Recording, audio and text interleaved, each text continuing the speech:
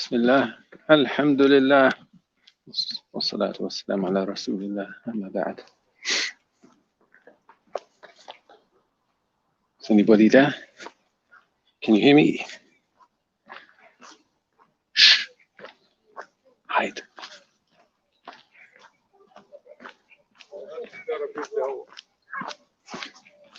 All right, you can come out now.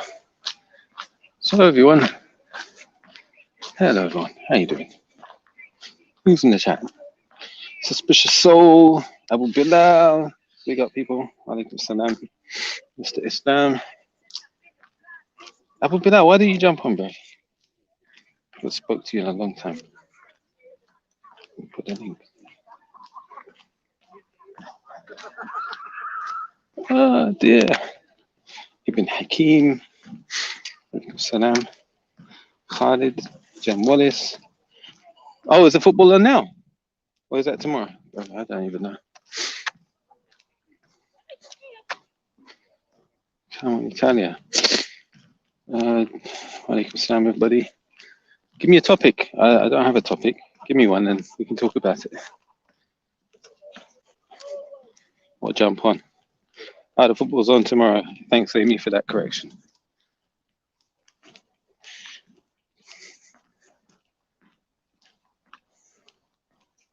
Yeah, big up to Amy Louise. Good sister, mashallah. We got I would love to, but just got my daughter to sleep and don't want to wake her, says Abu Bilal. Yeah, Abu Bilal. Nice. Using your daughter as a human shield. Fine, fair enough. We got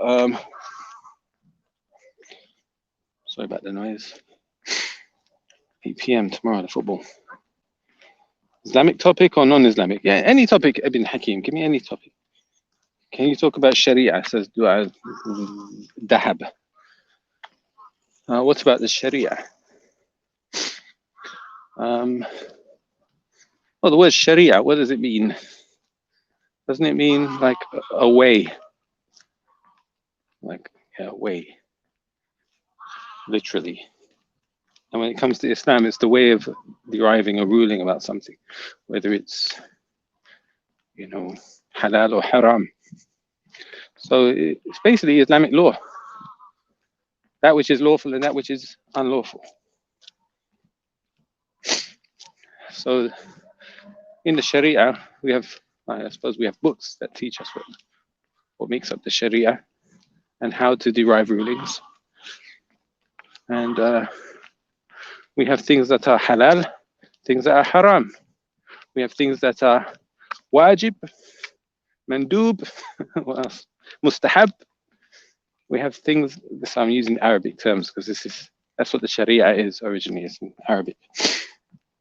But I'm not going to give a lecture on Sharia. You also have haram on the other side. You have makruh.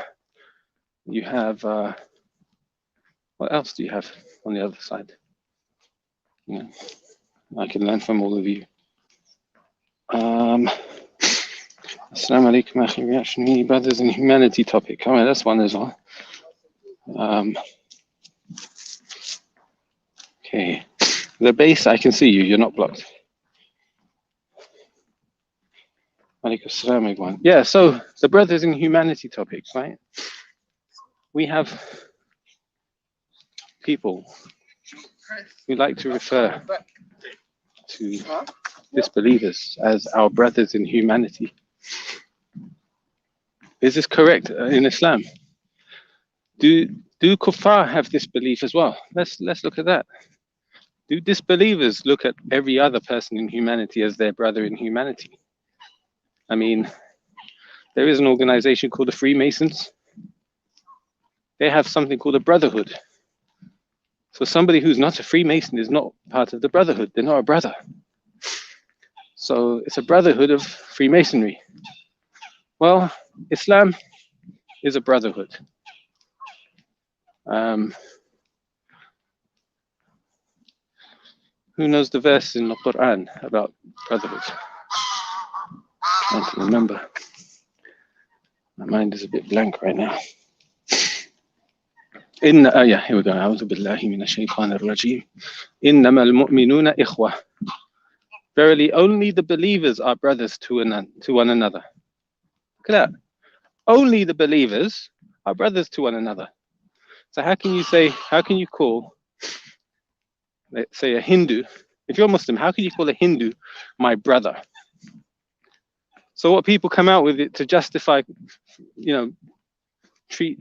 not treating, but giving a Hindu that love and affection that should really be for Muslims first. They call them our brothers in humanity.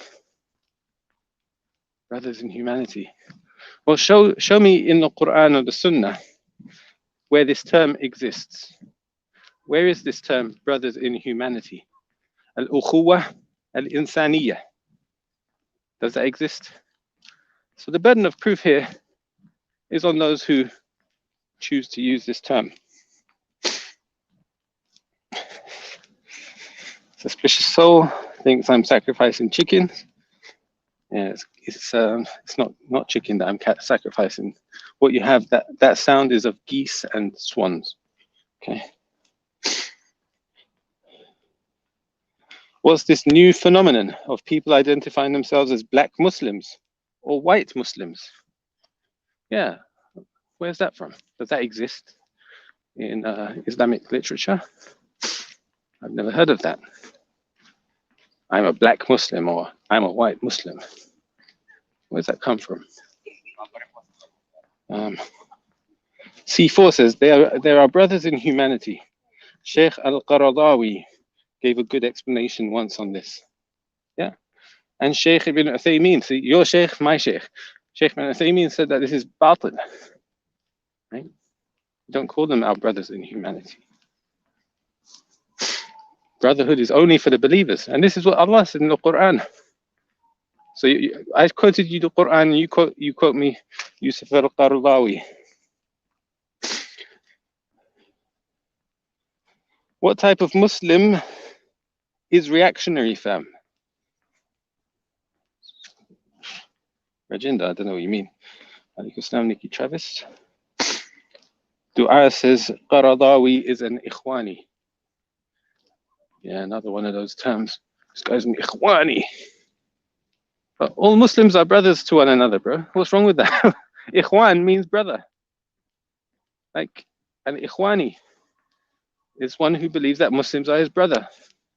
But the problem with Qaradawi being an ikhwani and saying that non-Muslims are his brother too, then how is he still an ikhwani?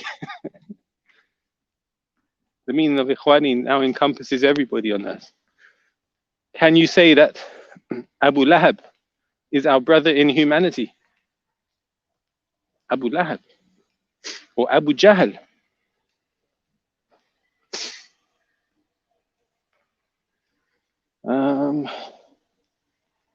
Our brothers and sisters in animality, says Ibrahim 783. Is reactionary a Saudi Salafi type Muslim thing?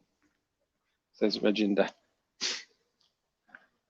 I'm just a Muslim that tries to read the Quran and the Sunnah, the Prophet ﷺ. That's it. We keep it at that. So a lot of people, they say they're Muslim, right? And they say, yeah, I follow this Imam. Follow the Quran and the Sunnah first. You know? Why should I follow an Imam and not read the Quran? Reactionary. Have you applied for the super chat function? No. I probably need. Should I do that? Is it worth it?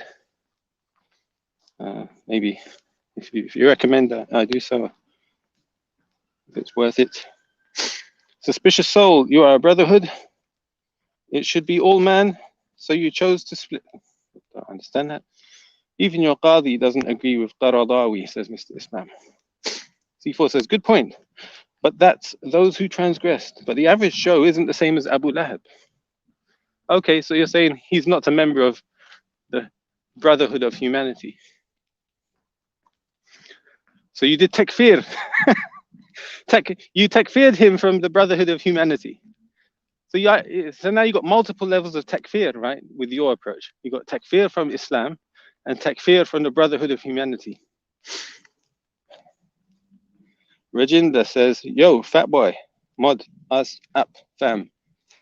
Yeah, I'm in StreamYard, so I can't do it, Reginda, sorry.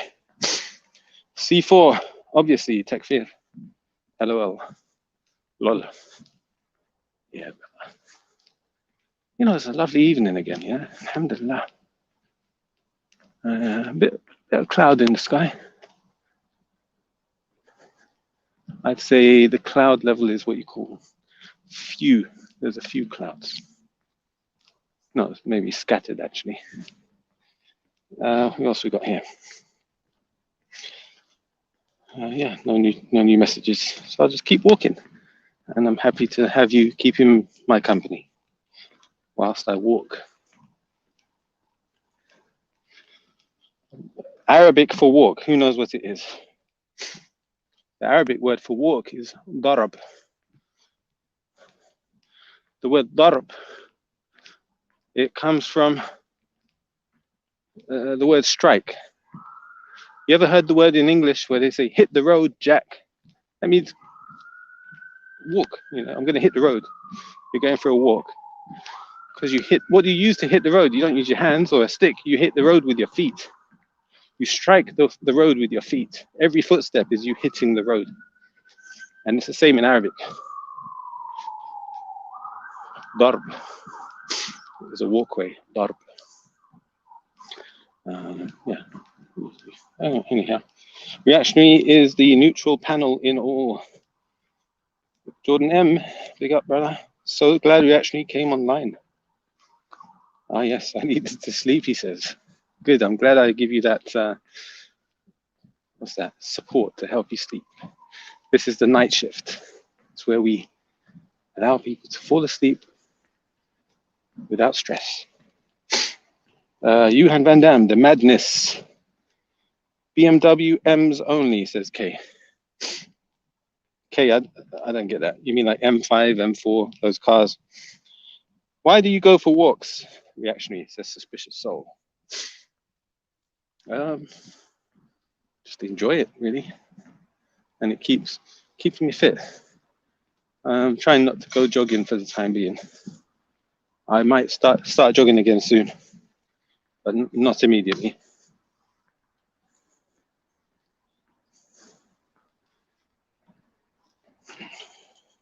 Sorry, that was just the app interrupting me, telling me average pace, blah, blah, blah, per kilometer. All right. Mr. Islam says, is Jordan M on the Brothers in Humanity thing? Good question. You can ask him.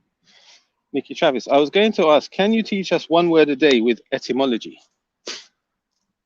What's etymology? In terms of Arabic, well, yeah, there's your word for today. Barb. From daraba. So the verb for daraba, it means to walk. Or to hit, even, to hit. Okay? So if I hit you, adoribuka, I would hit you. But, hold on, somebody in the thing. There. Hello? Assalamu alaikum. Wa alaikum salam, Brother Jordan M. Hey everyone, a round of applause. I was going to come in with my EF Dawah logo, but I thought you'd get upset. So I put it I'm back sure the mods would block that, you know. That's, yeah. So what's happening, man? I see. I'm trying to stay away from these online stuff now, but I browse in and I see you've become the peacemaker. When did that happen to reactionary? You're gonna have to change your name. See, I don't know what to say to that, but I'm glad you've recognized. Or is he peacemaking? Yeah, I'm trying to get spanners. That's really what I'm trying to do. Collecting spanners. Yeah, they're overrated, man. Because then you're taking sides if you got a spanner on a channel. Yeah. Well, I managed to get a spanner on both sides, so I need one from Sia. That's the next one. So big up, Sister Sia Live. You can give me a spanner. Oh, you're gonna join the long list of Jacko Radio, Banksy, the distinguished mod list there. Yeah, exactly. When you don't get a spanner, that's when you switch on people, right? You say, all right, I'm coming for you. That's when the troll accounts come out and unleashed. Yeah. I How think was your day, brother? I think it's not going to end reactionary. I don't. I think the problem is neither side want it to end. So I think that's the big issue. But, it makes no sense, though, does it? Like, it just doesn't. I think that maybe sense. the less, like as you said, the less attention we all pay it, then it will go away. If we all start gathering on streams where there's another expose, there's more Dalil coming out, another video, then yeah, it carries on. Yeah. It's feeding the viewers. Yeah. How was your day? Anything interesting? Yeah, it was all right, man. It was all right. It was all right. What did I do today? Not a lot, actually. No, I'm normally. So since you've injured your leg, are you outbound? Yeah, or that's the problem. I'm a bit of a cripple, so. But it's great. Like wherever I go, people hold doors open for me. People give me their chairs. Yeah, it's nice. I might keep them for even when I get better. That's an excuse not to shake a woman's hand as well. Sometimes, like, oh, sorry, you've got crutches in my hand. Yeah. You know, unless you're into that. Oh, there's See Alive in the chat. Jordan M. Hippo's little lapdog. That's parroting that I have Banksy. Yeah, somehow I've become Team Zabida. Assalamu alaikum. Alaikum salam, Sister See Alive. How are you? Good. I just happened to click on your live show, and I happened to hear what Jordan M was slandering me about, that I had Banksy as my mod on my channel. Well, that would be a terrible assumption to have. You hate that guy, right? But why would you say that I have him as my mod then? Do you have any sort of proof that I had Banksy as my mod? Why wouldn't you have his mod? Do you hate that guy? I mean, if you are making an accusation that I would have Banksy as my mod, I think you as a dawah man, right? Because you love to promote Islam on your channel with your dad jokes and everything. I would expect from you to have a little bit more of sincerity and to show evidence. Okay, so I'll take it back if he's not a mod. I'll take it back. No, I don't think you can get away with just slandering me and then take it back. Like, I want you to prove it that I had Banksy as a mod, actually. I don't have any proof. Okay, so why would you lie about a Muslim sister like that? Why would you lie? Do you have Jacko Radio as a mod, Muslim sister? No, I don't, actually. No, I don't. But going back to Banksy, you are on a panel slandering as a dawah man, right? A Muslim sister having Banksy as a mod. Why would you do that as a dawah man? My apologies. How could I ever assume such a thing? But as a dawah person, like you claim you are, yeah? When do I claim? Why would you make such a slander like that about a Muslim sister that hasn't ever done anything to you personally, Islamically? Why would you just jump on as a dawah person, public figure that is affiliated with such a prestige EF dawah channel with brother like Hamza, and you jump on the panel to slander a Muslim sister? Why? I don't get it. I love this outrage, and I love this outrage that you've never had an issue with me. Yet you did a whole stream on me being a fake dawah person that is just in it for clout. I love and how this is your response. And this is your response. This is your response to slander a Muslim sister. Instead of coming to speak, to actually jump on the panel to speak to me directly, because there is accusations about you that you are supporting a certain individual that has been attacking Muslim families. I have no doubt. But you want to react towards me with a slander. You from this panel like something like a dog something between its teeth to get into this. I just want to understand why a dawah man like you has the audacity to slander a Muslim sister. I don't get it. Why would you do that as a dawah person? Can you please explain to the public why you would slander a Muslim sister like this? I've got a Muslim sister who does big up Banksy, Jacko Radio, and all these vile cretins. Can you see? And you're making me on a panel making me out to be like I'm a you haven't showed evidence. Because you haven't shown evidence. You haven't got a blue spanner. You haven't shown evidence that I bigged up Jacko Radio or Banksy. You haven't showed evidence that I have Banksy as my mod. So what is your credibility at this point? Oh my word. Your word. So, and why would we take your word for it? Why? Why would we take your word of it? What makes you better than me? Can I just interject for a moment? No, he wants people to take his word for it, and I want to know why should people just blindly follow you? Don't take my what do you have? What do you have that I don't have? What do you have that I don't have? Can we stop? Stop a moment. Let me get a bit of control here. Sia, the worst moderator we're gonna have. Yeah. Can you tell me what do you have that I don't have? Why do people just need to follow you blindly? Sia. What is it that's special about you, Jordan? Hello, 1 second. Sia, nothing special what's your about issue? Me, why would then people just blindly follow you with the accusations that you make about me? Why would they take you as... Who am I asking to blindly follow me? Okay, sorry, muting up. All right, Sia, tell me what the issue is. Let me moderate, okay? What is it that you would like to ask Jordan? Where is the proof that I had Banksy as my mod and that I bigged up Jacko Radio and Banksy? Where is the evidence? Okay, 1 moment. Let me ask that question. Jordan, you can unmute. Me. Hear me? Yeah. All right. So where's the evidence? So if I go back to streams and get conversations where you are very friendly with these people, then what?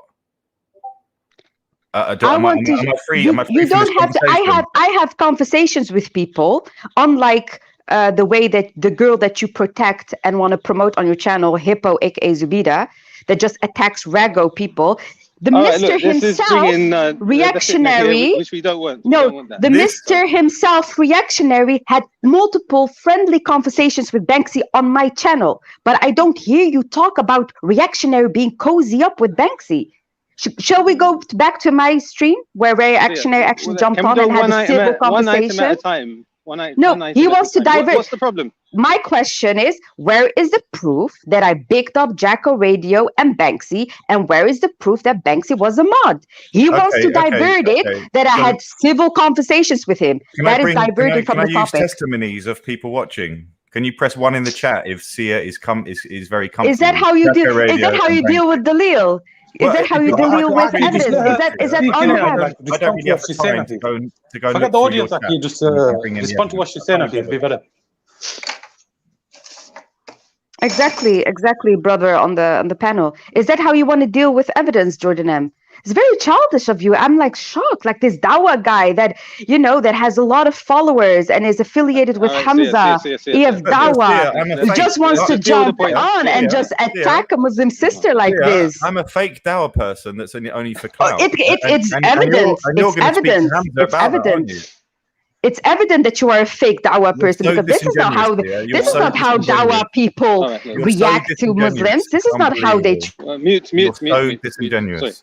Why are you muting me constantly, reactionary? Allow him to just slander me. This isn't a fitna channel. We can have a discussion. Are you sure? Are you sure, reactionary, that this is not a fitna channel? But you are hosting a lot of fitna people here. So what? If you don't want fitna on your channel, why are you hosting people on your panel then? I don't get it. So do you want to have an intelligent discussion, or do you just want to bring fitna? Which one? I have an intelligent question, but the answers that I'm getting is very low IQ actually from a so-called dawah person. Right, let me ask the question, and then I'll get. I'm still waiting for my evidence. Right, sorry, so, you asked me what I want, and I want evidence from what he's claiming. All right, let's go one moment. Should I go and come back? Do you really want me to go? You can run. Yeah, run off to Zubida. Run off. Come on, go ahead. Go ahead. No, Jordan, just stay and go try some. Go get some sport. So you see what's happened here. I've never had an issue with Sia ever. Yeah. Are you sure? Are you sure, Jordan? I'm very sure. I have no reason to have any issue with you, Sia, ever. Why would you?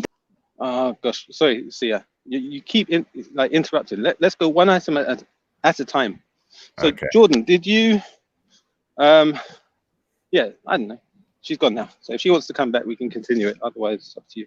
Yeah, look, if they're not mods on a channel, that may be true. So I apologize for that if they're not mods on a channel. But she's definitely very friendly and bizarre, and it's bizarre how friendly they are on there. For me, it's very bizarre how Sia moves in that way. To be honest, I don't hold it against her. I don't really care. What is it that you? What was the statement she's claiming you made that she? Well, I said earlier, you said you want to get a spanner everywhere, and you said you're even going to get one on Sia's, and I said, oh, you can join that illustrious list of Jacko Radio, and I mean Jacko Radio is a guy that does the most vilest videos on Islam, and Sia is very friendly with him, and I don't know, maybe it's just me, maybe I'm oversensitive to some of these Islamophobes. I don't make friends with these people. I don't give them the time of day. Yeah. And when you say friendly, what do you mean by that? So you know, very chummy in the chats, and I'm pretty sure I've seen Jacka Radio with the spanner on our channel. Okay. But you know what? But I'm going to have to go and prove that. But if I say it, no. Well, the question is, while he's on her channel, has he been disrespectful to Islam whilst on her channel? No, I've never seen him disrespect Islam to her. No. Okay. Never so it's something he does whilst elsewhere, but whilst he's on the channel, he's got a whole channel of videos. You know, I've seen him link me to ISIS. I've seen him do horrible videos of sisters. He's one of the vilest ones. You know, but you know, it is what it is. But I think in terms of me and Sia, like I don't think we've ever had an issue. But what they've basically done is because I did a video saying Zabida has potential because she's young, she's powerful. Now I'm not condoning stuff she's done that's bad, and I'm not condoning stuff on either side. But all I did was say that I had Safaz virtually takfiring me on a stream. I have Sia going around saying that I'm a fake clout chaser. I have Asif going around lying. So that whole side, you know, I'm not on a team, but that whole side of dragged me into it and done stuff online that's bizarre. And that's all I can say about the situation. Now, do I care about the situation much? Not really. All right, I think you've answered that. So, Sia, if you've got any further questions on that, you're welcome to jump back on and continue. But otherwise, yeah, we do it in a civilized way. That's fine. Who's just joined? Is that Faz? Assalamu alaikum, guys. Assalamu alaikum, Jordan. How are you? I did not make no takfir on you, by the way. Yeah, just I'll let you know in it.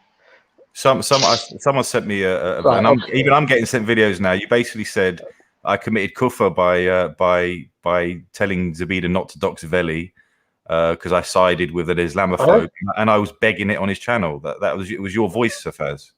Well, okay, it might have been. Yeah, I might have said something on the heat at the moment. Yeah, but I don't mean it as in you're in that sense. Yeah, but the reason you have to understand. Yeah, my point. Yeah, now obviously we had Baklava come on the other day and completely lie about it, and I couldn't really say anything. Sorry, Safaz, can you not use the derogatory names? Oh, you mean Khan? Yeah, sorry, yeah. All right, okay, right. But even though you were laughing at that anyway, but anyway. All I'm going to say to you, Jordan, look, check this out. You know this whole incident, yeah? The fact is that I've spoken to Reactionary, I've given him stuff. This issue with TJ, look, the fact of the matter is that there was evidence that Zubaydah and Tash, they all knew about my address. I've got screenshots sent from somebody else directed to them, from them, about my mother's address. Okay? Yeah. That day I did not listen. The thing is, there's a lot of people behind the scenes that are putting batteries in people's backs. And I don't want to name people, yeah. But the fact is that the whole Tash incident was a complete fabricated things by certain people. I had a conversation with the brother. Check this out. I had a conversation with her husband. Yeah, and do you know what? I'm even going to say I had a good conversation with him. But what my conversation was, yes, I did say this about your wife, and it was out of character of me to do that, and it's wrong. This is exactly what I said. But I said, on the other hand, your wife said that I've got to go and protect my mother. What does she mean by that? So she's making a direct threat to me, innit? Okay, so if I'm going to do an apology, I expect one back. That's how we left it, yeah. And he was supposed to. Well, he said that my wife will ring you. I said no. I want you to ring me with your wife. I don't want to speak to nobody on my own. Does that make sense, Jordan? Yeah. Right? This it's a straightforward thing, innit? If you've rang me and you've asked me about it, no problem. I will give an apology. I expect one back because of this situation. That's how I spoke, yeah? And, it was, and I remember it was after Jummah as well. So it was a good conversation I had, yeah? Now, I was supposed to get a call, I don't know, 5 o'clock or 6 o'clock or something, yeah? Then I get another individual about 3 o'clock that comes in to a call. And he says to me, right, oh, you apologized to TJ's husband. I was like, what? Like, think about it, Jordan. I've spoken to this guy on my own on a private call. And I've said, look, and we arranged to call back. I didn't know that the whole world is going to be invited. Everybody knows about it. So this individual says to me, oh, you've apologized. Now think about it, Jordan. If I've apologized, what's the point of me phoning or somebody phoning me at 5 o'clock? If the whole world knows this, what am I phoning for? What's the conversation for then? Does that make sense to you? Yeah, and I've had my experiences with Tash Jeffs and her husband, and I'm in no way I wouldn't trust what Tash Jeff says, and her husband seems off a screw loose from what this is from my conversation with them, but I don't know. Do you think I'm on that side? No, I'm not. I'm going to be straight with you, right? The thing is, in that conversation on the 28th of May, she sent a message to her brother saying, "Does Faz think people are not going to visit his home?" Right? Bro, like that's a direct, and that's when they got my mom's address. Zubaydah, I will send you the screenshot. I've sent it to Reactionary. If Reactionary, I don't know if he's even bothered to look at it. Yeah, it's been like 6 days now. Yeah, but on there, bro, she puts this on the 30th or the 29th or something of May. She put my mum's address and says that tell auntie I'm going to come to visit for a cup of tea or something. Bro, she knows it's my mum's address, and the thing is, on the 20th of 4 days before this happened, right? So anyway, let me come back to that in a minute. So anyway, this individual comes. I'm like, okay, if I've apologized, Jordan, and the whole world knows, look, I've spoken to you. I've said yes, but make sure your wife's there. I want to speak to both of you together. I'll admit my apology, blah blah blah. And then we can move forward. Yeah, if you want to do a public thing later on, fine. But let me speak to you guys first, innit? But before that, the whole world's been told there's going to be a call. He's going to apologize to me, blah blah blah. I'm like, bro, what's the point? I've made an agreement with somebody. Next man comes and tells me that I've already apologized. So if I've apologized, what am I apologizing for? What? If you've told everybody I've apologized to your husband, okay, so so let's look at your version. If I've apologized to your husband came because of you. So then technically, if I've apologized to him, I didn't call him the B word. So if I've apologized to him, then I've apologized to you. So what's going on? And I even wrote in a text to him about this, yeah? And Tash, and basically what she said, she's never seen the text. But I've got the proof of the text that I wrote to him on the Tuesday. Now, these individuals, Zubaydah, TJ, Mahid, all these lot, yeah? They sat there plotting on the 20th of 4 days before, literally. And I've got the screenshots from Mahid. Now, check this out. If you come to imagine this, okay, you've come to my address or my parents' address. You have my number because you've been texting me. You've rang me. Why didn't you ring me and say, we're outside your mum's house, come and talk to us? This is my point. Why did you go and bang on the door? And literally, why?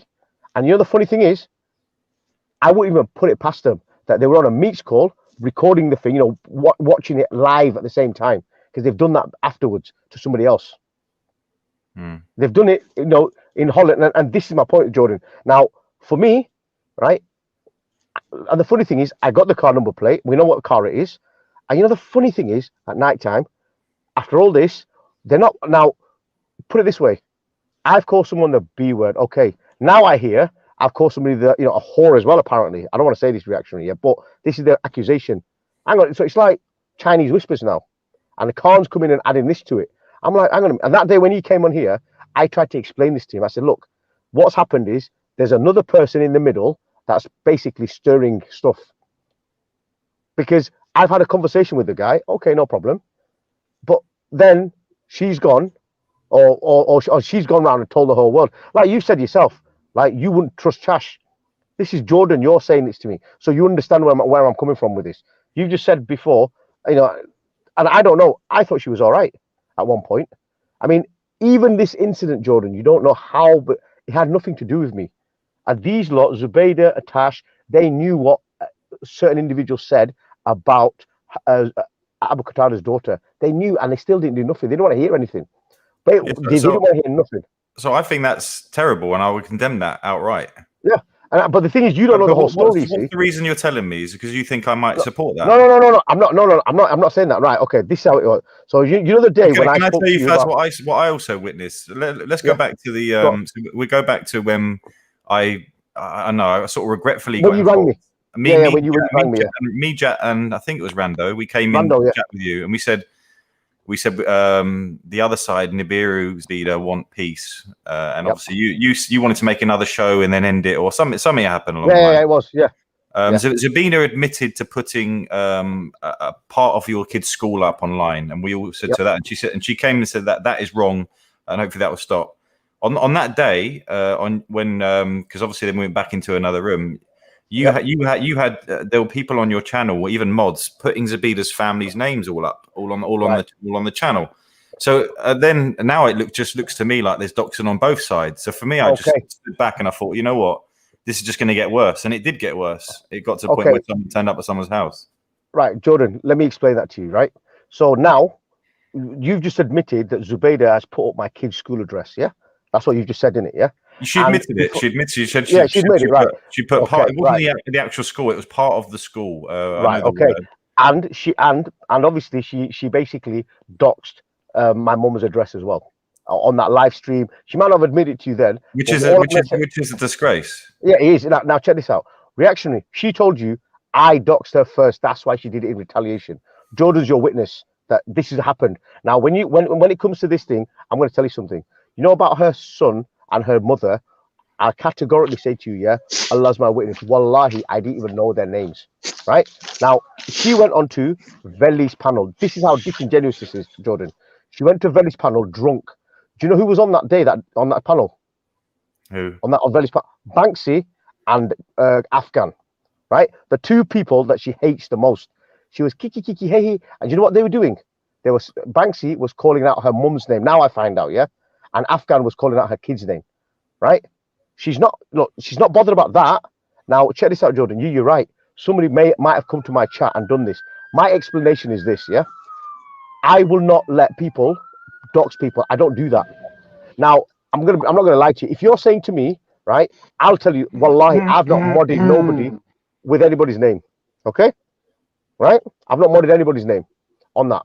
No, now, so probably a mod probably changed their name during your stream. Yeah, so I don't know about this, yeah? So if they changed it back, I don't know. But now, well, can you be quiet, please? I don't want you to. If you done to me, what you done reactionary, can you just mute him, please? Please mute him. I'm not here for this, yeah? Thank you, reactionary, yeah? Because he's going to come and do this. Thank you very much, reactionary. I appreciate this. Because I'm going to get something with this today, yeah? Look, Jordan, now when it comes down to, this doxing thing, I hold my hands up. Look, we're all Muslims. I swear by Allah, I did not mod anybody with that goddamn name. I didn't, right? Now, if somebody's changed their name, Jordan, I don't know about that, Jordan. And I can't go back and look at who did it or what did it. I don't know. And now, second of all is, about... just a moment. Let me just quickly say something. I'm just allowing Faz to finish his point before I let anybody else come in with their point. No, I will be fair. I will be fair. No, listen, reactionary. Can I just speak to Jordan? I'm going to get off. I don't want to speak to Khan, yeah? The guy just lied again, right? And I can't be bothered with these. I just want to speak to Jordan. I'm on a neutral panel. If you don't mind, Khan, tell him to come back in 5-10 minutes, if you don't mind, reactionary. And then I'll get off, right? I just want to speak to Jordan and go. So anyway, Jordan, with the son thing, Jordan, I didn't even know her son's name. Jordan, I've got 3 sons. Do you know their name? You've known me long enough. Do you know their name? No. Right, okay. So be fair with me. How do I know? But then on the other hand, prior to this individual sat on a Veli's panel and they were saying the most vile things about her mother, Banksy, and Afghan, and people were there kiki drunk out their heads. I'm sorry, you can't put it on me. Agreed. So you may not have done the doxing, but there was certainly doxing done towards Zubaydah as well. Is that fair? That's fine, yeah. But what you've got to understand is that before that, yeah, my channel, when I knew about it, yes, I've stopped it. I didn't know the names of the people, yeah. Let's be honest. But then I get a video before all this happened. She was already on the panels with Banksy, and look, for all I know, Afghan could have come, or somebody could have come in with a name. I don't know. I agree, but can you see, Faz? This has been an escalation. That if we would have nipped it in the bud back then, what my plea to you was not that Zubaydah's in the right, you're in the wrong. It was, Faz, you're a man, you're an older guy. Let's just dead this. Forget this. But the issue that I had with you, I'll be honest with you, when it came down to Veli, right? Because obviously you got told a different version of the story, definitely, Because I'll be honest with you, I actually don't blame her for everything. I'm going to be straight with you. Do you know what? I don't know. I haven't even given any version of any stories. I'm not going to lie. I haven't been given any version of any stories. I've only really gone on what I've seen. And like I say, I saw that stream where she was going to dox Veli. I didn't see any stream where if do you think I would have not got involved if Zubaydah did a stream saying, right, I'm going to dox Faz's kids? Well, okay, no problem. But I sent you a thingy that night with Jordan when she was cursing my parents and my kids. That night I sent you it. You was at the same night? That was the same night, yes. Yeah. So what happened was... That was live. was live at the time when she was doing that. It was in your chat, wasn't it? Where I think one of her dead parents were being doxxed and something else, and numbers were coming up, and then she flipped. That's what happened that night. I know. I got told, it was something to do with her mother's name and her son's name. I didn't know anything about her dad. I'll be honest with you. I only knew about them two, and that was because you told me. Because you fingered me, you messaged me, didn't you? Yeah, I messaged you saying, did you know? Yeah, I did, and I told, and I'm going to stick to my story, and that's what it was. Now, sorry, one sec. In summary, what's the point you're making here? What do you want from Jordan? The point I'm making was this, The only thing that I was disappointed with you is when you went on that day, on there, you could have at least asked the question, why did you do it? You know, as in for me, because she, look, she admitted it to you privately, but then you went to stop Veli, but then you didn't say anything about me. That was my issue with you. That's it. Did you get that? Did you get? I understood that. Like I said, Faz, when we found out about the school and stuff, I came to you and we said, look, we've told Zabida she's outright wrong. What can we do about this? But obviously, you were sort of understandably upset because your kids have been doxxed, and then Zabida's family were doxxed in your chat, and then she went mad. And I guess I saw it was sort of uncontrollable in the end. So and look, the only thing is though, look, you came to me, and she, you spoke to her, bro. Look, Jordan. The thing is this, with Zubaydah, the difference is this: forget the private thing, do it public, then people know. I don't know you've talked to anybody in private. Anybody could say, look, just because I talked to somebody in private, but it was done publicly for 6 days, one after the other. But you know what, Faz, me personally, I don't really look at every. I know a lot of people follow this like daily. I don't. I can't. I pop in here and there. Wa alaikum salam. And maybe I don't see the full stories and stuff, and I judge what I see. But anyway, Jordan, it is what it is, And I think you've done what you can, and that's fair enough. And I'll be honest with you, I don't hold you responsible for anything like that, But at the end of the day, look, me personally, I've got other things, that I'm going to do anyway. But all I want to just go back to one thing before I get off, in terms of this Tash situation, or as well in it. You've just said to me about certain things about TJ in it as well. Now, my situation was that people were there putting batteries in there, and I did not. I'm going to say this, I spoke to the husband, and it was meant to be later on, no problem. But certain people got involved, and they changed this and that and everything. And you yourself said that you don't trust what she says. So I know if you don't look, this is what I mean. If you're saying as a you're a neutral person in this. If you don't trust what she says, then you can understand my point. She could have said anything to anybody, and this is where the problem is. I didn't physically go out and say this. I've been patient. I was all right, but bear in mind, on the 28th, she and Zubaydah, they had my details, okay, and Zubaydah knows this. And I've proven it to her, right? Okay. Because she sent the message to somebody. Faz, what would you like from Jordan now? Is there anything, or you're happy? No. I just want. My point is this: as long as you know Jordan, right, and I can give you the proof for all this. It's not that I'm running away, right? If you want the messages from her husband, I can send you them. Where I categorically said the same thing I've told you. No, Faz, right? sorry. But all I want to know from you, Faz, right? Go on. Yeah. What is it you want to know? No. I'm just. No, my thing was that I wanted to speak to Jordan. Do you understand? It wasn't a case of look. There's nothing that Jordan can do in this. I understand that. That's not the issue. My issue was that I wanted to say my thing to him because when people coming like Khan and adding a million things to things. The bottom line was there was another issue with these individuals and with Tash, like you said yourself, Jordan, that you can't. Do you trust her? I heard the other day, So what I understood then is what you want to do is kind of like clear your name with Jordan, so he doesn't have bad thoughts about you based on what's being said and seen online. Is that it? Yeah. That's the. Okay. And I understand his point here, where he was saying, direction. I'm going to get off in a minute. Just give me a couple of minutes. All I'm going to do is, Jordan, I just want to clear with you. You the other day was saying about somebody pretending to be a Muslim about the hijab or something. I thought to myself, what is going on with these individuals? Now you can understand. One thing they say, one thing here, then they'll go and say another thing somewhere else. And you've just proven my point because you've said that. I didn't even know about this. What you just said. You've spoken to her and her husband as well. You've had the same experience. No, so can you just clarify that again, please? So so people know you. I'm not just lying. You've had the same experience. Look, it's already been said. Why not, Joe? No, but can you just say she's not here to defend herself. That's what I'm saying. Like, she's not here. She comes, then it's fair to do that, right? Yeah, but that was on a live panel as well, by the way. Good. All right. So, Jordan, is there anything you want to say, Faz, in response? No, not really. I think it'd be nice to see this resolved. It would be nice to see. We keep bringing up the hadith of even if you're in the right, because it seems, Faz, that you there is point scoring on both sides. Who's done worse? Who's the more this? And to you guys, it means a lot. I don't think it necessarily means a lot to the people watching. A lot of people some are enjoying the fitna, some aren't. But I think you got bigger and better things to do with your channel. Mm-hmm. You know what it is with me? Yeah, I'm not really bothered. I remember the days of your channel, where Issa Frimpong would come onto it and spit some knowledge. He didn't want to go on to many other panels. He chose yours. And I think back to those days, and then when I see it now, it's like it's just a completely different thing in it. Yeah. Nah, don't worry. Inshallah, I'm going to change my things anyway. Yeah. But like I said, I'm going to jump off the actually. But thank you for having me. 1 second, Faz. Before you go, just to be fair, Waleed is in the chat, and he'd like to speak to you on behalf of Zubaydah.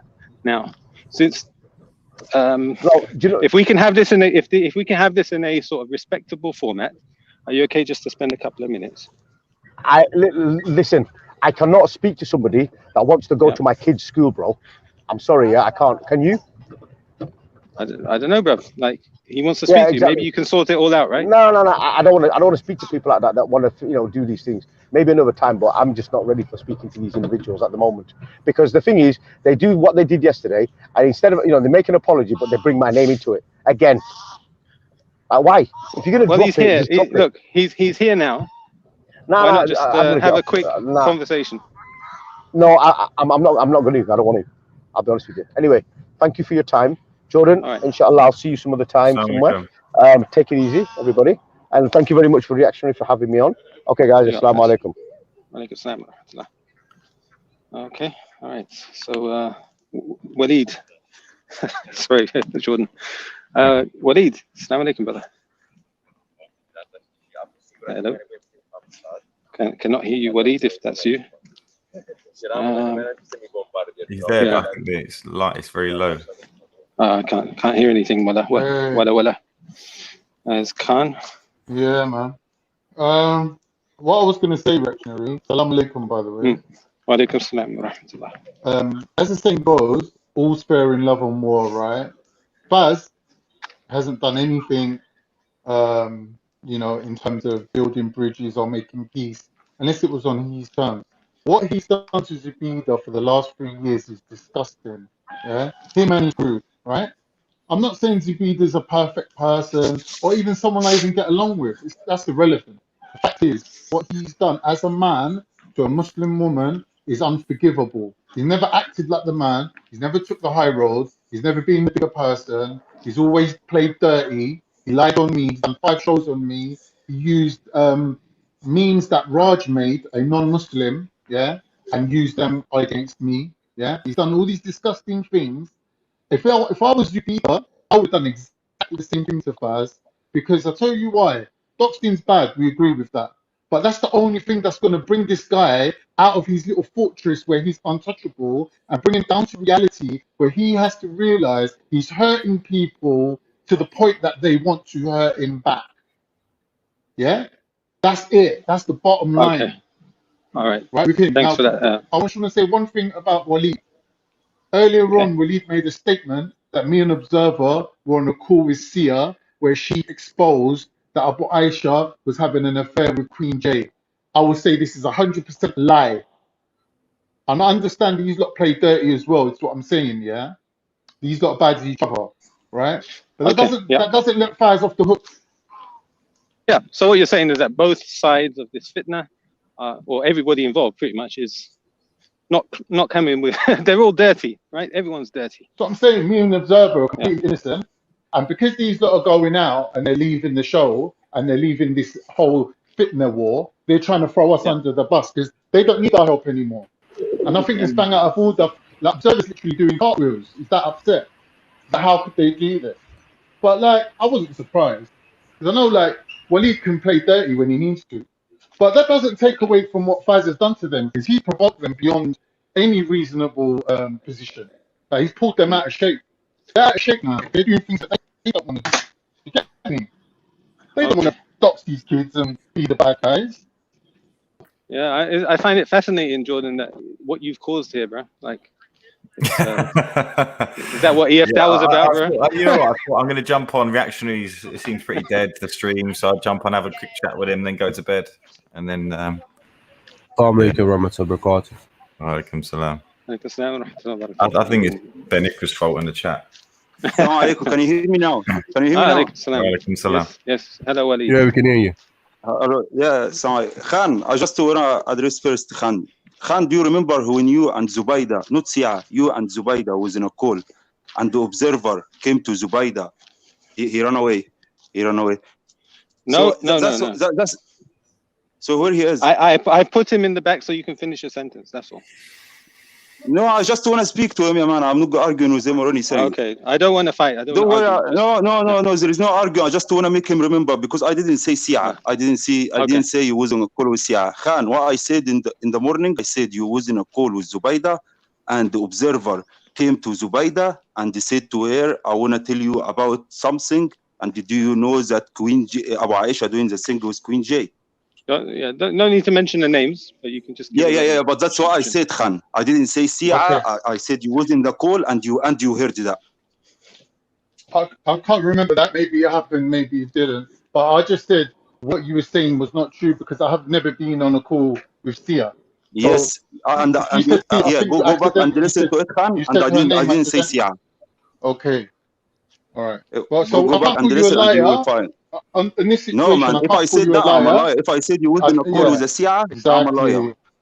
Right. So but I didn't say that. I said you was in a call with Zubaydah, and the observer came to Zubaydah in the Discord and they said that. Bro, I can't. I'm not gonna lie. I'm 100% tell the truth. I can't remember ever hearing anything like that. Maybe you got it mixed up, but I can't remember, to be honest. But I've got a habit of forgetting these things anyway, because I don't dwell on this fitna thing. Like, to me, even if she was seeing Abu Aisha, to me, that's not a problem. Two people meet each other, they fall in love, they want to have a relationship. It's nobody's business. I wouldn't even remember that, to be honest. Exactly, Khan. Exactly. So anyway, I don't care about that now. I was caring about Sirfaz, who's running everywhere, talking about us, and he don't want to talk to us. He loves to speak about us. Okay, we here. Speak to us. Speak. What is the problem? No, he doesn't want. He doesn't want it to finish or to stop. So I'm arguing everyone, wallah. Let Sirfaz talk about us. Please, wallah, don't defend us with Sirfaz. Please, wallah, don't entertain this, because everyone, I know that everyone is doing something good from his heart. Big up to Jordan M. And Zubaydah sitting, and we agreeing with everything you're saying. Exactly, Jordan M. That is the same response. We want to respond to him, but the guy know anyway.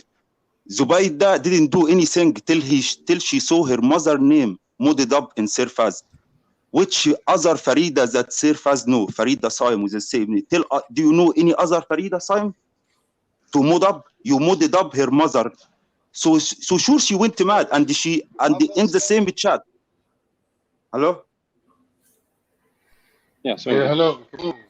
Yeah, can you hear me? Yeah, and in the same chat, her sister name, her father named, her dead father written that he gonna go into hell, doxxing her father, burning in Jahannam, and we have screenshots of that. Which other? We didn't mod up anyone with your. By the way, Zubaydah response was that. Sorry, Walid, brother. Okay, have you got any points to make, or that's it? That's enough, isn't it? Yeah. Another point about talking about that I threatened to go to the kids' school. I maybe said to him, Sirfaz, I will fuck you up, 100%. But I don't use kids.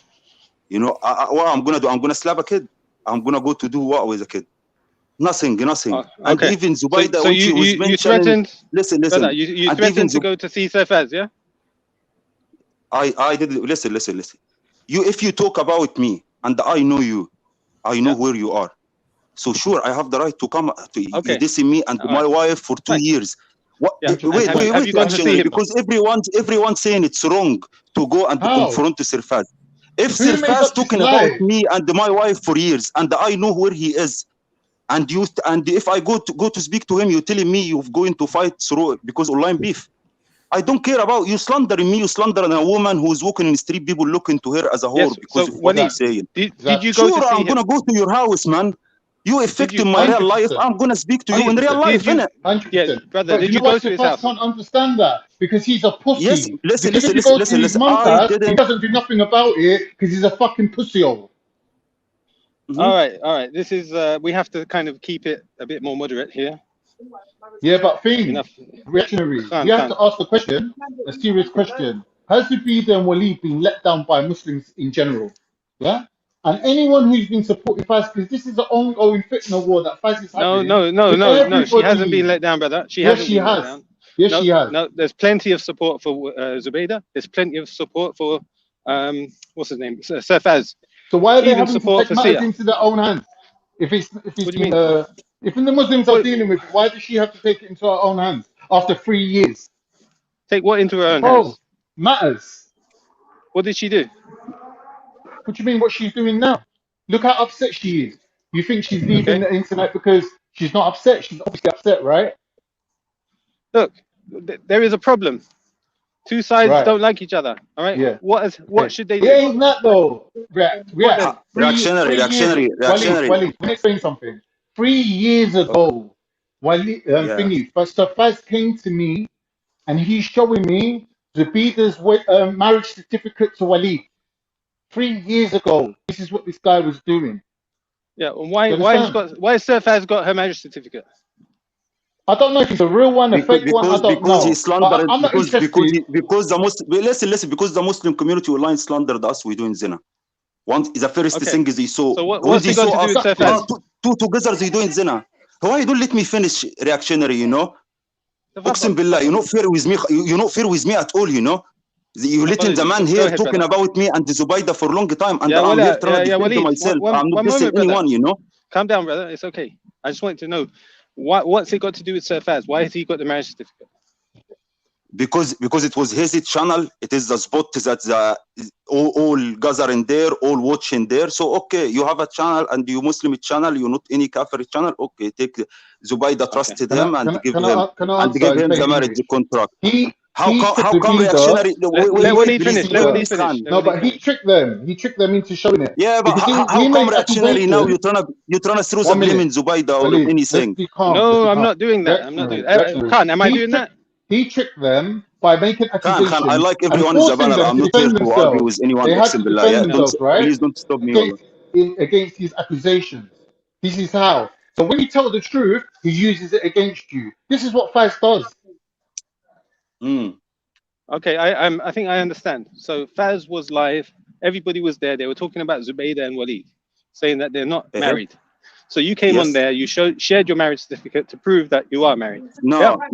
She said no. She sent it to him privately, one page from it, and they said to him, look, and you know. So I think everybody watching can see. Let the people know that you saw. Listen, she didn't ask him to share it even. She told them, let the people know that you saw my marriage contract. Okay. And then he showed it publicly. Yeah. Okay. Listen. Not straight away. He only shared it when he argued with Zubaydah. Okay. And they said it's not a contract. And the slander. Listen. Okay. So listen, reactionary. Point by point. After the first slander zina, the second slander is a mut'a. Let's count all of that slandering. All of that is doxxing, is our names, is our names, or her mom name, all of that doxxing, but no one is realizing that. You only now realizing it. But let's see, we're talking now from 2 years. Is the second point, okay, slandered us with mut'a. Carry on. Okay. All right, so I can see that this fitna that we have right now, it goes back quite far. It's not just the recent thing. And many parties involved and many causes to this outrage amongst both sides. The pain obviously is going to be deep. And like, for example, I can't understand why some stranger in the north of England has got somebody's marriage contract, but obviously this online world causes a situation like that. Yeah. And if it's shared in confidence, why is it distributed publicly? That's a breach of trust. So exactly. look, I can understand your pain. I can understand Faz's pain that his kids' names or addresses or whatever was doxed as well, and his house was not. Man. Fuck Faz. Fuck him. Fine, that's your view. But now, what's next? Reactionary. 1 point, please. Yeah. This man put a link in his live stream, asked everyone to report me, and you speaking about doxing. Okay. He put the link. I get it. He put the link. Listen, he put the link to report for immigration and stuff like that. Put the link and asked everyone in the chat. Asif was encouraging everyone, and they keep saying it. Can I just say back to my point? Let me finish. And anyone have like to stand on and tell us when Zubaydah got angry and fed up, frustration. She got fed up. Done 3 years is enough. Is enough. Exactly. You know. Yeah, look, if we know who you are. Listen. Reactionary. Yeah. When we try to paint this picture of this back and forth between Zubaydah and Faz, it's not accurate depiction of what's going on. In actual fact, you got someone oppressing someone else, right?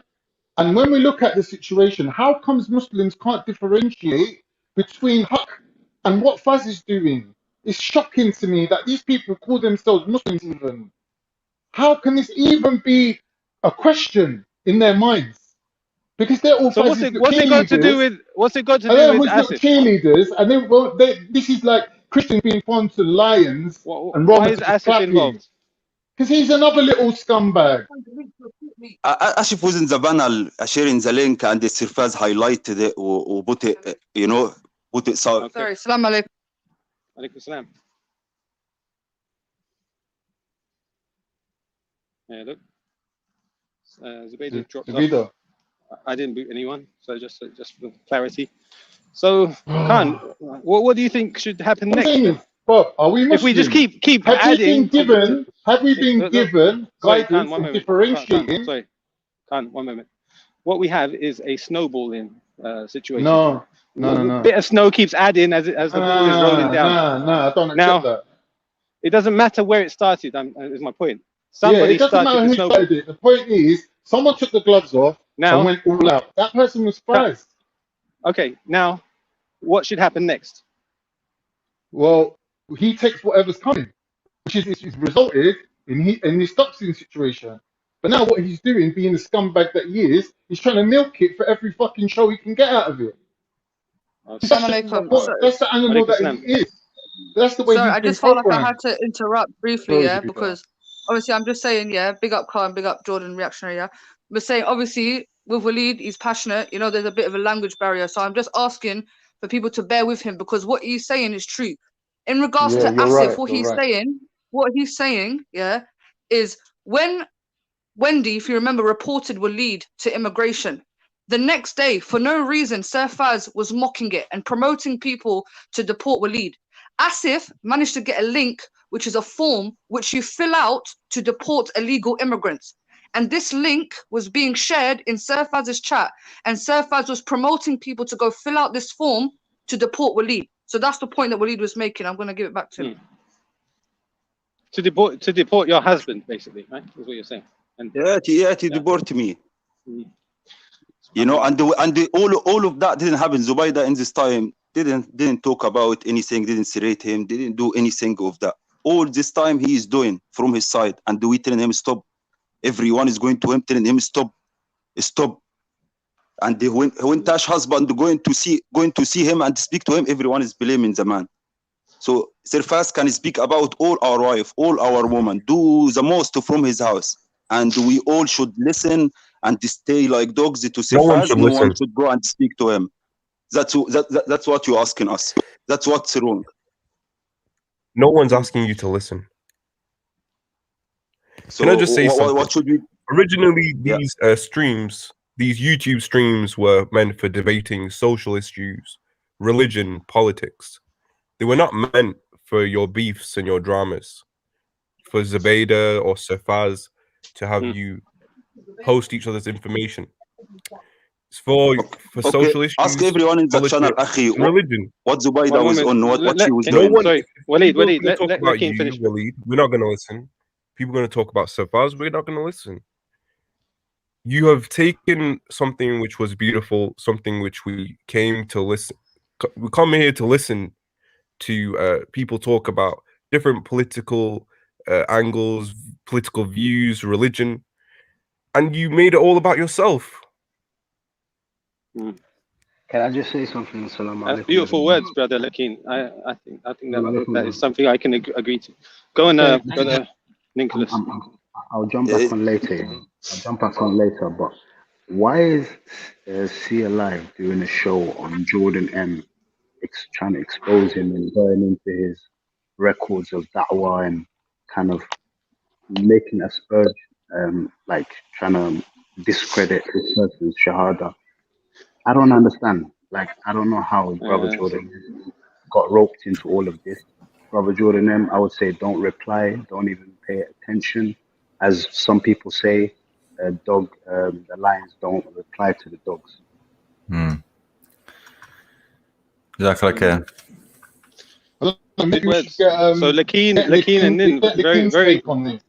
Lakin can answer that question. Go on, Lakin. Yeah. Go.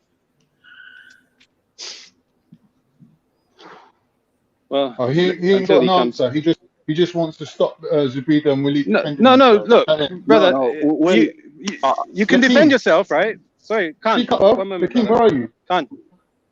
Sorry, can't. Give me a moment, please. So Lakin's made a very good point. It's pertinent and it's accurate.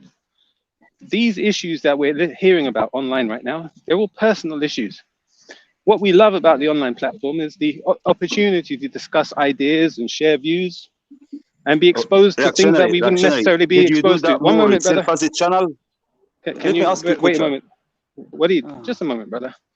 I'll let you speak. So now what we have here is what we call in England the Jeremy Kyle complex or problem. And that's where personal, family, and character issues are coming on and taking the center stage instead of subject. And it is a problem. It's embarrassing. So people do tend to watch it, but it always ends in a train wreck with people's emotions reaching tipping point. They'll end up having a mental breakdown or even suicide. And it's not helped when people have mental health issues and addictive behaviors, perhaps with alcohol or drugs. And this is what we're witnessing in front of our eyes. It's a train wreck about to happen if it hasn't already happened. I hear you. Reactionary, can I make a point? And I want to... if there's a personal issue that you have with someone... One moment, sorry, final point. If there's a personal issue you have with somebody, why are you broadcasting it on a YouTube stream? Why not go and speak to them? Or write a letter to them. Say, get a solicitor to write a cease and desist. It's not difficult. Continue. In real life, you could be a milkman that happens to be a Muslim. You could be a rock star that happens to be a Muslim. But online, you're online because you're a Muslim. Do you understand? You're not here to talk about your life as a milkman, and no one wants to know about that.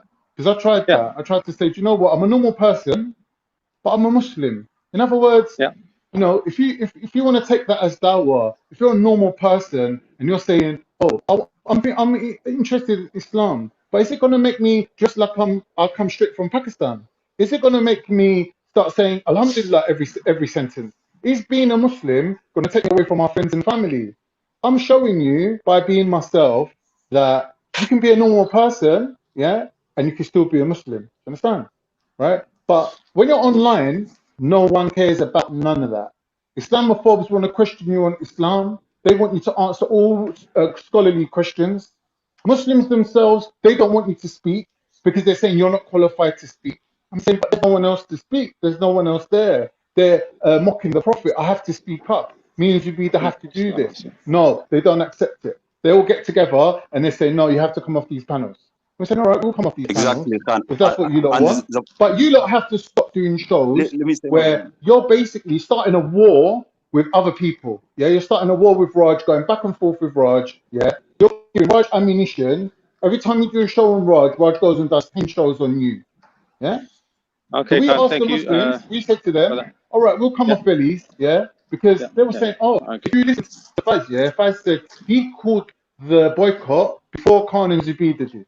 but no one listened to him. This is his gripe, that once Music Vida came off, then it became an official boycott. Right? That's not our fault. That's not our fault at all. The fact is, we listened to what Faz wanted. Faz got what he wanted, which was a boycott against Velis. Ever since that day, all he's been trying to do is prove to Veli that it wasn't him that called the boycott, and it was Khan and Zubida. Right? This is 100%, right? I say my point. This is 100% playing both sides against the middle. This is what Faz does. He's not a Muslim in the sense of the word that we would say. A Muslim is a person. Let's try and keep our sentences not too long, right? Let's keep them. All right, cool. We got other people that want to speak. What I want to come back to. Come on, bro. One minute. Do the Muslims have an obligation to stand up against oppression where they see it being done to others? Okay. Even if it's online. You're saying it's a personal issue. Is it really? You're mixing so many things in, bro. You're talking about Veli. You're talking about a boycott. You're talking about this, that. I'm saying if you got a like, if my next door neighbor keeps kicking their football into my garden, I don't come online and do a 9-hour show complaining about my next door neighbor, doxing them and everything. I don't. You're minimizing people's oppression, and I'm not. Listen. I'm simplifying it. Listen, I want to say my message because I want to leave reactionary. I want to say my point so I can leave. Yeah. The point is, I agree with every single one talked now since Lakin is spoken. YouTube is a nice place. Social media is a nice place. And Zubaida, young enough, who good understand the social media, and she tried to use it good as much she want. And you reactionary. Tell me if you debated more in Sirfaz or in Zubaida. Zubaida offered the new space, who bring it a lot of people, a lot of views. She did something different than any channel. Not all the time, but she did it. She bring a lot of people, and a lot of debates happen there. Sirfaz, I never saw that. But he's always talking about us, and he don't want to speak to us. So I am asking every one of you, Allah, when Sirfaz talk about us, please don't defend us, don't talk about us, don't entertain it. Please, for the sake of Allah, when Sirfaz talking about Zubaida, talking about me, no one entertain it, no one talk about us. And we alhamdulillah, we are trying to do good. Zubaida also, alhamdulillah, trying every day to do good. Her channel offered different stuff. You want to say something, Zubaida? Yeah, I just want to say a last thing. Yeah, obviously because Jordan M's on this panel, right? And I do feel bad that he's been held accountable for my actions. The thing is, look, I'm not sitting here saying that I'm innocent. I have had some outbursts online, and I've said some very vile stuff. I'll put my hand up to that. But like Waleed has clearly said, and Khan has highlighted, this has been 3 years of constant abuse, attack, character assassination, and public humiliation, specifically from Faz and his crew. No matter what I do, I'm being tarnished and discredited. Yeah? Jordan M has been on my show. He's even clipped parts of my show to put on his own show because I was doing something positive at the time. So when people come here and say, oh, YouTube's, yeah, it is a good place. And I try to utilize my channel for a place for sincere discussion, civilized discussion with opponents. And I was doing that for quite a while. This group couldn't stand it. And this group continued to attack me for the most minor things such as protesting. I would go to a protest and they would make shows about me. Why am I going to protest? When Sasser Johnson was shot. Sister Zubaida. Yeah. Oh, reactionary man. What's going on, bro? No, you're giving like a life story almost. Let's just keep it. It's not a life story. I'm trying to. Okay, let me summarize. Yeah, exactly. Sirfaz can come on here. Well, no problem. Reactionary, you are showing yourself to be quite unfair because Sirfaz was able to come here and give monologues about how awful me and Waleed are. Can speak till he finish. Yeah, exactly. Sirfaz was able to come on this channel, misrepresent me. Sirfaz left ages ago. Waleed spoke, Khan spoke, and now you're speaking. So Sirfaz can come here and give a monologue about how awful me and Waleed are. How slander us and lie against us, being uninterrupted, but we can't do that now. No, I'm just trying to keep it summarized. I've realized that I'm letting people talk way too long. It's not helping. Yeah. The summary is this: I've already agreed to come offline personally anyway. As for these allegations that are being made, they've been misrepresented. Like Jordan M clearly highlighted, when I did go on my rant, when I spoke about Faz and Doc, this was a reaction to my dead father's name being in his chat, to Waleed's a link being promoted to deport Waleed, my mother's name being modded. Surfaz does not mod random people. He does not know my mother. That name is not a popular name on YouTube for it to be a mod on your channel. My son's name is Idris. He decided to go around making shows about the Prophet Idris. I knew exactly what he was doing, right? So all these things where I'm sitting there ranting is a response to these things. Yeah. So anyway, where is your channel? خلاص. Anyway, thank you. Where is your channel? All right. So Adi. look. So what's your next move, Zabida? My next move. Continue or what? What's happening? No. Actually, I already declared that I'm leaving offline. But since I saw him sit here and he was asking consistently to have a conversation, we came, but he ran off like a coward. So that's just cemented. That's the last point. It's cemented. I've declared I'm leaving offline. His channel's got shut down. He ran away from a debate. So that's it. There's nothing really more to say, mate. He got humiliated. That's it. Khalas, And please, no one, please entertain it with Surfaz anymore for us. If you like us, if you really want to defend us, don't speak with him about us, wallah. Before you go, sorry, 1 second. Before you go, Brother Jordan M, since you're the elder and reasonable-headed person, have you got any advice here? Any nasiha? Assalamu alaikum. Sorry, I actually missed the last 15 minutes, but if you could summarize it. Jordan's a troll. Jordan's trolling. No, honestly, he's going to go mad now. No, if I'm honest, I went to check out. I saw some stream online saying I should be sacked from Withdrawal, so I just checked it out. Well, that's another point to prove. As you can see, this crew, they attack women, they attack dawah guys like Jordan M. This is what they're about. I think the reason why you're being attacked, Jordan, Zubaydah, I know, but I wanted Jordan. I wanted Jordan to give us. Actually, it looks. It looks like. It's his channel. It's his channel. He didn't do the same for us. Adi's his channel. It's his channel. Let him do it. Adi's his channel. Jumped on, yeah. She jumped on here, and obviously we had that little thing, but she's got like a whole prepared show to do on me. So this is clearly stuff she had in her mind before any of this happened. No, what it is like some sort of investigative research. They all chip in. Faz, Asif, Sia, they all chip in a little bit, innit? They've all got. So do you think Zubaydah's doing the right thing by deciding to leave YouTube? I think I've advised Zubaydah. We've spoken before about not letting things drag you down into the gutter. Because, like I said, I still hold my position. I don't condone any of the doxing that's gone on, and I think some of it is disappointing when you hear about it, but I still hold my position that Zubaydah has shown that she's got potential to do stuff in whether it's combating far right, whether it's, I don't see many other people doing that, and she's strong and stuff like that, and she's young, so I don't know. I don't really understand this attitude of, because I'm nearly 40, 40-year-old men just attacking young Muslims. I don't. I'm not making excuses for people, but surely there's a way you behave as an elder in your community. And yeah, I still hold the same position. I still think Zubaydah has potential. I think everyone should just walk away from this because it's dragging everyone down. And the problem is on the internet nowadays is a lot of this stuff sticks, the mud sticks. And even for myself, you worry that in 10 years time, people start dragging, can you imagine in 10 years time, someone drags up a See a Live video on me or something, just absolute nonsense. But this is the thing, Jordan. I just want to clarify something because, prior to all of this, Jordan M has called me out, from my recollection, at least 2 to 3 times, and I wasn't really quite happy about it. Yeah, I don't know if you remember Jordan. That's the thing to me. Right? I've never called their side out ever. I've never called See a Live out. I've never called anything. I've called you out publicly, but they still see me as, Team Zubaydah just because I said. I think they're running with this. Jordan M's promoting her, and he says she has potential, which means, and this is the thing, Jordan, right? You my witness, bro. Yeah, when you was coming onto my show with the far right, you even clipped part of the thing and put it on your channel because these are the sort of conversations that I was trying to facilitate. And I felt like I was on a trajectory where things were going very smooth on my side. You was getting so many different people, new people that are not even a part of the Speaker's Corner scene. I was bringing them on and I was trying to facilitate these sort of discussions. And it's my fault for getting distracted by this crew because this crew, for some reason, doesn't want to see me progress. I heard Surfaz not long ago saying Zubaydah's the biggest fitna maker. Wherever she goes, she causes trouble. She never does a good stream. Her streams are always about fitna. I thought the audacity. Like, at least give credit where credit's due. I'm not sitting here saying, like, I might have heard 1 or 2 decent shows from Surfaz, but majority, for me personally, I see it as just the entertainment side of things.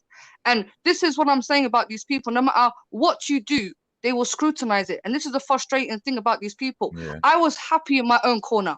I was happy dealing with the far right. I took a liking to it. I was dedicated to it. I was passionate about it. Right. And this group was witnessing that from the sidelines, and they started picking at random things. Like, for instance, when I went to protest, oh my God, why is she protesting for? And I could have just ignored it, to be fair. To be honest, I could have just ignored it. But I took it as an offensive thing. Like, hold on, I'm not even doing something bad here. I'm here to go and protest for my people. And you lot have turned it into I'm doing the biggest sin ever. And then when Sasha Johnson got shot, I just said, pray for Sasha Johnson. Oh, why are you asking people to pray for kafar? And it wasn't coming from a sincere place. So these are the sort of events that have led up today. And yes, I have let myself down. I'm not sitting here playing victim the way that they want to. I let myself down. When I started talking the way that I was talking, even yesterday, I let myself down. But this was a build-up from so much frustration from multiple men, specifically men, Muslim men, attacking me and discrediting every little thing I do, whilst they hang around with people like See Alive, right, who's been doing the most, as we speak, attacking a brother like Jordan M, who, I don't know how you can even do that to somebody, and these people get a pass. So that's why, for me, I've decided to leave. I'm going to be back, don't ever get it twisted, but I need to establish discipline. I think one thing I'm lacking in all of this is discipline. If I had discipline to ignore these people, to not get angry, I'd be in a much better place. Can you hear me? You got more discipline than anyone I know. You put up with this shit for years. Yeah. If it was me, mate, I can't even explain to you the other side of me. Yeah, that you would have been seeing. But you know what, guys? So I've you are experienced the most patient, strong person I've seen in my life, and you're only young still. You get me? I know you got Waleed there backing you. Yeah. So big up to Waleed for that. He's always stood by you. And like, that's how a man should be. You get me? Jordan, so for people to criticize Waleed, I find that like degeneracy. I find that some backwards behavior. Yeah. And when people telling him, go and worry about your mum, go and defend your mum, he's taking it as a threat. No one ain't threatening you, bro. They're pointing out the fact that you're bringing beef. Man's are bringing arms ass to your mum's ass, fam. Because of you. Yeah, big up. Can't. Jordan, what are you going to say, bro? I was just going to say, if you put yourself out there, like Zabida has, because she's put her head above the parapet, you know, it isn't just she's put herself out of this. We've got a little community here, which I do like to dip in and out of, even though people advise me not to. She's put her head above the parapet, and then so you are going to get people doing videos of you. You know, if I looked at and reacted to all the videos about me online, I'd drive me mad. You know, I had so many. I think the new experience for me is Muslims hating me. That's a new experience. But I guess that's part of it as well. Like, I've always had the ex-Muslims, the atheists, the Islamophobes all hate me. But not all of them, but most of them, and they do videos. Now you see. Welcome to the club, Jordan. Yeah, but seeing Muslims like this as well, and like, I mean, people must be laughing at some of the divisions you see between Muslims, and we're doing videos on each other and we're arguing. That's something new, and I think that's I embrace the hate from the Islamophobes. I embrace it. That actually gives me more motivation because it knows I'm doing the right thing. But when it's Muslims, it is frustrating. Like I said, the only word that I can use is frustrating. Like, we believe in the same thing. You know, we are technically brothers and sisters in Deen.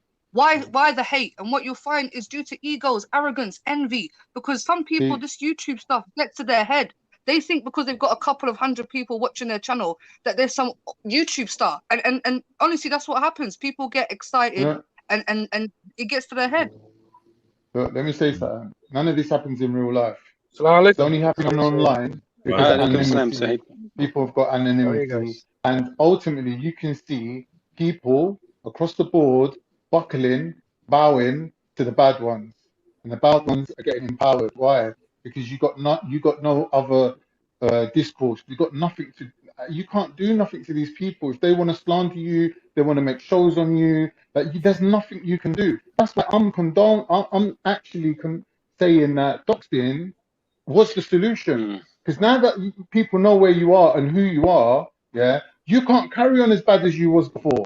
You have to bring in Sia and you have to bring in Asif, because on your own, you know that you ain't hidden away no more. You can't do the shit that you did before.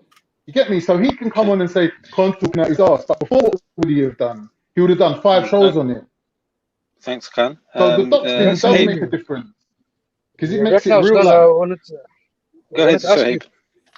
Can I take this opportunity to apologize to somebody who may have inexplicably may have slandered inadvertently without saying anything against it, because he was made slandered against, and he was a slander that was done by someone I was quite close to at the time, and obviously I didn't speak out. I forgive you, Sahib. It's okay, brother.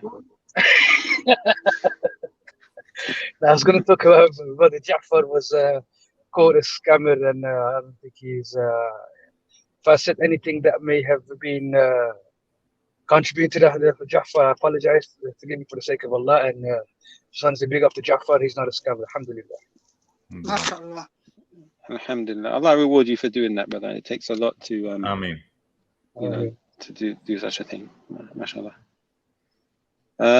Yeah, bro. No, so Zubaydah, what's your advice to Jordan then, since he's now on the hit list?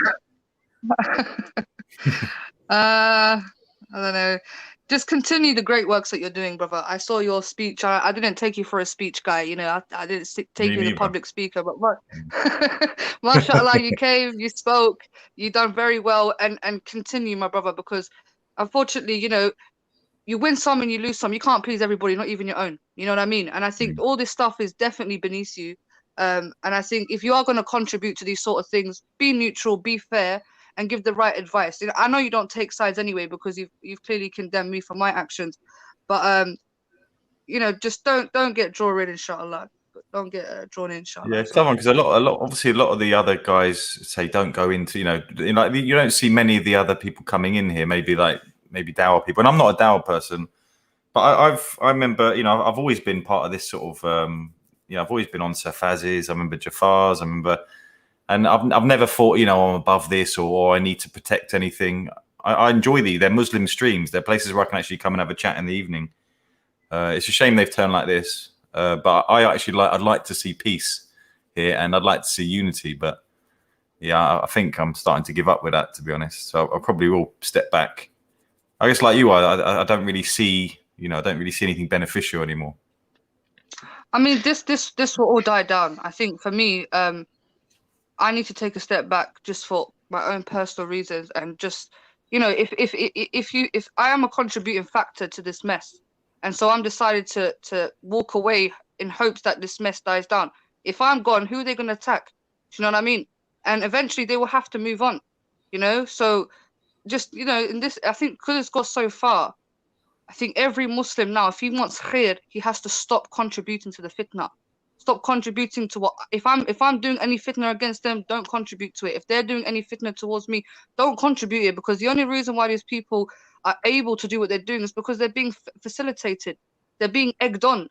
They're being, you know, cheered on when they're doing this stuff. And alhamdulillah, the people on my side, they don't do that. When I'm in the wrong, I have so many brothers that come and check me. And, you know, even today, I dished out apologies. When I'm wrong, I will publicly apologize, but I cannot say the same for the other group. So, you know, that's why I'm deciding to just step down, you know, and just let them get on with it personally. And eventually they would have to move on. If the person you're attacking is not responding, then you're just going to make yourself look very silly. Yeah. I think it's a good decision. Being, yeah, so you're taking a step, Zubaydah, to be the first person out of everybody to withdraw yourself, and you've identified that that is the best option, and that I agree with it.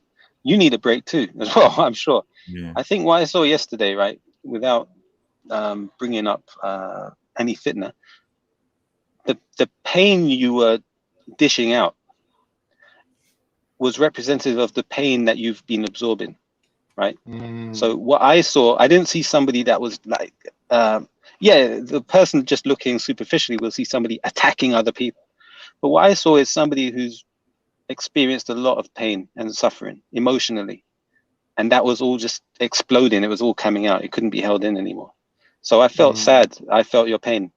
And definitely. And that's what I think is happening when everybody is online attacking others. they're expressing pain that they've got bottled up inside, right? They're unhappy. By me responding to people attacking me, it's going to add energy to their pain, and they're going to come back at me even harder. But sometimes I just respond with kind words, and subhanallah, the difference it makes, it's incredible. But I think, taking a break is a good thing. I think the fitna will die off eventually, or other people will be targeted. Yeah. But as Jordan said, we need somebody like you online, right? You've represented yourself very well on these panels when you've got credibility too. Like you've got these ethnats coming on your channel, and you're known. Okay, I think it's important that you just don't throw that all away. And the break will allow you to ponder and reflect and learn from your mistakes, inshallah. We all make mistakes, but big up. I don't want to talk too long, like I've been telling you guys. Thank you very much, Jackson. There's no better time as well, There's no better time to take a break as well. The 10 days of Dhul Hijjah. Make use of that, Allah. Use that for your ibadah. Tell us about the 10 days of Dhul Hijjah, Suhaib. Tell us what you know about it. Inshallah. Now, I'm gonna go now before you delve into that topic, brother. But yeah, thank you a lot for that advice, brother Sahib. And that's it, guys. Really, I am taking a break. I know people say, "Oh, she always says this." No, I'm being deadly serious because, like you've clearly said, I was building something and it was going so well, and stuff like this could ruin all the work that I've done. There are a lot of people, I believe, Muslims and non-Muslims, who are determined to destroy me and will lead one way or the other by calling MI5 or calling immigration or threatening to come and beat us up. There are so many people who want to destroy us for many different reasons. And I think one of the reasons is because I have engaged with these people. I have allowed them to think that they have got one up on me. Some of these people, anyway, I'm not going to go into it. But thank you very much, Brother Reactionary. Thank you very much, Jordan, Khan, Sahib, for being fair and balanced in your criticism. And inshallah, even though I'm gone, I hope that everyone does continue the good work, because there's a lot of work to do. There are a lot of enemies of Islam who are propagating hatred towards our community. And this is where, inshallah, the energy should be focused. And hopefully, the true people who want to leave this will leave it. Those who want to continue will continue, and that's where you will see two groups part, and you can choose which group you want to be a part of. But anyway, assalamu alaikum. Wa alaikum salam. Alaikum salam wa rahmatullahi wa barakatuh. Yeah, so good advice from everybody. Suhaib, what was it you were saying about the 10 days of Dhul Hijjah? Yes. Hello? Yeah. My signal's quite. I'm driving now, and my signal is a bit weak here. You're going to be on in the next half an hour? I'll be home, inshallah. I'll jump on inshallah. There. Yeah. Sorry about that, brother. Sorry. No problem, brother. Assalamu alaikum, brothers. Wa alaikum salam wa rahmatullah. Yes. Do you feel like some Alhamdulillah resolution was done there then, maybe? I think, it seems like it wasn't all to waste, Jordan. I think there's a way forward, inshallah.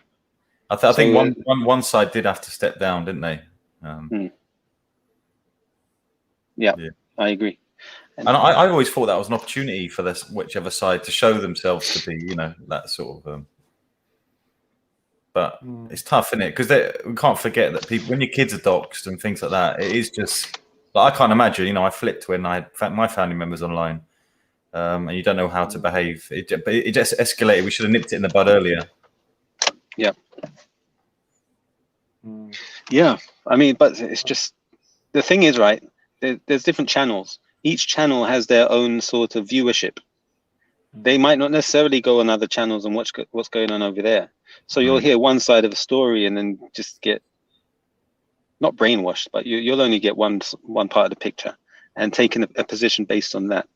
And then that builds a sort of a team on this side versus a team on the other side.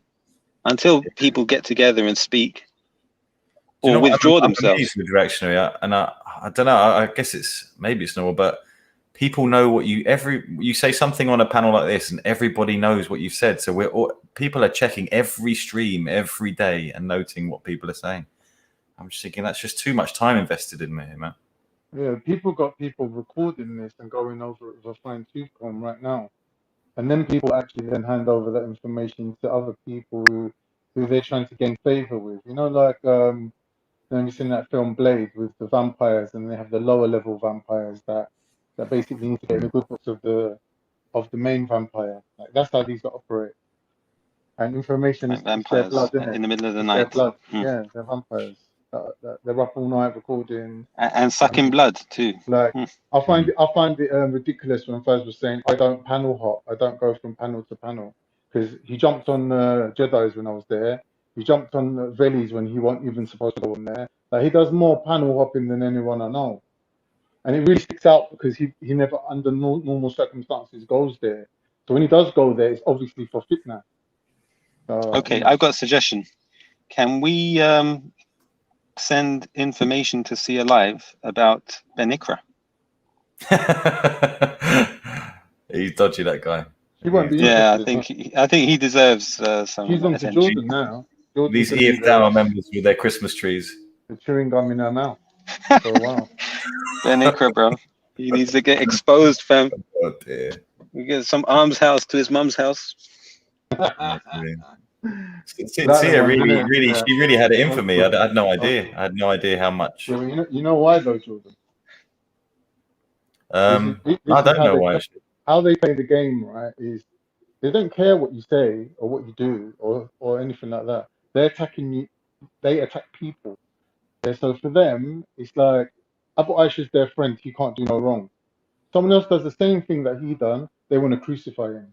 So they don't really care about anything apart from their own little gang, and they're supporting each other because what people realize, like I said, on this online thing where everyone's anonymous and no one knows anyone, in reality, there's only certain ways to garner power and influence, and part of that is to stick together in a group and support each other no matter what. Yeah, and I think that how the they thing do that it is like for example, Zubida, she's saying, "Oh, I got attacked because of X, Y, and Z." But really, what it was is that she stood up for someone else.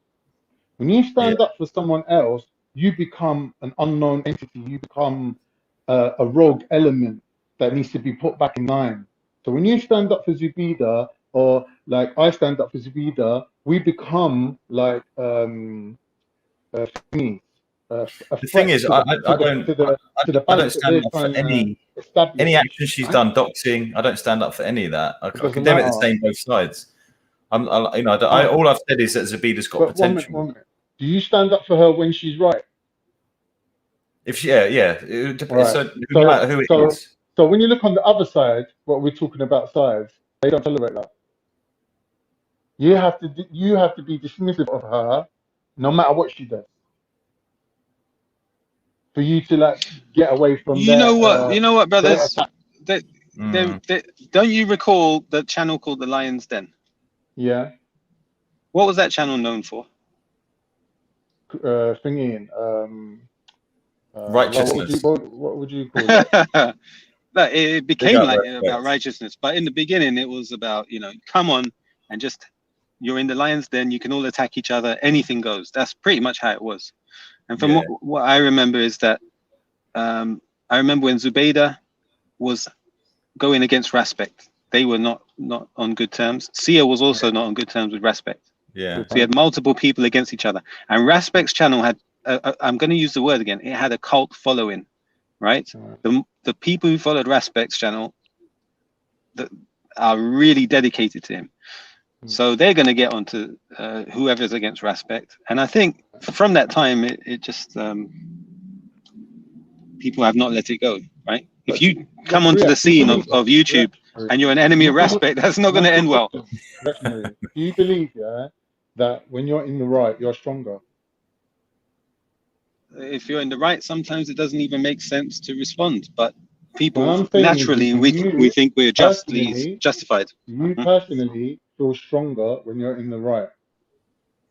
Yeah, I think so. Well, you feel that Allah is supporting you when you're in the right? So, right. So even if you're on your own. When you know you're in the wrong, right? Sometimes you want to defend it, right? But your mouth's defending it, but your heart's not in it, because you know deep down you're wrong, right? So when someone comes to your mum's house, your reaction, right, should be, what we all know what it should be, right? Come out swinging. But when your reaction is not that, and it's some slimy underhand, fitna, exaggerated fucking situation, right? And what does that say, bro? You know deep down in your heart you ain't got right on your side. You know that you persecuted a 20-year-old girl. You know that you antagonized people to the point where they had to come for you. And you wanted them to come for you, right? Because that's the whole point of your show. I've wound up these people so much that they're coming for me. And then you sit back and laugh because you think they can't get you. But all of a sudden, when they can get you, it's not funny anymore. It's just disgusting. It's not an Islamic ideology. It's not Islamic behavior. You can't call yourself a Muslim and you're acting like a Khan, I think scumbag. You're not a Muslim, Khan, bro. I think you're going a little bit overboard with the bro, here's the thing, yeah. position. What I want to say, one last point about Faz, and I'm going to leave it. Faz did come on. I thought Faz was fair with his comments when he came on.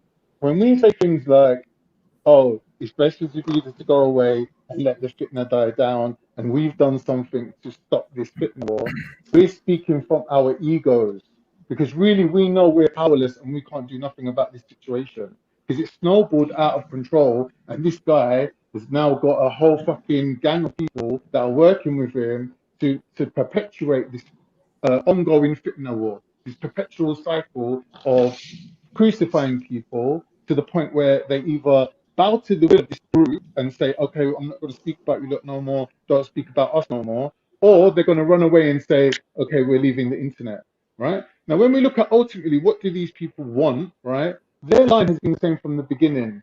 There should not be any females online. They're literally targeting our females, be it Tash, Zubida, Halima, who's the other one?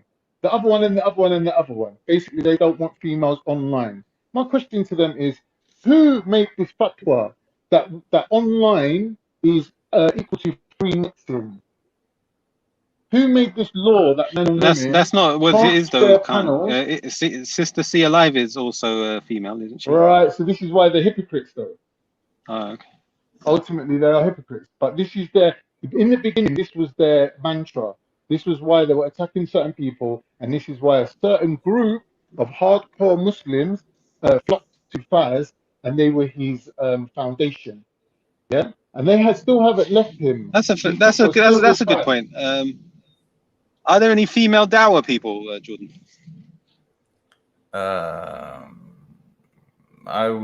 can't think of any. Lady in the Veil. I don't know. Do you think there should be any, or we don't need them because we have brothers out there doing that? Well, the brothers are doing a fantastic job, but do we need sisters that doing? I would say, yeah. I guess it needs to be done in the right way, doesn't it? I would like to see more sisters with a voice. Definitely. Jordan, out of the men that do dawah, would you say the married ones would be more suitable or more stable? Yeah, I would say that. That counts me out then, doesn't it? Well, I don't know. It does, you could be the, But do you know what?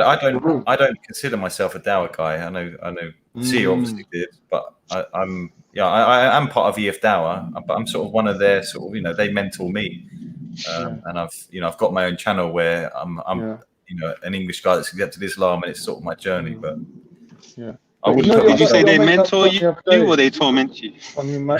Both. But I wouldn't rock around, saying that I'm like Hashim and Mansour, rock around Speaker's Corner. I'm not anywhere near their level. But what level do you need to be on, though? Surely there's always someone that you can relate to. Yeah, good question. But I think all of them, whether it's Shamsi, Hamza, there's a base knowledge that you probably have to have, isn't it, to be one of those kind of guys. Yeah, you're right. I don't know. I don't know who judges it. I guess we do. Maybe Reactionary can tell us. Reactionary, is there any kind of standard thing? Okay, so I'll answer that. I'll answer that. I don't know. I'm not bothered about Reactionary's opinion on this, though. Yeah, of course not. I think you're right not to be bothered, right? I think he's got an awful opinion on dawah. Well, you may be surprised what I was going to say, Jordan, and okay, go on. We're a white cult. Besides that, I'll say that when you mention Mansour and Hashim and stuff, yes, you may say they're giving dawah. Yeah, what they're doing is debating, right? They're debating. And when you see them at Speaker's Corner, they're repelling doubts that may come from people that are attacking Islam. And that is an important activity for Muslims, because we would be affected by those doubts if there's nobody to repel them or dispel them, should I say. Now, dawah isn't dispelling of doubts or debating and winning arguments that doesn't equal dawah, right? Dawah can just be a smile in somebody's face, and it can be a shake of the hand, or opening the door for somebody, like as you mentioned earlier when you were going out on your crutches. These activities, these just actions, kind actions, these are more effective at dawah than anything else. True. Your concept of dawah is correct, but could I call myself a dawah person if I just went around Speaker's Corner smiling? Well, I don't think this term dawah person is acceptable. I agree. Maybe it's debater or... If that smile was representing the peace and harmony that comes from being a devout Muslim, then yeah, definitely. And I do think I agree with you. Actually, behavior is more important than knowledge in dawah. Like, you can have I've seen some really knowledgeable Muslims, but because their behavior and mannerisms are so bad, no one's going to take from that. Is that a shot at reactionary? That is uncalled for. Well, you get some people online, right? Like, even if you don't know anything about the religion, just the fact that you have manners. So you let somebody you're interlocking with, you allow them to finish a sentence. I've had people speak to me and say, reactionary, you actually let me finish the sentence. I couldn't believe it. I enjoyed talking to you. Okay, good. I was going to say one more thing, if I can remember it. Other people, they come online and all they want to do is go around to channels and collect spanners. Now, what kind of ridiculous people are those? Oh my God. Have you got a spanner on every channel then? No. Whenever I get given a spanner, somehow it gets taken away, and I don't know why. I know why, actually. There's actually a gang of people who are out there trying to get me... I'm pretty sure I've been on the receiving end of your timeouts on channels before. Yeah, I wanted to be the first person to give you a timeout. That was a goal. I think I wasn't I? Maybe, yeah. Oh, I get plenty on G Block. I still have take great pleasure. You get timed out on G Block? Oh, yeah. I get under Ultra skin. Oh, he's definitely. Oh, that's a surprise. It's hard to get Veli though. Even though I go right through the, I try and wind him up as much as I can. James Jones has timed me out as well. Oh my goodness. I've got no idea why I like, because I don't know. I just find them annoying. So I just sometimes I got 5 minutes free in the day and I feel, right, I'm going to go and troll G Block. Yeah, why not, man? Yeah. Them up. What's funny is that they rate themselves so highly and they rate the channel and everything. So you play along with it. It's brilliant. It's brilliant. Yeah, they do, don't they? Like, where's your boy Cotton? They always. If you hear James Jones speaking, he's like he's one of the top boys. The top striker.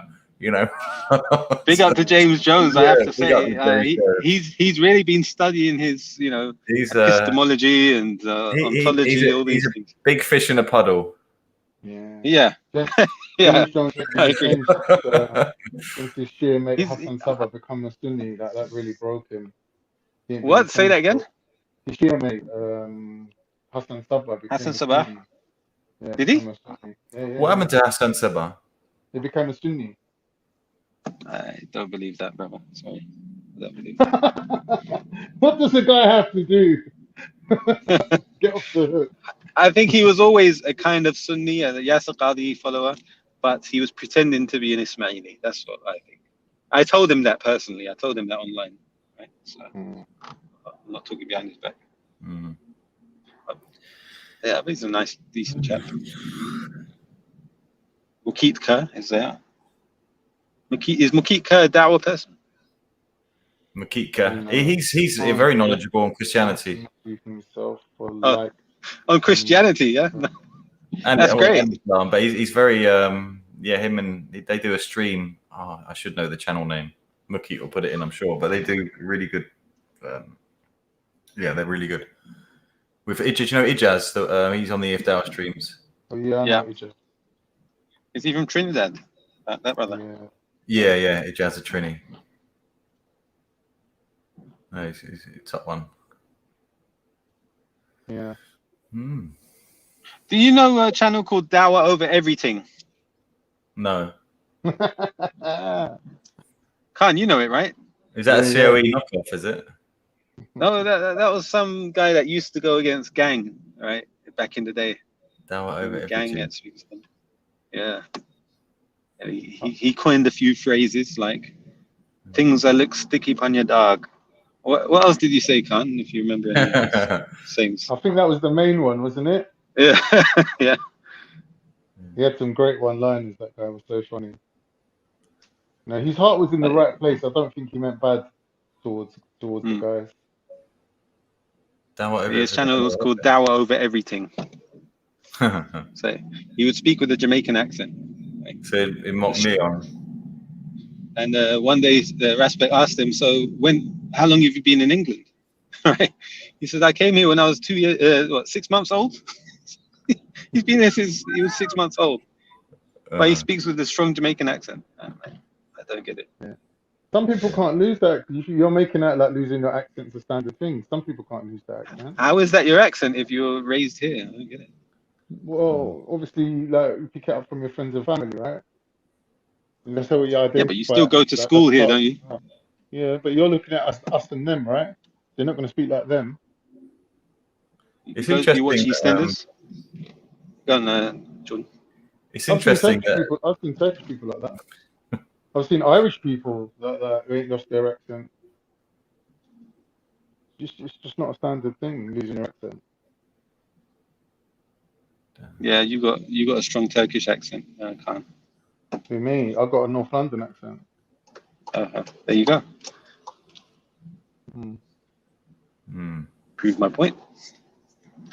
Where's your accent from, Riyadh? Jordan's got a North. What's it? M25 accent. Whatever that is. Yeah. People tell me I don't have an accent, so I don't know. I don't even know what that means. I think you're a little bit St. Albans. I think I speak with one tone, and I'm a bit like reactionary. Like our streams must be great for people with insomnia. I did troll Jordan a bit back in the day. I would write a few Z's in the comments. Yeah. I don't know why, but Jordan's always been good to me. I don't know. Yeah, good. Khan's a good guy. Cheers, Jordan. I appreciate that. There's only one time I think I jumped on Jedi's because there was something about, I don't know, it was that thing where, was it a white girl, you wouldn't save her or something? I just jumped on. Oh, yeah. That was the only time I was like, what was he saying? No, do you know what that was all based on? I can't remember. We didn't have to go back over comedy, right? There's this comedian. I don't know if you know him. I forget his name, but he's got a gap tooth and he's really quite fat. He's in that film Romeo Must Die with Jet Li and Aaliyah. But anyway, he's got this TV program, right? So he's coming into work and he runs in the office all sweaty. And they're going to him, what happened? Like he's going to the boss, oh, sorry, I was late. And then he turns to his mates and he goes, I was just about to get into the lift. And there was this 5-year-old little white girl in there on her own. So I took the stairs. Right. And then 2 minutes later, someone else runs in as well and he's going, bro, there's a traps for us out there. Don't get in the lift. And I found it so funny that I just thought, you know what, like, I'm going to just drop this in the middle of a conversation with Raj. But Raj being so autistic, he just fucking ruined the joke. Yeah, it just didn't. I heard partway through. The joke just backfired. Do you know what I mean? Yeah, it was one. Do you know? Check this out, Akan. Yeah. So, do you know who Vinnie Sullivan is? Yeah. So the guy who was complaining about there being 2 doors to every mosque.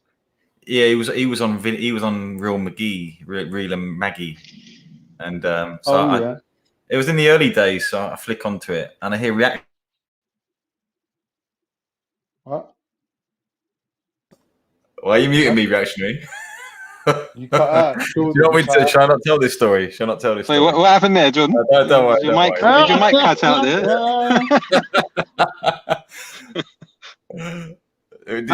Go ahead. Tell the story. Go on. You're welcome. So I had reactionary who was really upset on the panel. He was like, Yeah, I think there's a problem with his Wi-Fi, brother.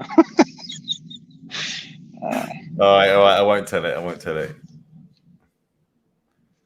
Sorry, Khan. Man keeps muting my mic. Man, no. Oi, when I've seen reactionary get angry once, it was so funny. It's the funniest thing. So you don't expect it. It's just one of them ones that you don't think he's gonna flick his lid, and when he does, you're like, oh wow, he really does flick his lid. You know, Khan, I actually wasn't angry that day. But I thought that was the way to get your attention. It's a technique called mirroring. I just happened to be there, mate. I was like a wallflower. I was like, I'm not moving from here. Yeah, man. Big up for not retaliating. That's good. So who's just joined?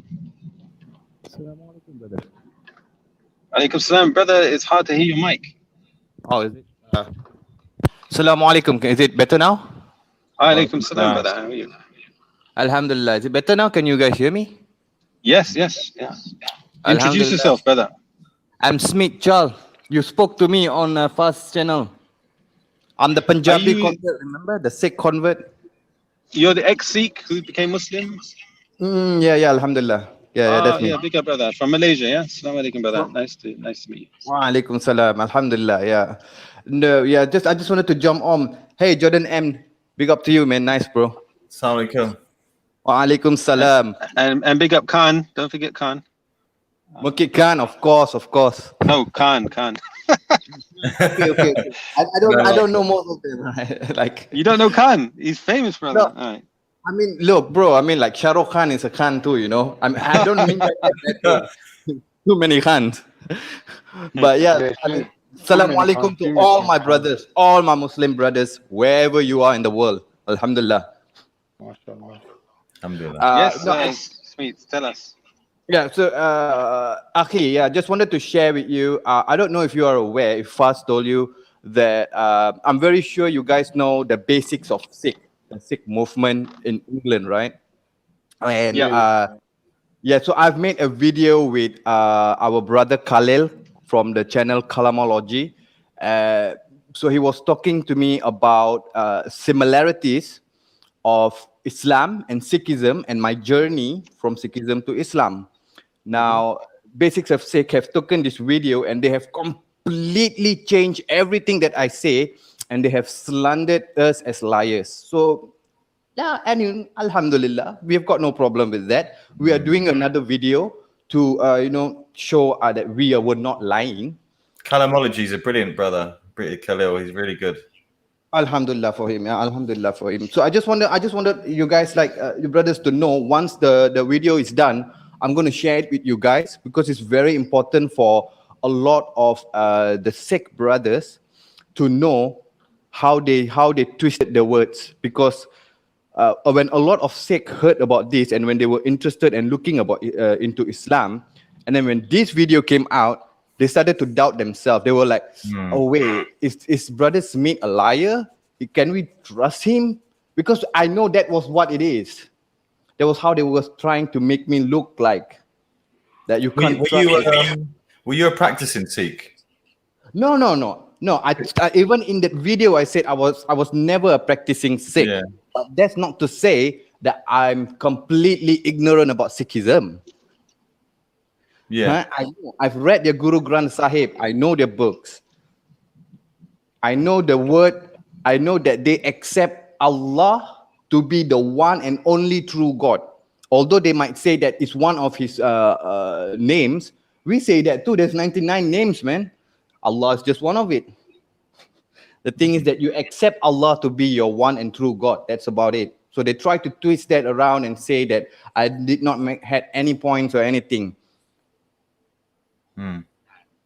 Yeah, so just wanted the brothers here to know what's going on, and then if it's possible, when the video is done with Brother Khalil, we want to distribute it and we want to try to get it as far and as wide as possible, so that especially Sikh brothers who's looking into Islam, they are not going to be confused about this. Inshallah. Inshallah. So you're doing it with Kalamology, yeah? Yes, email me when it comes out, and I'll have a look and I'll share it if it's good. Okay, alhamdulillah, can. Maybe I can also share it to Brother Jordan M. Mm-hmm. Yeah, how about that? Will you be interested in that? Yeah, the other one that spoke. So yeah, you if you email me, I'll send me the video and I'll have a look and share it. Alhamdulillah. Okay. You the video of them actually the video of them misinterpreting us. You can go to Basics of Sikh, their podcast, right? It's right there in the first page. Do you know? I've got a question about Sikhs, and I can only go on the few Sikhs I know in my life and that I've seen online. They're very they're very British, kind of anglicized almost. Like they're very in with British culture. Would you say, or? Okay, so Sikhs if like if they're most of them are in England, right, and in Canada, and we also have a bunch of them in Malaysia. But the culture changes depending on where you are. But they always hold dear. They might say, oh, whoa, I'm a British, I'm born here, bred here, and everything. But if you test them, that part of Indian blood is still in them, man. It will still be in them. They'll be like, hey, don't talk about. They still believe in God, most of them, and that's all the tenets of Sikh is still there, of Sikhi. Yeah, it will definitely be there. It will never leave. Yeah, you'll never leave. You've got people who have left Sikhism and become atheist, right? But they will never tolerate hearing anyone talk bad about Sikhism, although they are atheists. Yeah. It's very cultural based, very, very cultural based, very strong. I found out the other day that Sikhs are actually classed as a race, so you're protected by all the race laws and everything. I guess because it originates in the Punjab. But where Islam isn't a race, Sikhism is classed as a race by law. Yeah, it is. Because Sikhism is not a religion. But I could convert to Sikhism, couldn't I? Yes, you can. And then I would be protected under that law. Yes, that's true. But I'm not under Islam. So Jordan, would you prefer to be protected by that law? Meaning that if you had to give up dawah and spreading your religion and accepting all different people into a religion as the thing for it, as the price for it, would you do that? What do you mean, sorry? I'm saying like, would you want to be accepted as a race? Like, would Muslims accept being a race which would give them more rights, but they'd have to give up dawah? Yeah, I agree with you. I wouldn't. As a Muslim, like, regardless of whether you want to, we're free of race, aren't we? We're free of race. Yeah, it's like, why would you close the doors to people who? Do you know what it is, Khan, for me? Want to find the truth. Yeah, the reason why I believe is a lot of Muslim hate is race related. So the law will protect. Oh, definitely. Do you know Muslims that are getting attacked? That's all of a sudden it's not classed as a race hate. Do you know what I mean? But I agree with you. We want to stay away from being classed as a race, I guess. Mm-hmm. Yeah, definitely. I mean, so how does it work with Punjabi Muslims then? They're Punjabi. What do you mean? You know Punjabi Muslims a race? No, but Punjabi itself is a race. Like our brother Adnan. Because Punjabi Sikhs are a race. How can Punjabi Muslims not be a race? Yeah, good point. No, because Punjabi they were once the same, right? But over a period of time, there's been admixture where the Punjabis on the Muslim side have mixed with other people, and the Punjabis on the Sikh side probably mixed with different people. So although at one point in history they would have been exactly the same. So look at Smeet. He's a Punjabi Sikh by race, but he's converted to Islam. So he's now a Punjabi Muslim. Now, is he protected by race laws or anything like that? No, he's forgone. He's forgone his race. Not in Malaysia. Not in Malaysia. In the UK, would you be protected by it? I don't know much about the UK, my mate. I don't know much about UK. Where are you? Are you in Canada? Did you say? No, I'm in Malaysia. Are you in Malaysia? Mashallah. Yeah. Is it true, that in Malaysia you run by different laws? So the Muslims are under a different law, and the other. I don't know if it's Malaysia I'm thinking of, but there's actually two laws for different people. It might be, yeah. No. No, I've never heard that. No. Okay. Is there Sharia law in Malaysia? Oh no.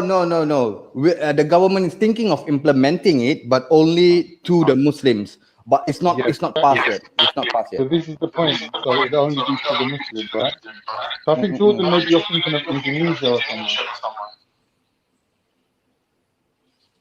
Maybe somewhere other than Malaysia. Maybe somewhere else. Not Malaysia. The government has not passed the ruling yet. Yeah. I mean, they're more focused on with the pandemic. We are still locked down here. Okay, we are still locked down here. It's still locked down in Malaysia. Yeah. Okay. Yeah. So yeah. Anyway, just wanted to jump on. Yep. Are you Jat? Am I a Jat?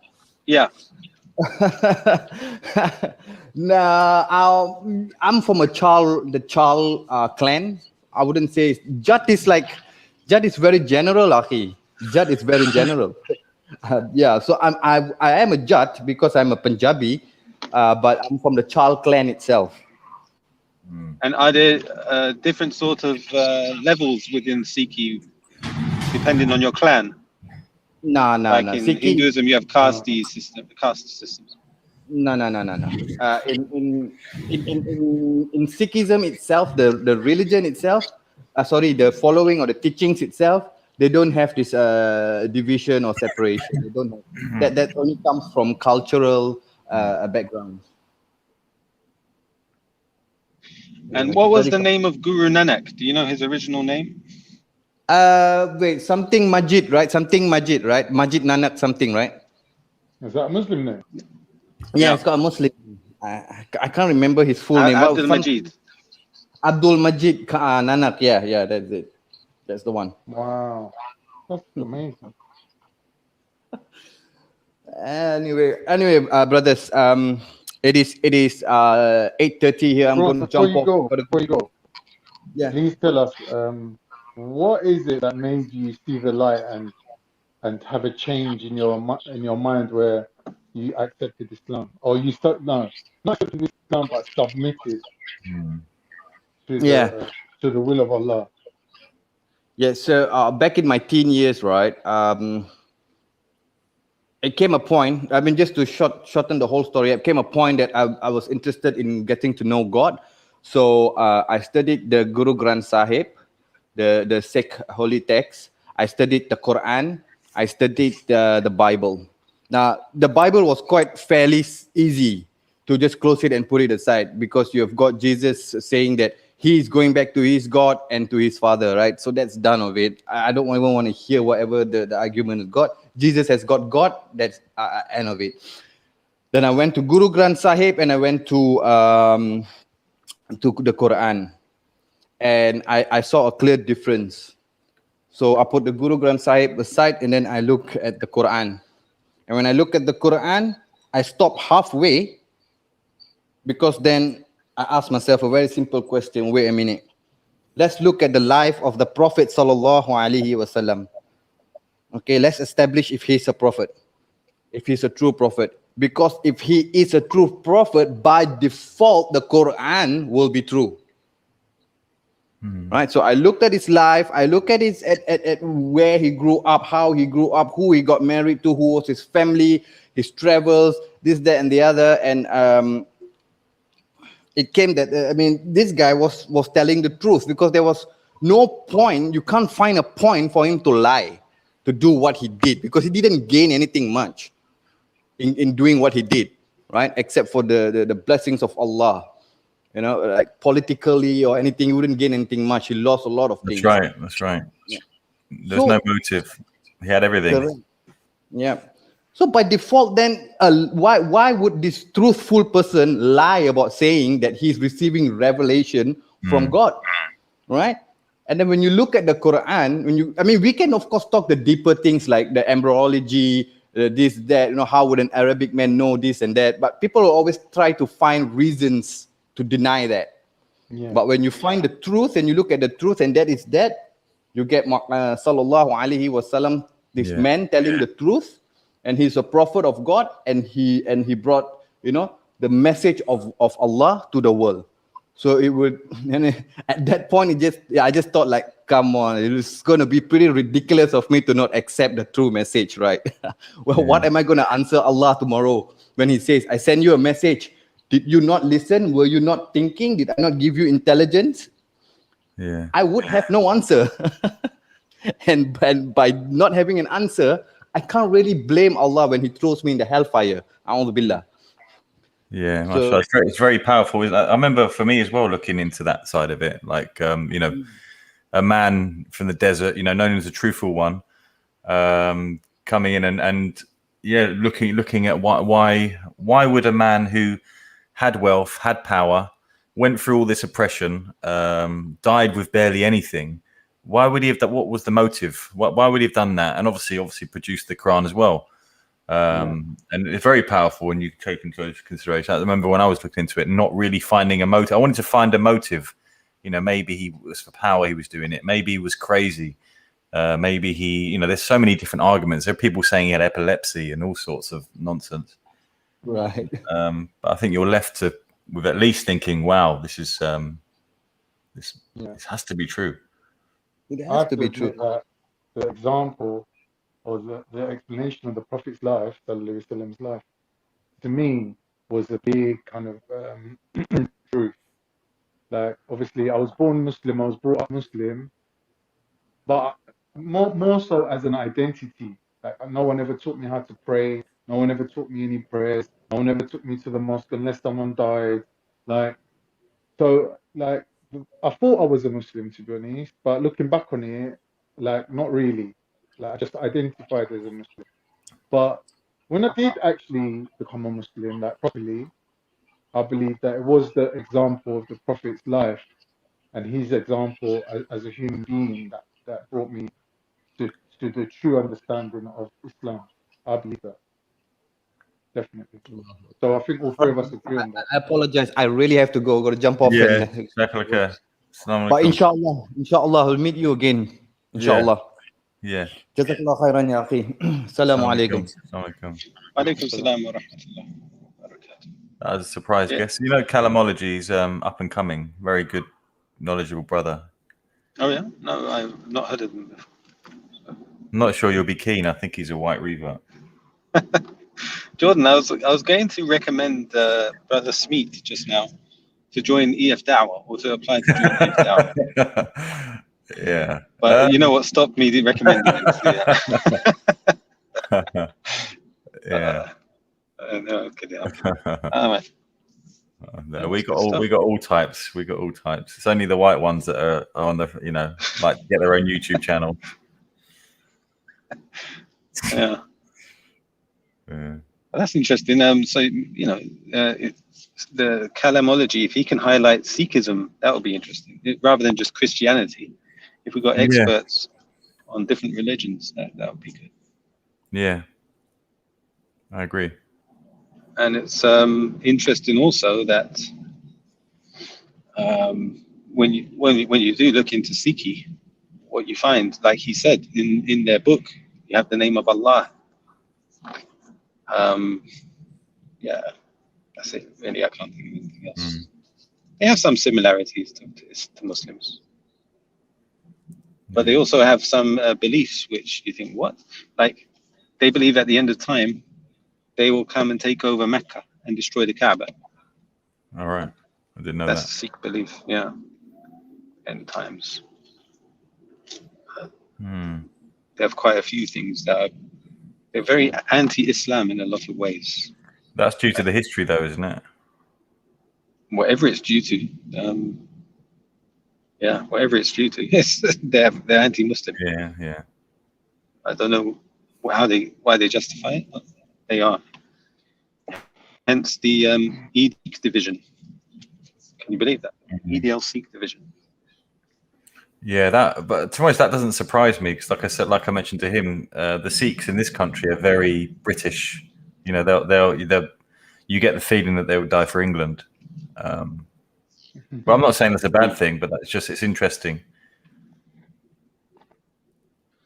Yeah. Yet they keep their identity, right? So yeah, they'll preserve the turban and the right to wear the kirpan. But they put England first. So in one sense, it's integration, and on the other hand, it's not. Yeah. My experience of Sikhs have been very, very good. I don't know if you guys know any. They're always very respectable, always very honourable people. I know the online can show different, but in real life, the Sikhs I've met are good guys. Me too, to be honest. I have to say, I've only had good experiences with Sikhs. I've seen them defend people when being bullied. I've seen them stop fights. I've seen them, talk out against things. There were two Sikhs at the they represent is it a Gurdwara? They represent at the Uyghur protest. Sikhs turned up to show support for the Uyghur Muslims. Nice.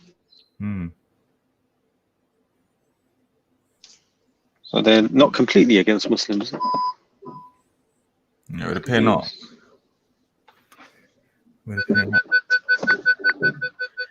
Maybe they're not practicing Sikhs.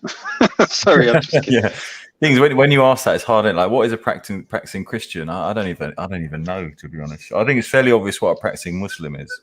I think to be a practicing Christian, you've got to go to church on a certain day of the week. As a Muslim, we're given specific guidance on what to do throughout the day. But I think what's a practicing Christian? A congregation. They have to be part of a group, so they have to attend the church at least like once a week. I think some of them even go more. They don't bring their children to groups and do stuff together as a congregation. Being part of a community.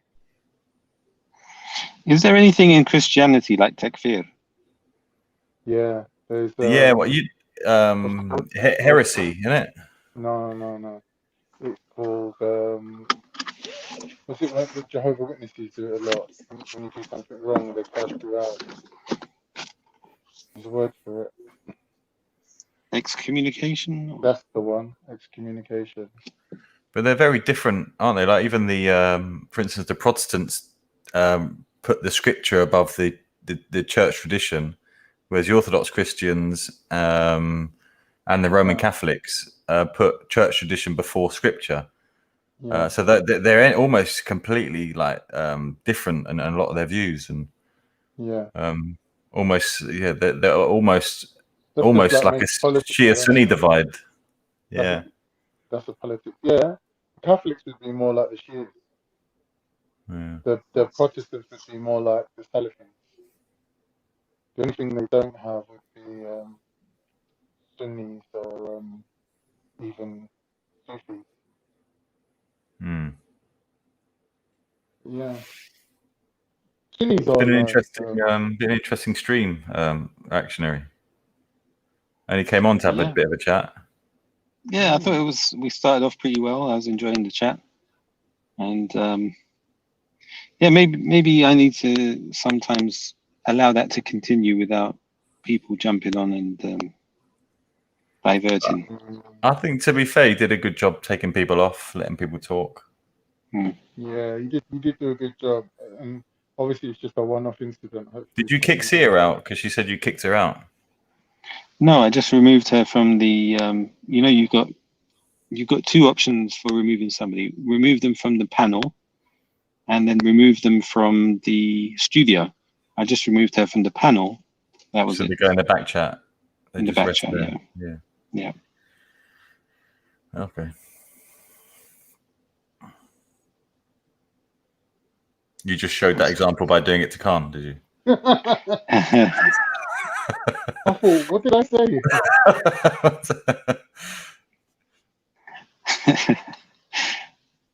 Khan, I didn't actually do that, right? You fell out by yourself. Yeah, my phone stepped through a hole in the floor. iPhones are compatible with StreamYard, to be honest. So Jen Wallace, being an ex-Catholic, says that there is one unforgivable sin in Christianity, and it's called grieving the Holy Spirit. Anybody know what that means? No, I'll have to look into that. So I guess that's with people accepting Jesus. I guess is that a must? Because I've met some that even don't do that, as don't accept Jesus as the Lord. Yeah, that is true. There are Christians that believe in the God the Father. Yeah. I know the Jehovah's Witnesses, they don't tell everybody, but they actually believe that Jesus was the Archangel Michael in another form. And I think like they keep it secret because I think people would react badly to it and they do some sort of what's the word? No, like when the Shia tell lies, what's it called? There's a word for it. Reactionary will know. Reactionary is not removing the racist comments. Are they against white people? I don't see any racist comments. You won't see those being removed. Jordan. Yeah. If the number of white reverts grows to a decent amount of people in the UK, how do you see that changing things in regards of Islamophobia? Do you think anything? What, like, do I see it increasing or decreasing? I'm saying like if the image of Islam or if the image of Muslims changes based on the fact that more Muslims will be white in the future. Yeah, it's a good point because I see more and more these far right, even ethno-nationalist type people converting to Islam. Like well, he's got that flex going on, and so but you know what? The values are very similar. They're traditional. They're anti-LGBT.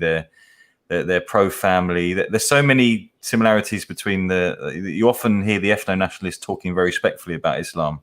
Yeah. And my advice to them is to accept Islam and, like you say, create, make some white masjids, make some white, create their, like the, I kind of feel like the Somalis have their sort of masjids I've been to Bengali masjids. I've been, maybe the ethno-nationalists can create their own little white masjid.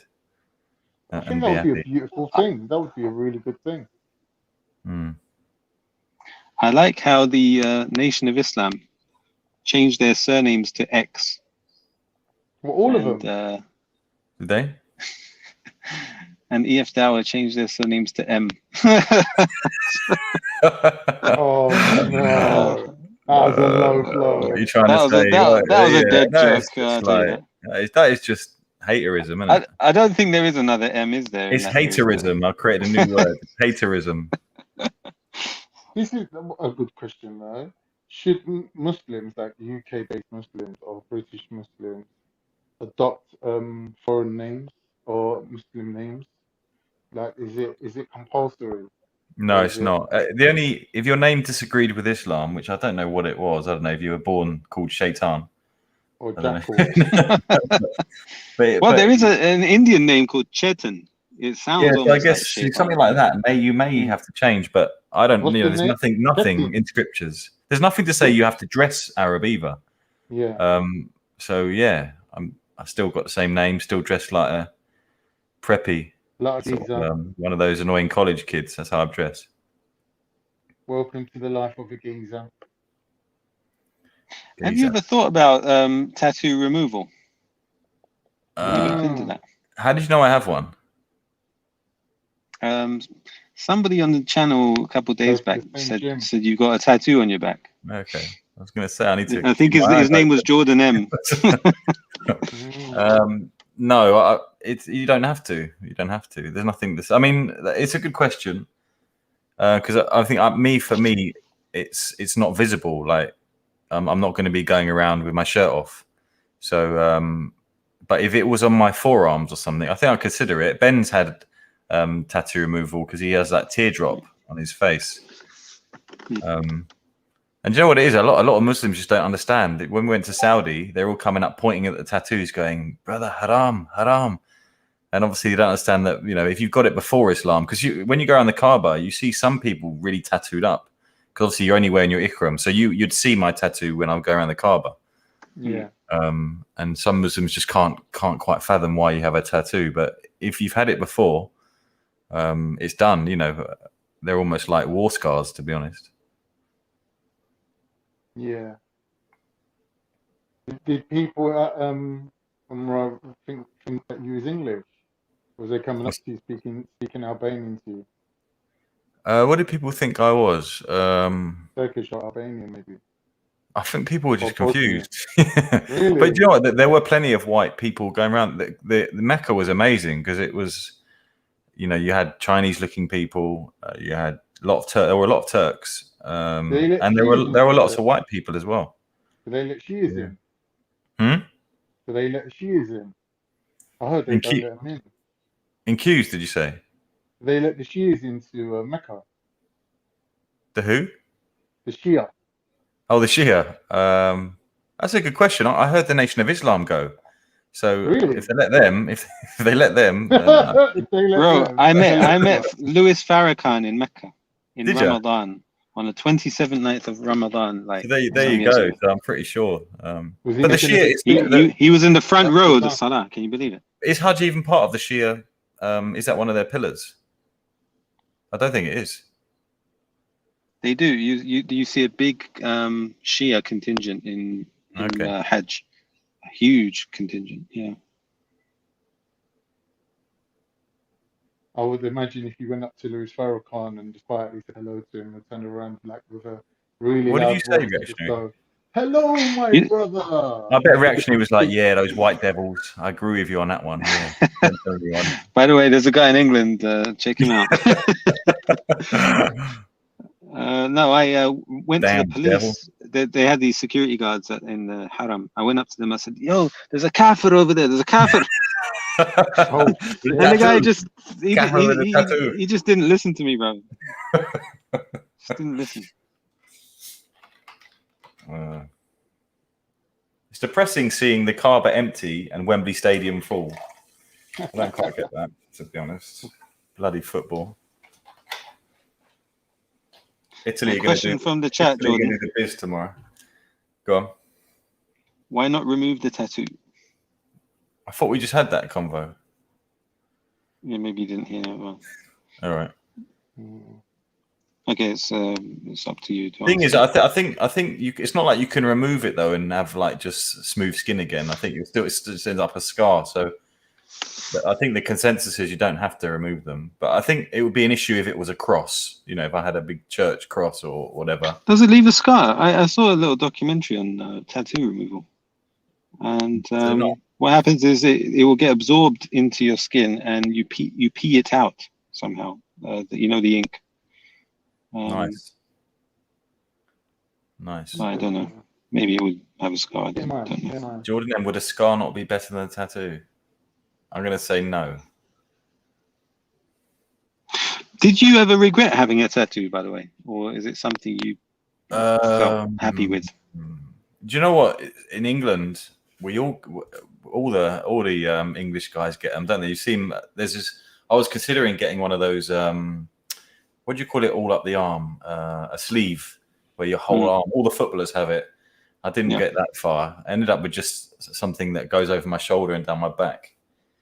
But do I regret it? No, not really, to be honest. And to be honest, it's like I don't often walk around in public with no shirt on. So I'm referring to your pre-Islamic days. So did you ever look at yourself and say, "I wish I didn't get it"? No, never. I didn't regret it. No, I quite liked it. Did you consider getting love on one hand and hate on the other? On the fingers. I was going to get made in England. Made in England on the back of my neck. Oh yeah. With a barcode. Yeah. Sainsbury's under there. I bet James SC has got a Sainsbury's tattoo. Oh dear. I bet he's got a tramp stamp. What's the tramp stamp? Do you not know what that is? No. I won't go into that then. So I thought that was common lingo.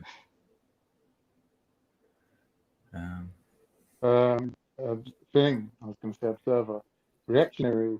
How many meanings of the word tramp are you familiar with? Tramp? Yeah.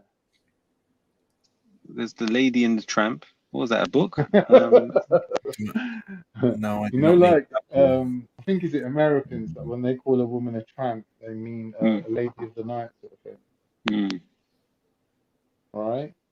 So if you think about a tramp stamp, would be some sort of visual kind of like not very visual. It would be like a visual clue to a person's preferred position during sex. So it would be somewhere where you could see it, under normal circumstances, but obviously when they bend over, it would still be like basically it's hard to explain without getting into it. Like Jordan said, don't get into it. I went that route now. Basically, do you know the small of your back? Is that what it's called? Yeah. Yeah. It'll be there. Yeah, so a tramp stamp is a tattoo on your lower back. Yeah, but yeah. That women get. Yeah. Something to read while you're bending them over, basically. I think Kay's having a bit of a weird night. A lot of personal questions there from Kay. Yeah. For you to answer. The thing is, if I say whatever I say, how am I going to prove it? So I'm not doing. But that's a good question as well, because there's differences of opinion on the circumcision as well. Because obviously it's safer to do when you're younger, and it becomes more problematic as an adult. Whether I'm getting it done or considering it getting it done, I'd rather keep that a secret. but it is something I think all reverts do actually end up, particularly if you've got a Muslim wife. A lot of the reverts I know that have Muslim wives, the wives are more keen for them to get it. You know that Muslim wives, yeah. There's health benefits. It's that time of the night, bro. By the way, Ben Ikra has a teardrop tat on his face. He does, yeah. Was he in a gang, a Latino gang? That means you have teardrops for how many people you killed, right? Yeah. Yeah, we don't really know what Ben got up to. Wow, man. No shyness. He's got some stories to tell. Kilowatt. So why don't you jump on the panel then and not be shy? Yeah. Exactly. Okay.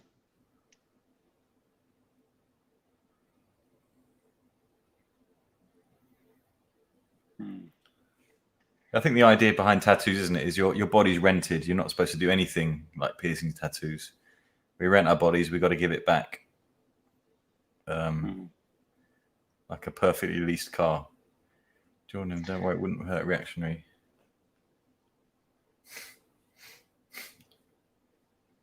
I think you and MZ haven't made up. I've never had an issue with MZ. It's all one-way traffic, sadly. I agree. It's probably one-way traffic. Just probably not in the way you. I think you takfired that brother once. I'm not biting. I seem to remember. All right, let's not make this stream back to. You keep doing it. It's all right. I'm not going to bite. I'll try to avoid. The thing is, you've come back as a calm peacemaker reactionary, so I don't want to sort of like lure you back into your old ways.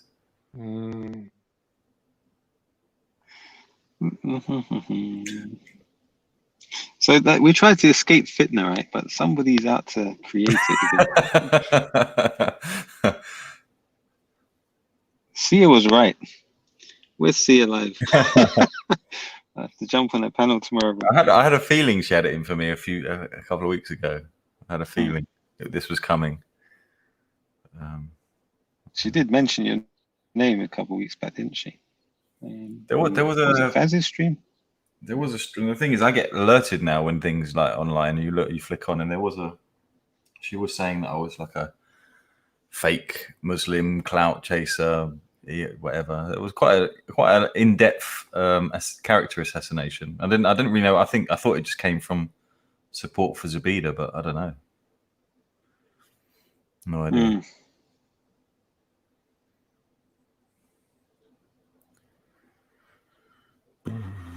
Where did you find fatwa regarding circumcision for converts? Are you having like issues, Kay?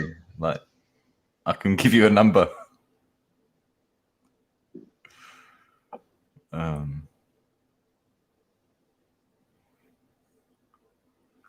One of the problems in Islam is that you can find a fatwa for anything, and you have to be careful not to just do things to suit I find. To suit yourself. So, and circumcision is one of those things, if a revert sees, I don't need it done, but really you got to look at, should you get it done or not? And that was my conundrum.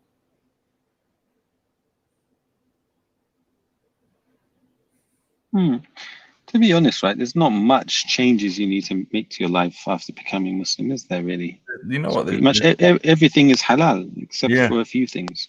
Yeah. It's not as big as people think. I think the real changes are, for me, was obviously dealing with telling my fiance and that bit, you know, not working out, and some people with their family members. But the lifestyle choices, I think it depends. If you're someone who really drinks a lot of alcohol, maybe, then it might be a serious thing. But in general, not having bacon and a beer isn't really, shouldn't affect most people. Yeah. And you can get non-alcoholic beer and turkey bacon. Exactly. So nowadays it's even easier. Mate, it's not even like bacon's that nice. No, it's I've always thought pork stunk a bit. One of the worst things for your health, to be honest, is it's like nitrates, isn't it? That's treated with chemicals. I reckon if you eat more than 2 bits of bacon a week, you're on the road to cancer. I see that on a British program on TV, on BBC. Like if you eat a thing and a full English breakfast every day, you're eating more than that, a lot more than that. So they advise people to not eat bacon. Not just bacon, any type of processed meat. If you get a piece of meat, cook it in a pan, and it doesn't change colour, you know that it's been treated with dietary nitrates. You should abstain from eating that. Yeah.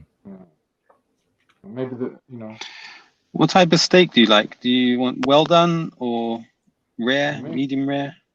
Yeah, medium. Medium. I don't want it bleeding all over my plate.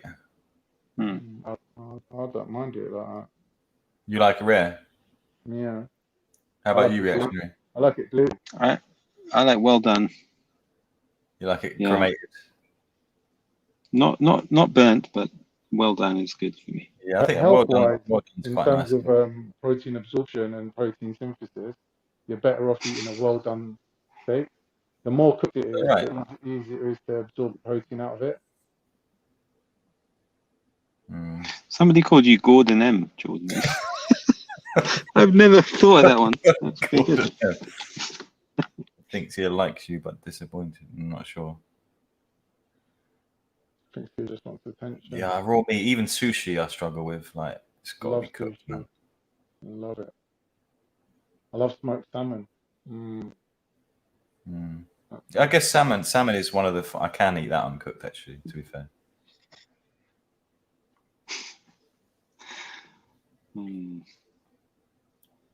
I bet the viewers are going well up with it. Well, 61 viewers right now. T-bone steak. All right. T-bone. T-bone. Enjoying the T-bone steak. I've always Yeah. Any good? What's that? Is it Wagyu as well? Wagyu, I normally. Wagyu. It's high in fat, though, isn't it? So nice. I told someone I tried foie gras once, and they were like, "Oh, that's haram. You shouldn't eat it." It's the only food I don't mind spending like a lot of money on, but it is hard to find good halal steak. Now, like, a lot of the good steak restaurants aren't halal. But... Check out a restaurant where it's more of a takeaway, but it's called Burgery, near Oxford Circus, just next to Carnaby Street. Okay, Burgery. Yeah, it's a halal joint. They've got Angus burgers, Wagyu burgers. Yeah, they do takeaway, innit? I was in a hotel once, and that came up on the Just Eat. It's really good. Like, it's fantastic. It's very, very good. Very good quality. I want to try that Wagyu. Burgers. It's a Qatari chain. Follow this guy. It's like a Spanish guy, or is he Mexican? And he does steak. He marinates them all in different things and cooks them on the barbie. Really good YouTube channel. Mr. Islam, I'm gonna get in with reactionary, get a spanner, and you're gonna be in trouble, mate. So watch this space. You're gonna get oppressed. I think you should take her actually to the gym. You can, mate. Who's playing? Nikki Travis says they know Burgery. Do you? Well, Nikki Travis, maybe one day we'll meet there, inshallah.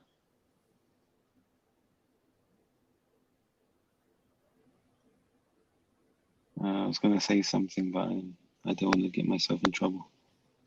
So...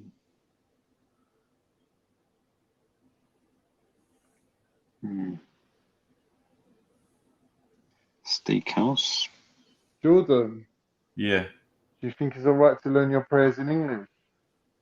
Or would you have to learn them in I Arabic? asked that when I first converted to Islam because I was like, I'm saying it in Arabic and I don't know what I'm saying. Surely it makes sense. But I don't know. It's the language of the Quran, isn't it? It's yeah. It should be done in in that language. It's not the same. Have you learned the mean? Have you learned the meaning of the prayer yet? What do you mean? So you know what Allahu Akbar means when you enter the prayer. Yeah, God is great. Allah is the most great. Yeah. All right. Yes, So you're talking about, like, so for me, Fatiha and Ikhlas. I would go the meanings, but I've learned some longer surahs like Shams, and I don't know what I'm saying. I just know it by the sound. Yeah. Yeah. I think the more you recite these, the you know what helps for me? I'll tell you what. If you are listening to a tape, no, we don't have tapes anymore, do we? If you're listening to an audio of the Quran in Arabic, okay, and whilst the recitation is going on in Arabic, you're reading the Quran in English. You start to recognize this word means this. Yeah. That was the first thing that you might find helpful. Yeah. And then once you start learning Arabic, then you start recognizing the same words repeated. Like in English, there are certain words we use over and over again, right? Within a sentence, you might say "and" 10 times. I don't know. Yeah. Okay. But like Alhamdulillah, you know what that means? Well, you just said you know what the Fatiha means, so that's good. That's a start. Do you know what each verse means? Like, how can you distinguish the meaning? But yeah, I'd recognize like what Maliki means, and I'd recognize some of those words. But yeah, I guess I recite it over and over again, and I probably it's not the same as read it in English even now. So. Yeah, that's good. Reactionary, do you know Arabic? So Alhamdulillah is just praise to Allah. Yeah. So in Alhamdulillah, obviously the part that says hamd, yeah, is that the same word as when you say someone's name Hamdi? Yep. That have the same meaning. And Ahmed as well. And Muhammad comes from that too. Hamada. Every Arabic word comes from 3 letters. Yeah. Sometimes 4, but usually 3 letters. Yeah. And you can then stretch these out you can add multiple letters to them to extend the meaning. Yeah. So alhamdu, the key part of the word is hamada. Hamada. Alhamdu. It just means the. Yeah. So I could say the greengrocer or the house. You just say al at the beginning. So alhamdu, it just means the praise. In other words, all praises. Yeah. Alhamdu. And then you have lillah. Lillah is like 1 letter plus Allah. So you say lillah. It's just when you put the lam before Allah. Out of lillah, what part of it is Allah? Illah. The lam at the beginning, the li, it changes the sound from a to i. Okay, this is called tajweed. Right.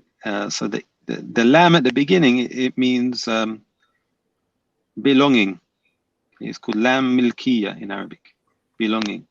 So what we're saying is the praise belongs to Allah. Alhamdu li Allah. In other words, alhamdulillah.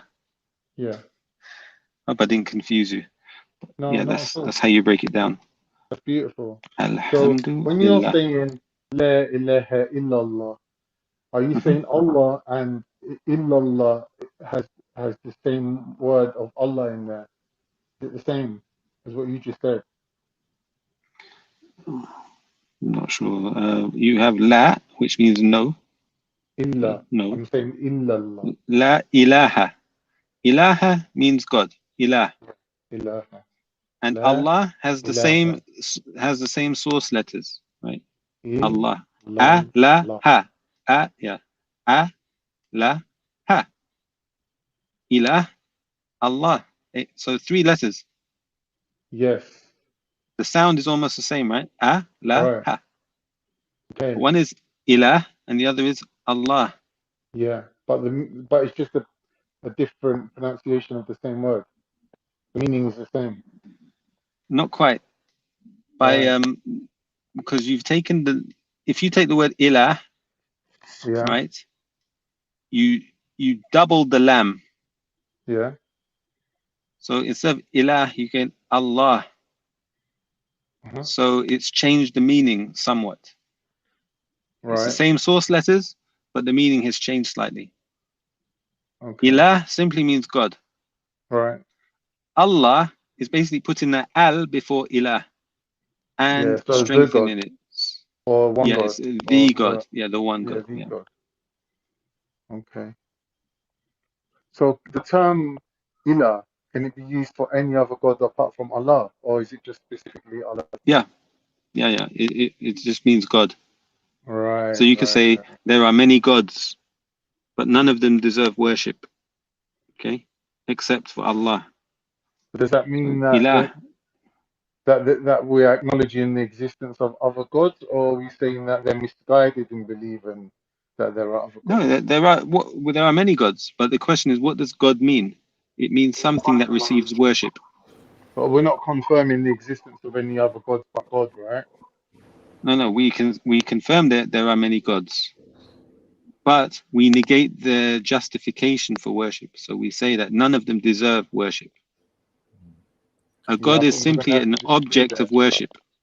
Do you know? For some people, God is money. I can agree to that. Do you know all the names actually? Do you know all the and there are actually more than 99 names, aren't there? But do you know the 99 names to recite? Or do you know them?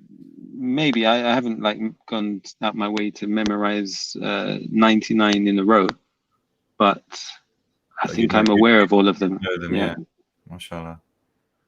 So, but my point to Brother Khan is that what we believe, or what I believe we believe, is that there are many. What's the meaning of the word God? God is something that receives worship. Now that God can be justified or it cannot be justified. So to some people, God is money. They worship money. To some people, God is their desires. Allah even says this in the Quran, that they've taken their desires as their God. To some people, God is... There is no God other than one true God. Not quite. I'll tell you what it means. In Islam, we say La ilaha. There is no God. So we're negating. Right? Yeah. If you were to leave it there, no, if you were to leave it at that point, you'd be an atheist, right? If you say there is no God. Yeah. But what we're not doing is being atheists. We're saying we're wiping out every single God that exists, except we're wiping them out. Illah. That's why I wanted to clarify that. Not quite. Not quite. So how do you translate it? There is no God worthy of worship except Allah. Correct.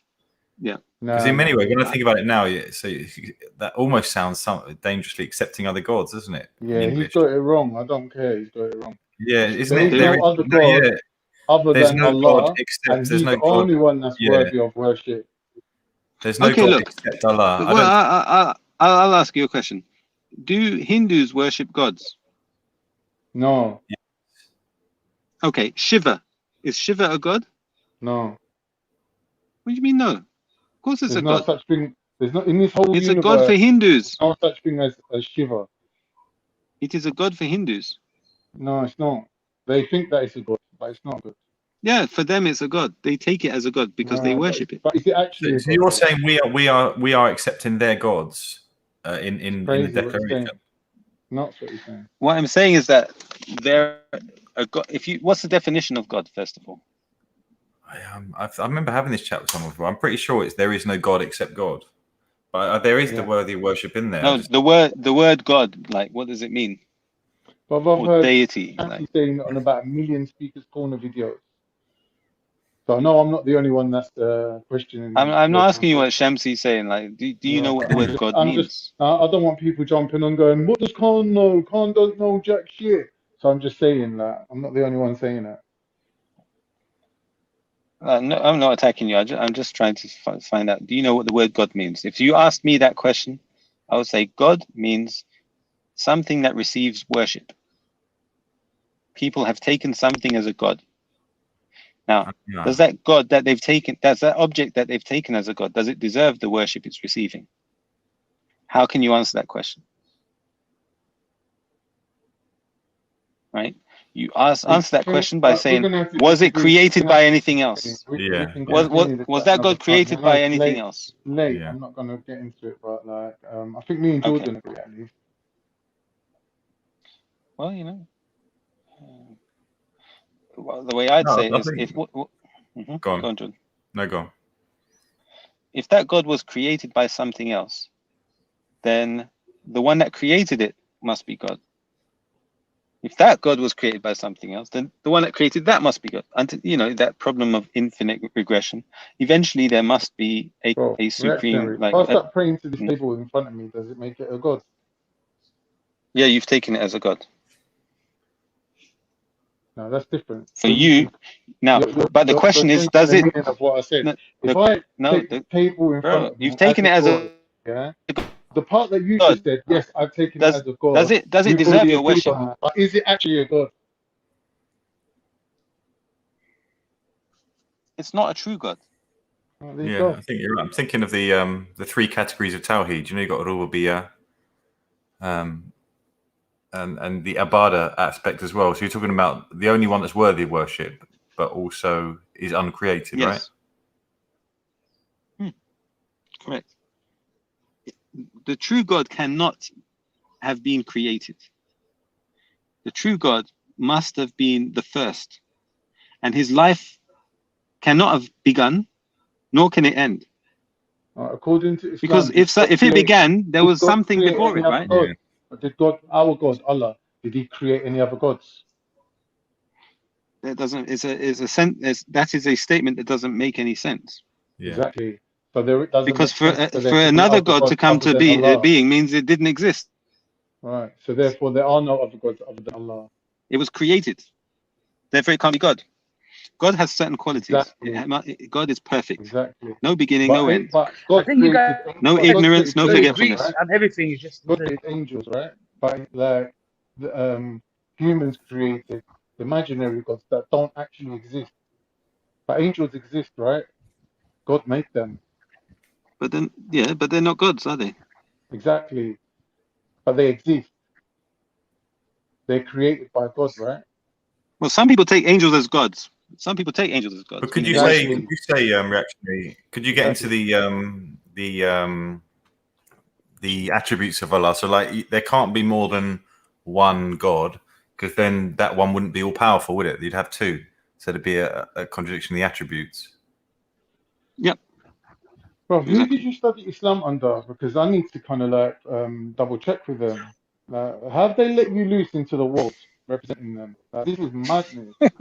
Your interpretation of La ilaha illallah is just like off. I think the interpretation of La ilaha illallah is as follows. Go on, Suhaib, brother. Sorry about that, brothers. No, what I was going to say is, obviously, I think there's a misunderstanding between you and Khan. You try to refer to the so-called God that the Hindus worship. Reactionary and the Quran. Khan, can you just let me finish? What I was trying to say is reactionary was referring to the so-called that we believe they're not gods, but the Hindus, they had to believe that they are gods. Now that's their misunderstanding. That's their belief, isn't it? Obviously, we believe that there's no God worthy but worship Allah. There's only one God, and that's the true, correct way to have.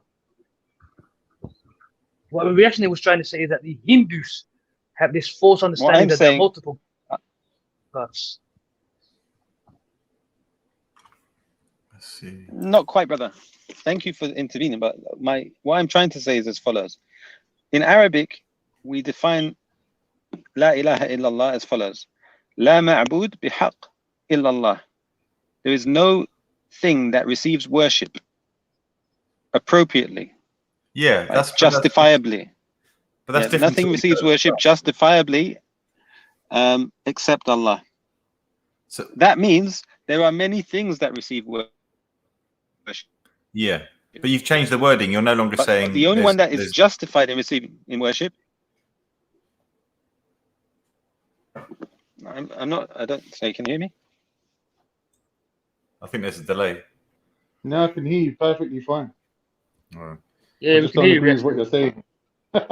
Okay, so I was saying that there is no God. There are gods, okay, but none of them deserve worship except Allah. Huh? What did you say, reactionary? There are many gods, but none of them deserve worship except Allah. I don't know about that. But are you the first one? You said there's no God worthy of worship except Allah.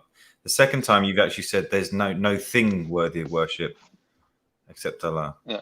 If I say both to be different things, because the first one's accepting other gods. The second one is just talking about things, and then it's bringing Allah into it afterwards. If I say to you, there is no God deserving worship, right? I can either say there is no God, or I can say there's no God deserving worship. Why would I add the deserving worship part? That's with the assumption that there are other gods, but they're not worthy of worship. Correct. And there are other gods because what do you call it? Hindus worship other gods. Even in the Quran, Allah talks about Allat wal Uzza. Maybe we can help. And Manat al-Thalithat al-Ukhra. Sorry? Brother reactionary. These are idols, though, isn't it? Let's take it yeah, word they're false for word. gods. They don't deserve worship. Yeah. Let's take it word for word. La. You say that. I say the Arabic. You say the English. La. La. Ilaha. Ilaha. Illallah. There is no Illallah. God other than Allah. Yeah, there's no God but God. I think that seems to but Allah. So we're now saying there is no other gods, bro.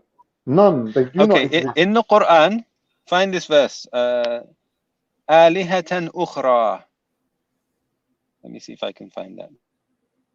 I think it's 3 against 1, bro. I think maybe you're tired or something. I don't understand how nobody knows this. This is the most basic fundamental of Islam. What about this? Ashhadu an la ilaha illallah wahdahu la sharika lah.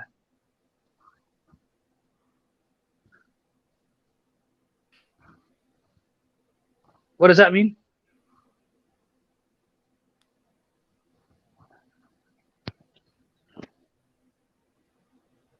Can you hear me? Yeah, I can hear you now. Did you hear me, reactionary? All right.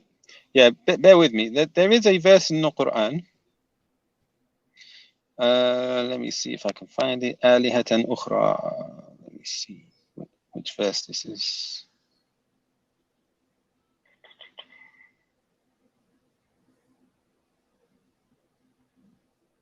Sufi, can you hear me? Yeah. Okay, cool. It went a bit quiet.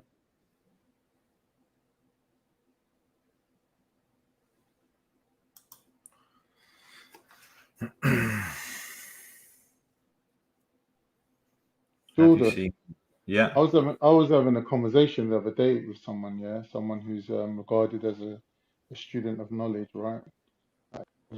I'm a jahil, innit? I don't know anything. But I was asking them, could you regard a person's fitra as one of the sources, or one of the sources of a person's Islam? And they said no. I said it's not. I'm saying there's a person who just reverted to Islam recently. Obviously, there must have been a strong fitra in you to draw you without any knowledge to the truth, right? Yeah. How would you describe that that experience of becoming aware of this thing called a fitna? Because obviously you probably didn't have that concept before. Yeah, but I think even the most staunch atheists have fitna that they either cover or a lot of people talk about when you're on that mountain about to go into the plane going to the mountains. We've all got it. We've all got that desire in us to worship our Creator. It's definitely there, and I think for me, when I looked into Islam and when Tawheed was explained to me in detail, and to be honest, it's something we all as Muslims should keep going into. It's not because many of these things you have to keep going over till it gets in your head. And John Fontaine goes through it with me every few months. Do you recommend any YouTube videos to watch on that one, Jordan? For me, Bilal Phillips is the best at explaining Tawheed and fiqh. There's books you can download PDFs online, or he's got plenty of lectures on them, and he explains it really simply as well. Read Bilal Phillips' book on Tawheed, right? And see what he says about La ilaha illallah. Okay, well maybe I'll do that. Is it true that I've got the book here somewhere. Bukhari was a thing in his time? It was regarded as a heretic. That's true. Anyone know about what? Sorry, a heretic? Yeah. Was he a heretic? A'udhu billah. Don't say stuff like that. No, what happened was there was a fitna called Fitnat Khalq al-Quran. So some people were trying to when he visited a town, I can't remember if it was Baghdad or somewhere else, but the scholars of that place, there were true scholars and there were some deviant scholars, and some people were trying to preach this thing that the Quran is created. So when he entered this town, some of those sheikhs who were jealous of him, actually, they were trying to cause fitna. They sent their students there to ask him a question about the Khalq al-Quran. They did that a lot. Yeah, exactly. And then he avoided answering it for whatever reason, and that news spread, and I can't remember the details. Sorry, I'll go and review what actually happened. It was like a gossip sort of thing. It was gossip and jealousy. Yeah, that's really what it was. Okay. Yeah. What were these like? And then, but it did affect him because wherever he went, the word had spread, and he ended up settling in a small town, not far from his town of birth, and eventually died kind of alone with no students. So he wasn't actually a heretic, but because of fitna, he ended up. This is why fitna is so dangerous that someone like Imam Bukhari can get affected by it. Like scholars of Islam. It's all about me and you and the people we've had online. Yeah. SubhanAllah, may Allah protect us from fitna. Yeah. It's dangerous. So you see with Muslim, Sahih Muslim. Yeah. Is everything in Bukhari in Muslim? Or vice versa? No. There are common hadiths in both, and they've been collected and put into another book called Lu'lu' wal Marjan. This is the what's called Muttafaqun alayhi, the hadiths which are agreed upon by Bukhari and Muslim. So only the ones that are agreed upon. Yeah. So was Bukhari and Muslim of the same fiqh? Yeah, pretty much. Yeah. Well, they were both Hanbalis, right? They were in the time of Imam Ahmad, rahmatullah alayh. Yeah, I don't know if you'd say they were Hanbalis, but there were many madhabs in those days, bro. It's like probably every major scholar, and it was basically taking the Quran and the Sunnah. Yes. Every madhab has the same manhaj when it comes to that. They take the Quran and the Sunnah, and they've all taught their students that if you see an authentic hadith which contradicts my opinion, take the hadith and reject my opinion. Every madhab says that. Reactionary, I'm on Bilal Phillips, and it says there is no God but Allah. as we said. Yeah. Keep reading, brother, and then.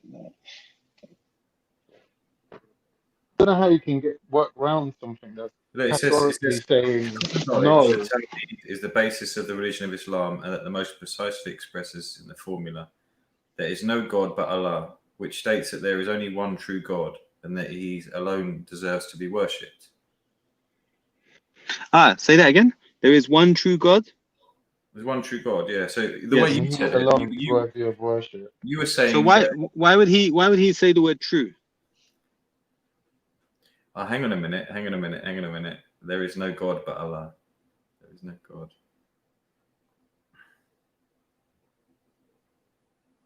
Which you're states that there is only one true God. You're translating it into English, bro. When you say God in English, yeah, you could be talking about fucking Zeus, Thor. Get me? Mm-hmm. So you're saying Zeus is a English god? Language. So you just said Zeus is a god. True God, you're referring to God because they don't have a word. Hold on. You just admitted that Zeus is a god. Hold on. I didn't say he's a god. No God but I Allah. said in the English language, God can mean Thor, which is an imagined made-up god, let's say, right? For argument's sake, right? They don't have a word for Allah, so they have to say the one true God. They have to say a sentence, whereas we have a word. Is Zeus a god? No. What is it then? He's a fictitious deity. What's deity mean? Deity means something that's worshipped. Okay, so it's a god. But actually, it's quite clear here. There is no God but Allah means it's discounting all of those gods and saying there's only Allah, right? Correct. So you're saying discounting those gods. No, but you were saying. No, but you were saying. What you're saying is you were saying that you're accepting. Stop saying the that. statement was accepting other gods they're just not worthy of worship. Correct. There is only one true God. Right. There's only one true God. Anyway. Why would he say the word true? Because there's no word. There'd be no need to mention true then, if that was the case. But what Bilal Phillips is saying is what you disagree with. That's what I said. That's what we said it was. There is no God but God, and you said no. It's no God. No gods worthy of worship. No, Jordan. Sorry, that statement in English doesn't make any sense. There is no God but God. It doesn't have to make sense in English. It doesn't sound right. There is no true God except Allah. That makes sense. And that means there are gods, but there's only one of them that's true. The rest are false. They're all false gods. So is a false god a god? Yeah, it's a false god. Okay, you're right. Actually, the statement says there is only one true God. You're right, and that He alone deserves to be worshipped. There's only one true God. But what the thing is, Jordan, I said to him, we're not confirming the existence of other gods, and he said, wait a minute. Yeah, so one true God would still discount all the other gods as fake gods, wouldn't it? Correct. Okay, so we're all in agreement, really. He's trolling us. He's trolling. I'm not trolling, girl. You know what the scary thing is when you go through Tawheed, Khan, is what things that we do in our just general day-to-day life that could be shirk. So for things like walking under ladders, believing that this is bad luck here. There's so many things that we do as part of our culture.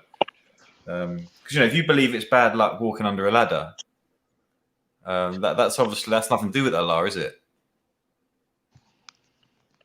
Correct. Things like touch wood, rabbit's tail, the shoe horse thing, whatever it is.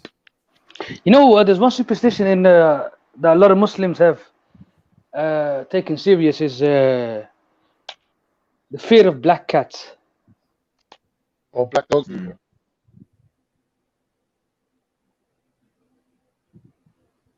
I don't know if it's a Western phenomenon or Middle Eastern from Jahiliyyah days. Ain't there a hadith about a black dog? Black dog. No, I'm not familiar about black dogs. Yes, there is. Yeah, there is about the black dog. Do you not pray behind it? Is that right? Do you not pray behind the black dog? I'm not sure.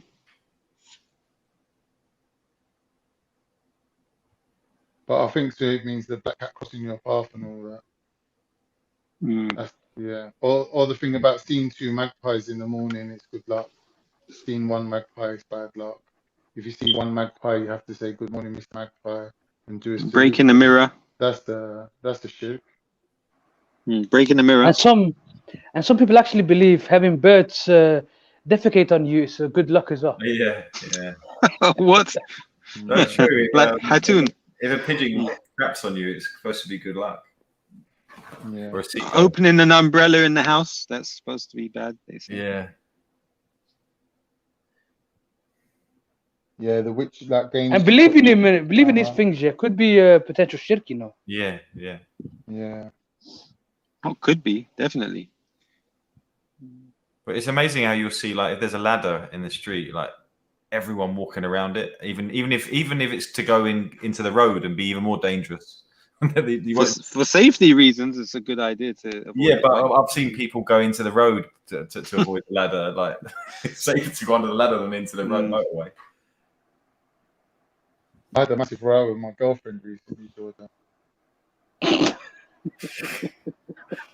That's best to keep stuff like that to yourself, Cotton. Listen to this, though. Listen to this, right? This is for real. She had this thing, right? It was like a piece of string, like with thingies, crystals hanging off of it, and each crystal was a different color, and they had like little angel wings above them. And I goes to her, "What's that?" She goes, "Oh, my mum sent it to me from Ireland." I goes, "What is it?" She goes, "Oh, it's for good luck." I was like, "What do you mean good luck?" Straight away, I was on it, yeah, because I don't believe in luck, right? She's going to me, "Oh," she goes, "they're angels." I goes, "So no, that ain't angels. They're crystals." She's going, "Nah, they're angels." I straight away started switching. I was going, "This is witchcraft. It's evil. Get it out of the house." Then I've done a little bit of research on it, and it actually, if you look up crystals in Christianity, it has got something to do with the what was revealed to Solomon, and basically it's to do with Kabbalah. Basically, it's represented in Kabbalah that there's 7 angels between us and heaven. Yeah, and each angel sits on on a level or on a veil or on a gate. Yeah, so each angel is a gate. And I was just, it actually led me into looking into Kabbalah. And did you know that in Kabbalah they used the Arabic letter Elif? You know that? And it's funny that in Elif it contains the word El, which like in Elohim, which means God. And Elif is the first letter and it means like 1. It looks like a number 1, right? But anyway, then I had to like apologize to her. I was like, okay, it's not witchcraft.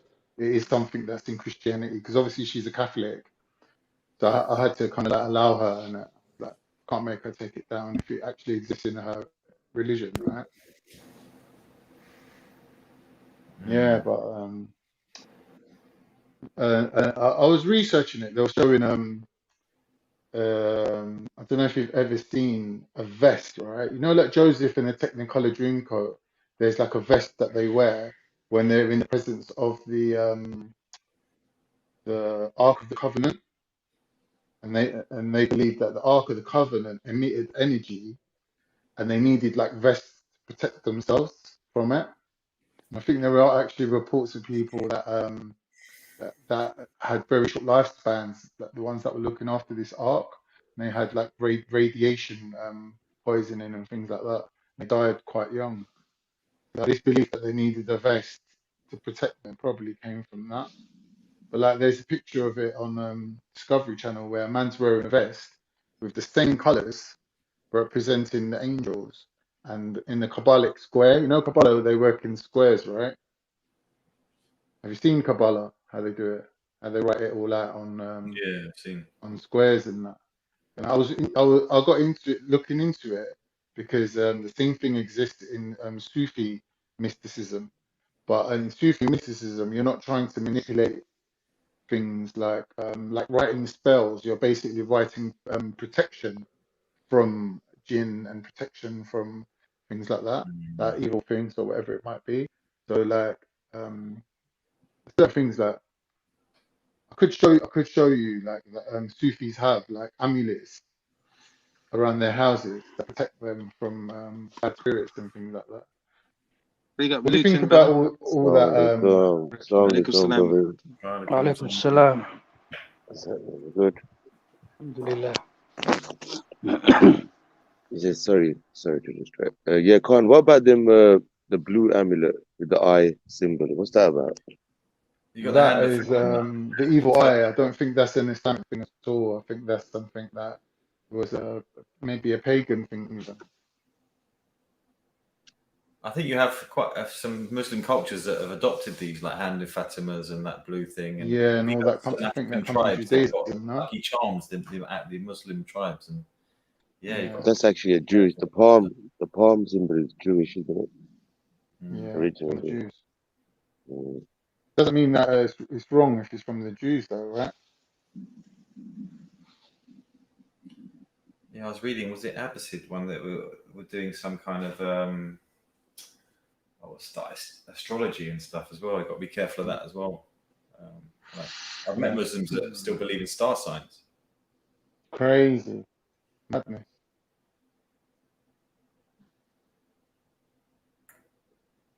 Yeah. Yeah, so I would recommend buying a number 13 house. It's always cheaper on the street. It's the cheapest house on the street. Yeah, you said money being Muslim.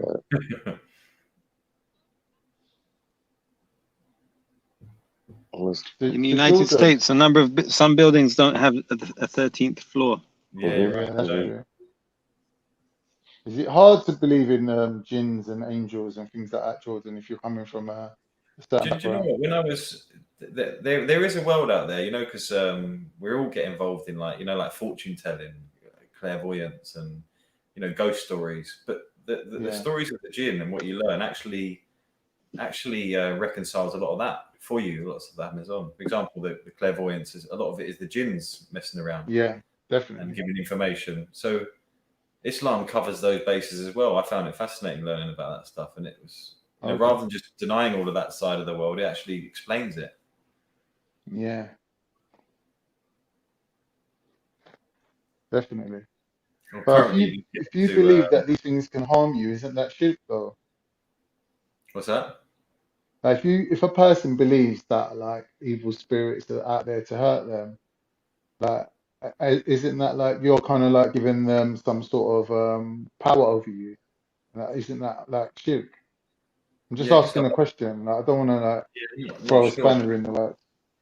And that sort of on that same topic, I've been looking into evil eye. What people can actually pass on, bad stuff to you through, I guess, jealousy or things like that. Look into that moment because I know a guy that, bad stuff started happening to him and he had to get that sorted out. Have you looked into that? Say that again. Are you aware of evil eye? I'm never aware of evil eye. No, I don't believe in it. You don't believe in evil eye? My mum said to me, just say Bismillah. That's enough protection against anything. So I just do that. No, evil eye is not something that you can wear. Evil eye is something someone could have jealousy towards what you have, and it could inflict evil eye on you. Yes. It's not like a physical thing that you could keep to protect yourself. It's just they could hate, what you have, and instead of making dua for you, their hate could affect you. Yeah, there are things you can recite, right? And they say the best protection is doing your 5 daily prayers. The best protection anyone's got. But definitely, you have to agree with that.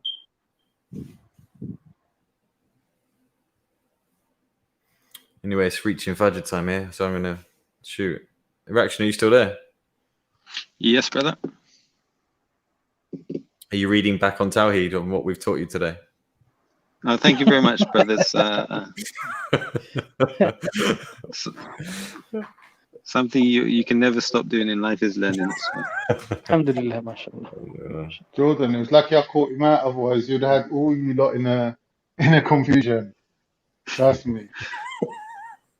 It's late. I am confused. I am very confused.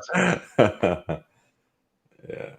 Let's ask Newton what you think. Newton, what do you think about it? I hear reaction is actually big up high up in the teaching of Islamic studies stuff. So, Oh, Jordan, do you know Wasim Kempson? Have you ever met him? That name rings a bell. Should I have met him? Who's he? He's a ginger. He's a ginger. Oh, he's white. Is that what? Do you think we've got our own little like? You got each other on speed dial, right? So you turn it into a sect, isn't it? White Reaver. It's like a sect of Islam now. Not just any white reavers, white ginger reavers. Why is he called Wasim for? Why is he not like Darren or? I don't know. He graduated from Medina, by the way, so he's quite educated. He's from South London.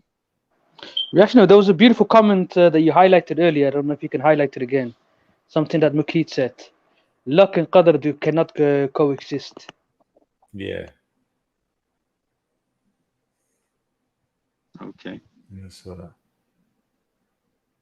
that. Jen, I saw a comment that was mocking and I've deleted it. Thank you for pointing out. Have you been to Medina University, actually? Have you been inside? Yeah, I have actually. Yeah. Yeah. I went inside. They got an atheist section. We went in and had like one of the brothers there gave us a lecture on it. Oh yeah. So they study atheism and what that's about. There's a specific atheism part to it. Yeah, I think they cover all bases, obviously, but Mashallah. We met a Swedish brother there who, yeah. Reactionary, you know, Sheikh Albani, rahimullah, was it in Medina that he taught that at one point, or was it the other university? I don't know. I know that he would visit Medina, and all the students would get excited when he visited. As for teaching, I don't know. Sorry, can't answer that.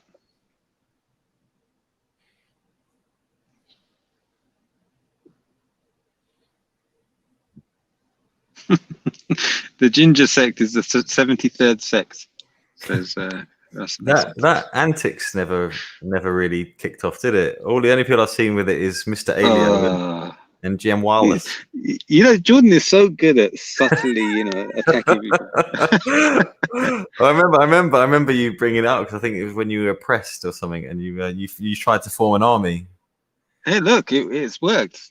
I'm only popping things back because you pop at the my M army.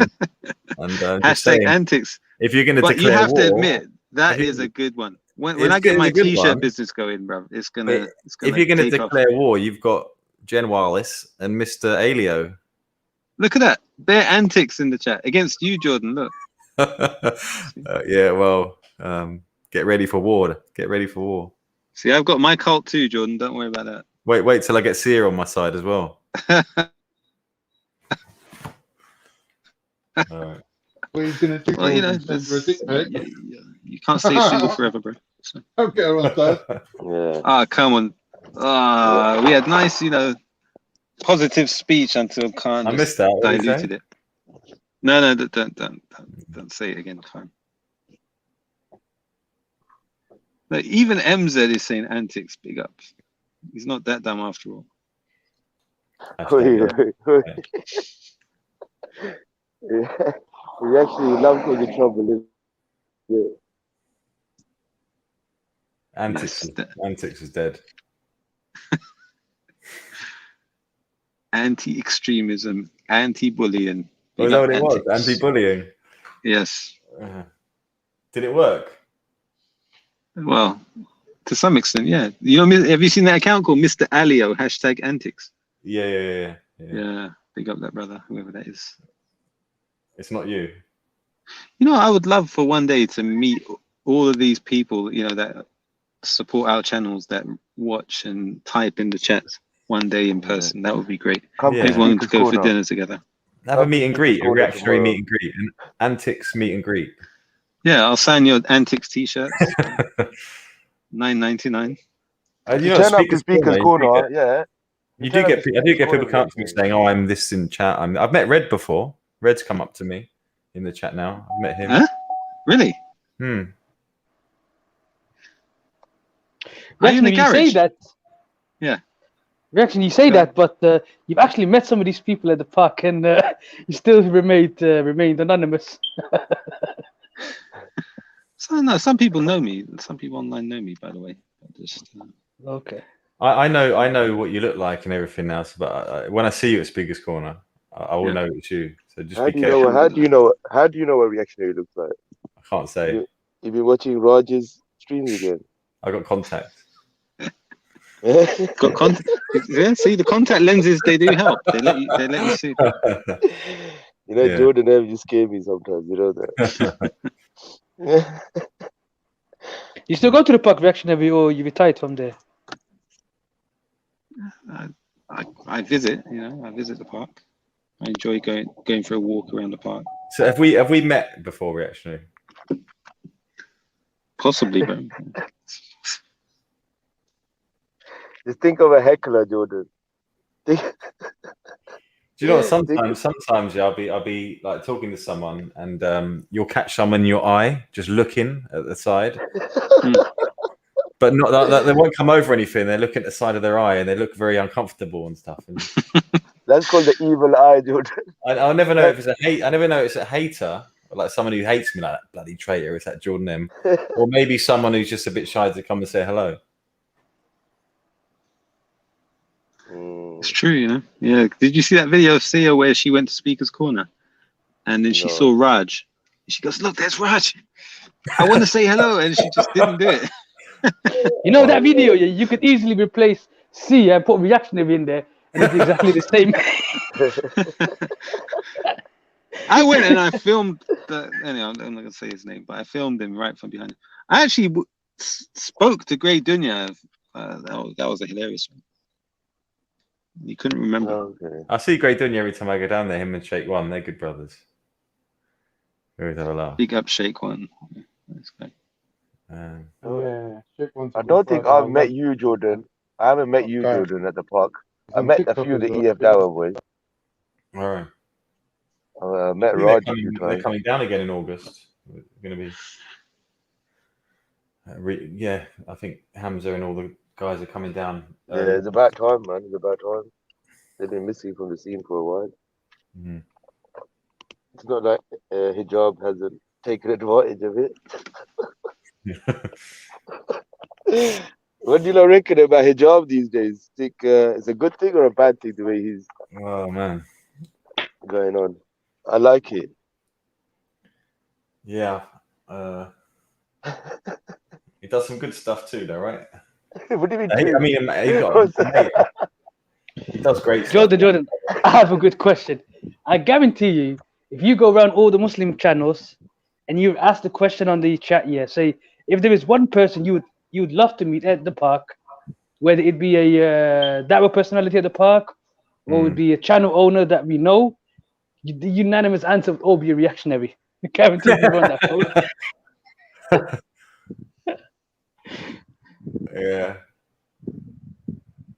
Yeah, I think people just would like to troll him, wouldn't they? Take pictures and troll him.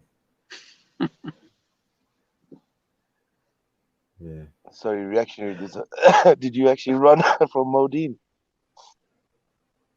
Yeah. Well, I ran from his camera. That's all I did. How did they know it was you? Because you were recording, obviously.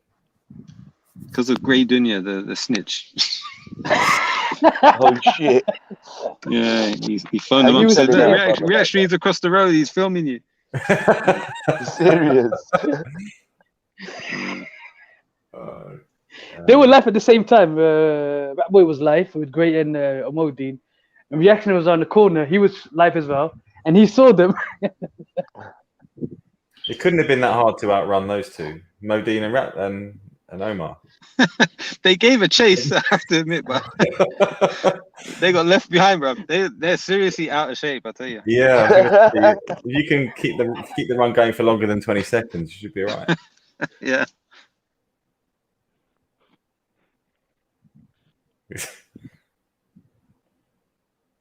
I have that effect on people. It's normally females that do the chasing, though. It's a joke. It was a joke. Supposed to laugh. Awkward, wasn't it? Yeah. Not in this day and age at the moment with this online stuff. Reaction was so dumb. To crack these kind of jokes. Ran out of breath. So tomorrow is Speaker's Corner Day, isn't it? Or today, shall we say, later on today. See, I'm actually free in the afternoon, but I've got no want to go there. It's just it just feels dead to me. I don't know. How bad you Problem want to is, come, man. if you go with your crutches, you won't be able to run. You know what it is? It's not the same. Who will I be running from? We need gang back up there. From all the women, apparently, reactionary. Yeah, from all the women, bro. All the women that flock. Jordan's used to that, bro. Yeah.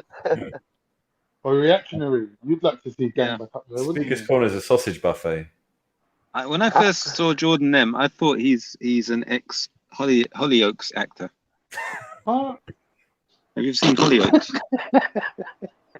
Hollyoaks acting. Hopefully, no one here has seen that except you. People come out with some weird shit, bro. They're all Jordan, like, they all look a certain way, you know. Do you watch Love Island as Young, well, good looking. I'll watch Love Island. How tall are you, Jordan?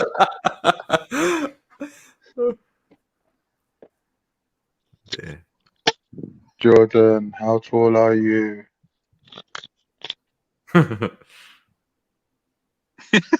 He's not going to answer you, can't. Do you actually want to know how tall I am? Let's say about 6'5", Should we guess it? probably. Should we guess it? 6. It's probably the same height 6'1". as. Nah, he's taller than 6'1". It's probably the same height as Hijab. Maybe slightly shorter than Hijab. Bro, no one is the same height as Hijab. I'm 6'2". Do you know Ali Dawah is taller than me? No. Abdurrahman is taller than Hijab, isn't he? Ali Dawah's 6'3". Mohammed Hijab's like 6'6" or 6'5". And the Cisse and Hijab are about the same height, isn't it? Cisse is quite tall, isn't it? Isn't Ali Dawah about 6'2", 6'3"? Ali Dawah's quite tall, man. When I saw him standing next to Jedi, that's where you could see his real height. He's tall. He'll be taller than Jedi. Jedi must be like 6'1" or.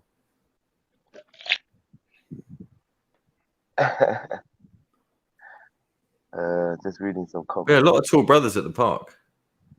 Yeah, Big Oz is pretty tall, isn't he? Yeah. Big Oz. He always reminds us, I'm 6'4", I'm 6'4". He never makes you forget how tall he is. White man before. Yeah, I used to be white before I became Muslim. Becoming ginger.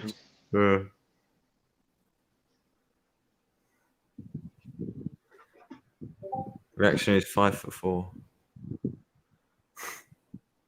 Now, Reaction is actually tall, you know, it's probably the same height as slightly shorter maybe than Big Oz. You can say your height, Reactionary. Surely that's not doxing yourself, is it? If I said I'm 6'6", would you believe me? No. No, I've been in the corner, bro. I know how tall you are.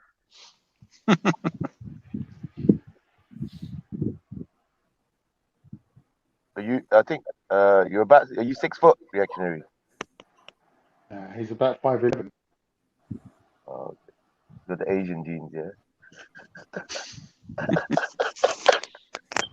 Reactionary, how come you one of those haircuts where all your hair is the same length? Oh, that always worried me. Actually, you're more likely to spot an international spy than Reactionary giving out any info by himself, you know. He's been on videos before, I've seen it. How much do you spend on a haircut? Average, each person? About no more than £8. Yeah, no more than a tenner. £8? £8, yeah. Where do you do that? Okay. Birmingham. It's cheap here, man. You know how much I pay for a haircut? Look at that price. I don't know how Russell Assad knew. Your wife does how much I pay for a haircut. Your wife does. Are you having a laugh? 55 quid. I'm not joking. Yeah, that's how much. Get out of here, Reactionary. What do you get your perms done and stuff? 55 quid, bro. Is that with the beard? That's the beard trim, yeah. No, I get a shampoo, conditioner, and then I get my hair done, and then I. Oh, with that sort of price, bro, you're looking. And then I get my hair washed again, and conditioned and oiled. You are male, yeah? You're male. Wait. One second. Let me get the order right. You wash your hair, then you have a haircut, then you wash it again. So I go to a salon which you make an appointment. Okay. Have you not got shampoo at home? I do. Gosh. You go in, you sit down, they bring you they say, do you want juice or a cup of tea? What do you want? And they bring you your drink, and then you give them your jacket. They give you this white robe, and then they take you to wash your hair. Are you naked at the... No, go on. Not robe, cape, should I say cape? Yeah. He goes Tony and Guy, man. Reactionary, is it just your head that you get cut, or is the other hair on your body for £55, bro? Wait. Khan, do you know anybody that works at Tony and Guy? Back second crack. All right. Do you want to start discount? Huh? Do you want to start discount? You know what? Yeah, now that we know there happens to be a Turkish Cypriot girl that works there. All right, guys. By the way, Reactionary just doxed his barber. But you know, Reactionary, when they, you go Tony and Guy and they wash your hair, they don't just wash it; they start rubbing your head in weird places, don't they? Yeah. Sometimes you get some people that like don't know how to rub your head, but generally they don't. I don't like that massage thing they try to. That some of them try to do. It's weird. They just sprinkle nice warm water on your head, gentle caressing of the hair follicles, and then shake one saying that Tony and Guy are gay barbers. Yeah. But they're not alive. Reactionary, now that we know how much doing of your hair. Now that we know how much you spend on your haircut, let me ask a question to the panel. Excluding the waiting time, how long do you averagely stay at a barber? 20 minutes, 25 minutes. 2 hours for me. Yeah, half an hour. What the hell is wrong with you lot, man? You don't go there to socialize. So you got like is your barber your best friend, Reactionary? It can't be short back now inside. You know what, Luton, funny that you say that, but some people actually go to the barbers to socialize, sometimes the old man just sitting there just to come and sit. I've been to that blind restaurant, the French one. Yeah, in Switzerland. Did you go there? There's one in London. There's one in London. Oh wow. Yeah, there's one in London. Yeah, it's called Blinde Kuh in Switzerland. Like you go in, it's dark, and you got a blind person who takes you to your seat, and then the blind people come and bring you food and put it in your mouth. What are you talking about? First, I'm trying to convince us that there's other gods. Are you trolling, Reactionary? Are you trolling? No, fam. There's a restaurant in Switzerland called the. How do they know where your mouth is? They touch you. What do you mean they touch you? They touch you, They don't hold your nose. Like, this is the nose. They touch your face. What if they poke you in the eye? That's not often. Oh dear. You get stabbed in the eye with a fork by a blind person. Whether they touch you with the food or that hat, so they put their hands on your face and then they work out where the mouth is. All the staff there are blind. Actually, you make this shit up, bro. Why don't they just put the food in your hand and then you eat it? Plate on the table. Why go to the restaurant in the first place when you can go to McDonald's? Are you telling me that's part of the experience? Blind people put food in your mouth. The one in London is not like that. They bring it out to your table. Mm-hmm. Yeah, they don't put it in your mouth. I mean, are they blind? Yeah, blind waitresses. Yeah, blind waiters. Okay. So, Reaction, how often do you go to the barber? I'm assuming that's like once a month or something, for a whole 2 hours. Yeah. When I see you, Reaction, you better be some kind of model or something. If you're spending that amount of money on yourself. Can you imagine he hasn't even got any hair? Yeah, he's got that hair on the side of his head here and a big massive bald. Full on bald and a big bushy beard, and you £55 for my haircut. Who cut your hair? Some blind woman. That would be interesting. A blind barber. Are you sure? Are you sure that blind restaurant and the barber are not both in one? Exactly.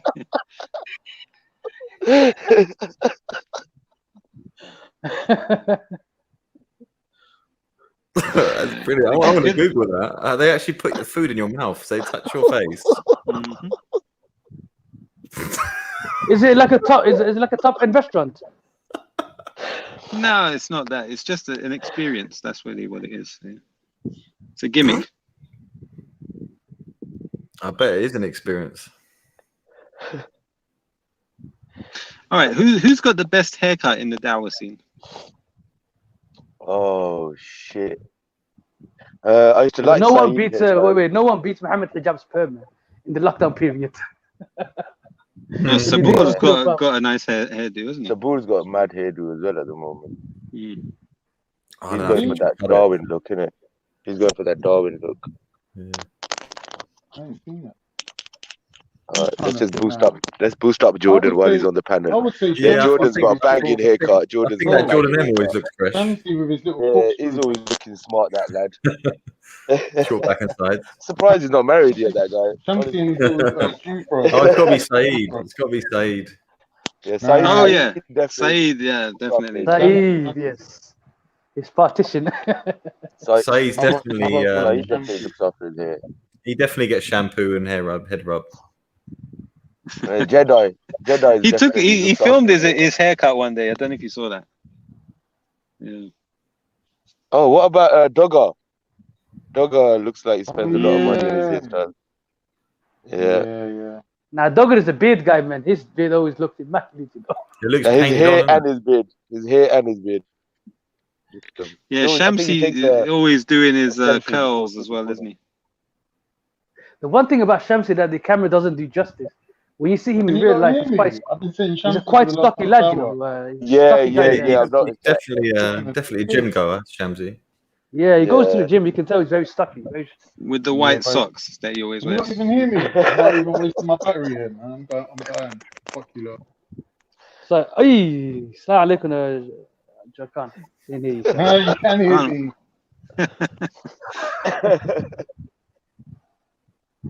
What'd you say, Khan? We missed it. We didn't hear you. I said Shamsi. I think Hartoon always looks presentable, doesn't she? What do you reckon, guys? Yo, that's right, talk over Khan again. Yo, Luton's on a mad one today, you know. Don't you think so? Like Hartoon always looks so pretty. Jordan, I'm surprised you haven't offered her marriage yet, honestly. Yeah. The thing is, the camera makes her look better in real life, man. The general look in Speaker's Corner is Bob the Builder, like rucksack, anorak, and no haircut. That's generally that's the Speaker's Corner look. Well, like, listen, I want to do an open challenge to anyone that knows. Here's this: find me anyone who has a more annoying voice than Hartoon in full flow. That is one imitation. Kay, you know that girl Kay that was on Raspect show? Yeah, not as bad. She's not as bad. Yeah, that must be the worst. No, I think Hartoon's is worse. I think Hartoon's is worse. That would be a good match. Like a face-off. You know what I've noticed? Well, you know what I noticed about these Christians as well. Yeah, I don't know. They introduce someone that they think is coming to, destroy the da'wah. When he fails, he quietly disappears. Remember that Kane guy, the black Kane guy? Whatever happened to him? Yeah, true. Kane. You know what happened to Kane? Who was it again? Who's that short? Hashim brother. Dealt with him. No, the short African brother. There's a short African brother. Lamin. Oh yeah. Lamin destroyed Kane. Lamin chased Kane around. Yeah, Lamin's good, man. Lamin's underrated. Yeah. I think it's his voice, isn't it? It's not always, you don't always understand what he's saying, but he's. Do you know who my new favorite person is? That's because he's on point, man. Lamin is on point. Who knows the black woman that talks in voices and her hand goes like all thingy, all funny. Oh, that woman with the big afro. I love her hands are always shaking, as if she's possessed. I thought she was Uncle Asif's voice. You know who I've noticed has come back to the park? Qarnayn, brother Qarnayn. He goes by a different name now. Yeah. He's got a dawah stall on Oxford Street sometimes. Oh, does he? Okay. Yeah. Look, it says here Kane got rushed. Don't you guys know? Oh wow. Okay. No, we didn't know that. No, who did he get rushed by? Tell us more, Sheikh One. Tell us more. The other Christians.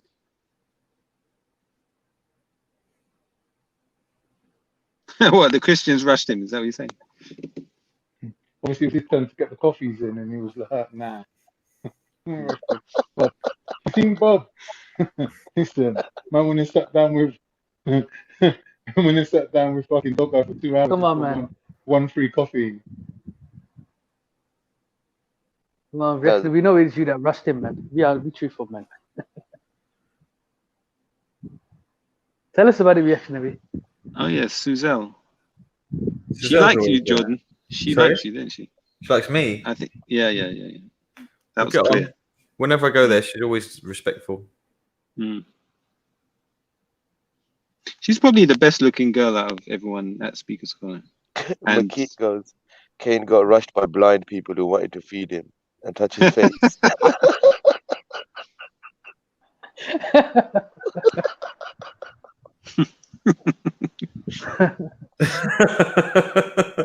That's why I got that later. I wish you had a video of that reactionary. That would be awesome. I'm looking for it right now. You know that I am. You're just waiting for the food, and these hands appear on your face, and they open your mouth. I'm sure it's not that woman with the wobbly hand. So wait, how many tables did I have at that restaurant? Every table has people around them touching their face. Yeah, I guess over COVID that wasn't. Yeah, social distancing. What were they doing? Like that was before COVID, bro. Like, they're throwing the food. But Reactionary doesn't believe in COVID, so he would have been fine. Like, don't worry about me. I'm with Reactionary on this one. Sorry, Jordan. The 5G's killing the trees. Not too sure about the 5G thing, but Reactionary was a 5G. He was a 5G-er, and then he became a COVID. Most of the COVID conspiracy theorists are ex-5Gers.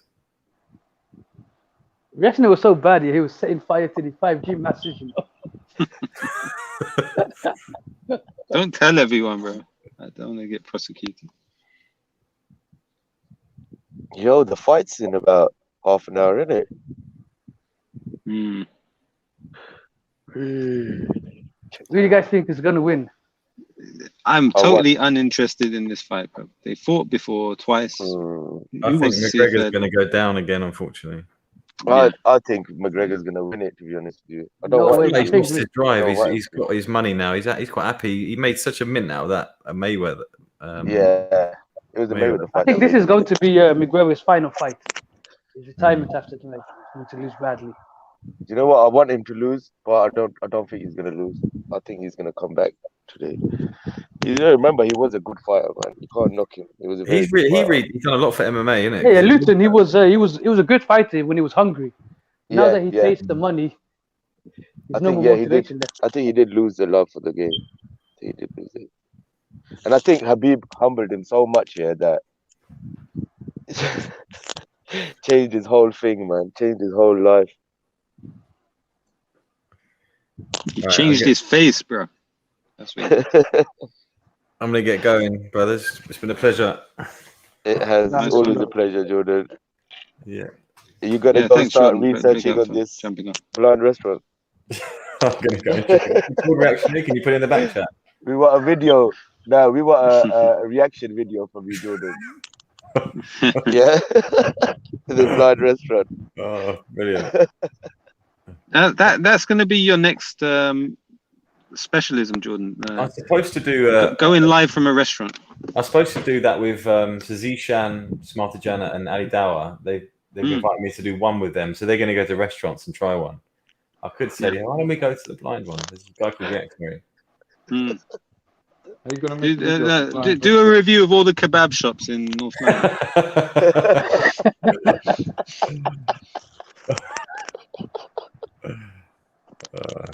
Dear. I'm gonna do a review of Tony and Guy. Yeah. Where do you get your haircut, Jordan? I just got Turkish Barber. Yeah. You can cheerful, isn't it? Same place where you get your kebab. Yeah. I'm losing my hair. I'm losing it all. No point in growing it. I'm growing my hair right now. I look like Sabood at the moment. English people age terribly. You've just got to accept it. It's the sun aging, isn't it? Did you stumble back to 50? All right, Assalamu alaikum. Walaikum salam wa rahmatullah. Big up, brother Jordan. Yeah, I'm gonna head off as well, brothers. Pleasure talking to you guys. Big up. Walaikum salam wa rahmatullah. Yes, brothers Khan and Luton. Yeah. Then there was come watch the fight. Yeah, now I'm going to shut down as well because it's Fajr time. So. Yeah, I'm going to pray Fajr and jump and watch the fight. Remember to pray to the right God, yeah? All the gods. There's only one God. No, apparently, according to there is only one true God. There's only one. The rest of them are just pretenders, right? Like Loki. What? Loki. Oh, no, Loki. There's the oh, the brother off the the superhero thing. I think you're talking about the rapper. Nah, I don't know about that. That. I'm old, bro. I don't know about these rappers, man. You talk about the I'm Palestinian old. rapper Loki. I don't know about him. How do you know Loki reactionary? Do you listen to Loki? He's actually Iraqi, isn't he? Is he Iraqi? I thought he was Palestinian. Mm-mm. No, he just raps on behalf of the Palestinian people. Yeah. No, I see that. Anyway, Yeah. Assalamu alaikum. Wa alaikum salam. Alaikum salam wa rahmatullah. Yes. Yeah, assalamu alaikum to you, Zoe Reactionary. I'm gone. Assalamu alaikum to the panel, everyone in the chat. Alaikum salam. Assalamu alaikum, everybody. Good stuff. Alaikum salam. So, alhamdulillah, finally I got rid of them all, bruv. I just didn't want to leave, man. I didn't want to be rude, you know. It's like, just wait. Finally, they've gone. By the way, I was just kidding. Big up to all of the people who joined the panel today. Yeah, it's been a bit of a journey, isn't it? Like, it started off quite calm and quiet. I was joined by Brother Gordon M. And yeah, we had a nice little chat. And then we were joined by Sister C Alive, OG, who went straight in on Jordan. And then I tried to calm it down. I said, all right, nobody was listening. So I removed C Alive from the main panel to put her in the back chat. She jumped off and she went live, going on Jordan apparently. So yeah, continued the show. Just who else came on? Khan. And no, Faz came on first. Yeah, Faz gave a good sort of summary of his situation to Jordan. And Khan came on. Walla came on. Zubida came on. And Suhaib, yeah. And not low-key, Luton, low-key. Dujana came on, but he didn't say anything, did he, Shaykwan? We got to Dujana anyway. Yeah, I think that's it. YSO didn't come on. But he came in the chat, but he didn't come on. So that was okay as well. Apart from that, yeah, thank you everyone for watching. Like, it's good. I enjoyed hanging out with you all and reading your comments. I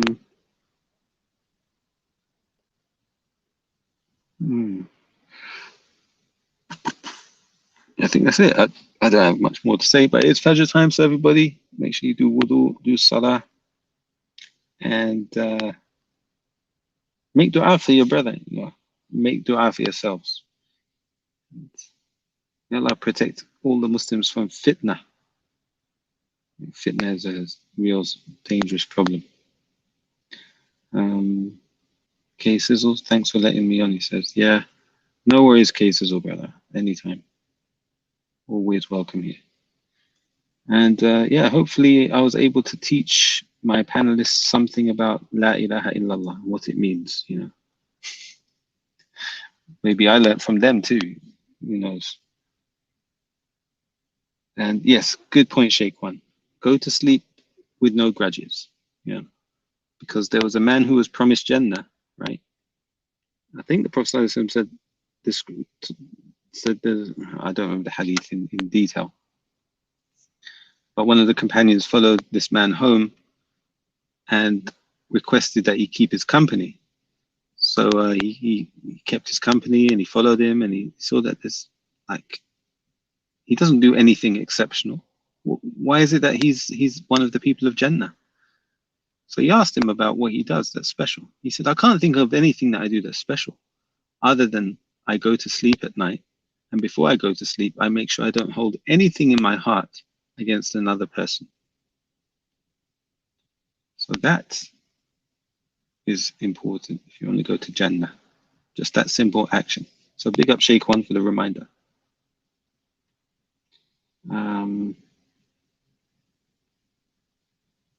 Yeah. Just give me 100. A spanner reactionary. Cheer him up. All love. Yeah, inshallah. Yeah, I don't mind giving people spanners. It's just one. I'm not using the YouTube app. I'm using StreamYard. It doesn't let me give spanners up. Yeah, I'll do that. I'm just trying to. Until now, I've never understood what that picture is on your profile game. What is it? Oh, there's a tiger. I think that's a tiger with flowers.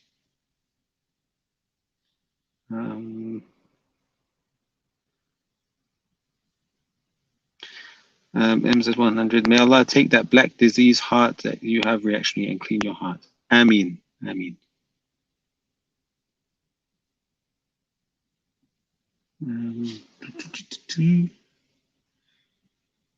Yeah, we also learned tonight how many Muslims care about their hair. Yeah, how much do people spend on their haircuts? £8 was some shocking amount of money I'm hearing people spend on their haircut. £8. Don't you care about your head? You should be ashamed of yourself. I have a feeling you're a Shia who was attacking the Sunni reactionary, says Osama. Independent Tiger. So MZ, read this comment from Brother Osama.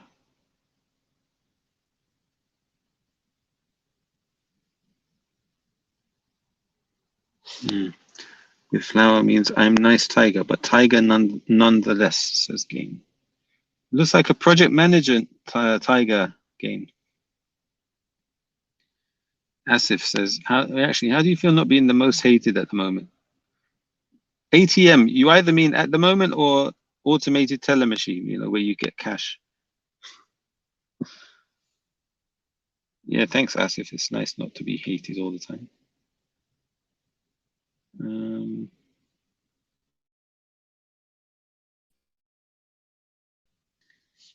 What else? Yeah. May Allah bless you too, cases or better. Soldier trick for, oh yeah, that's the fake one, isn't it? These trolls, man. Mr. Islam, £10 is a standard rate for haircuts. Madness, madness. Those type of barbers will mash your head up. Yeah, you need to look after your hair.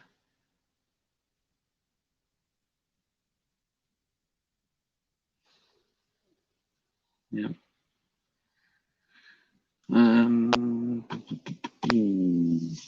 That's it for the comments then. Oh, a couple more. Because if you're happy for your master to make takfir on me, then you should be ashamed of yourself and even asking me, says Ms.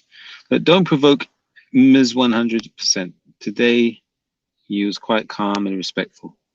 I think I don't want him to get triggered again. So, do a review on Raza leaving Shiism. Why did we actually make takfir on you? Ms. 100%. Big up Bengali tigers. £20 in London haircuts. A Somali. £20, yeah?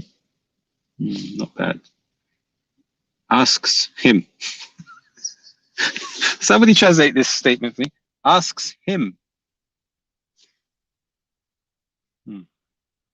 Salute to my son, reactionary, says the Queen. 55 for a haircut is excessive, no? Ask women how much they pay for their hair to get done. Thank you, reactionary. MI5. Ms. was 95% last night. Today he's 50. Uncle Bundy Borning. What's Borning Bengali boys cases? Reactionary, do you watch the Marvel movies? Nope. Can't stand them. Do not watch them at all. Queen Elizabeth, let me jump on, Hal says. But you are not a woman, reactionary. Correct. Women pay more for their hair than I do. Yes. Where are you now, Osama? Oh, MZ wants location. Does Ms. know your IRL, reactionary? I have a feeling he does. IRL.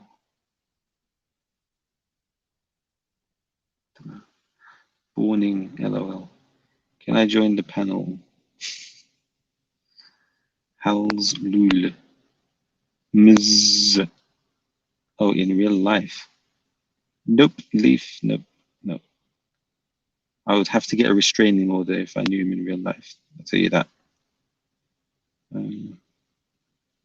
We're in Bengali Boys, aka Surfaz Channel Reactionary. Is he live now? JKL. What's JKL mean? Anybody know? Jekyll and Hyde. Halima is in the chat with 50 men. Lul. Gurt. What does that mean? Gurt. Zzz. Why are you obsessed with reactionary MZ 100%? With every time I see you calling his name out, do you want to marry him? One is the one. Big up, one is the one. Antics. Antics. Or hashtag antics, everyone.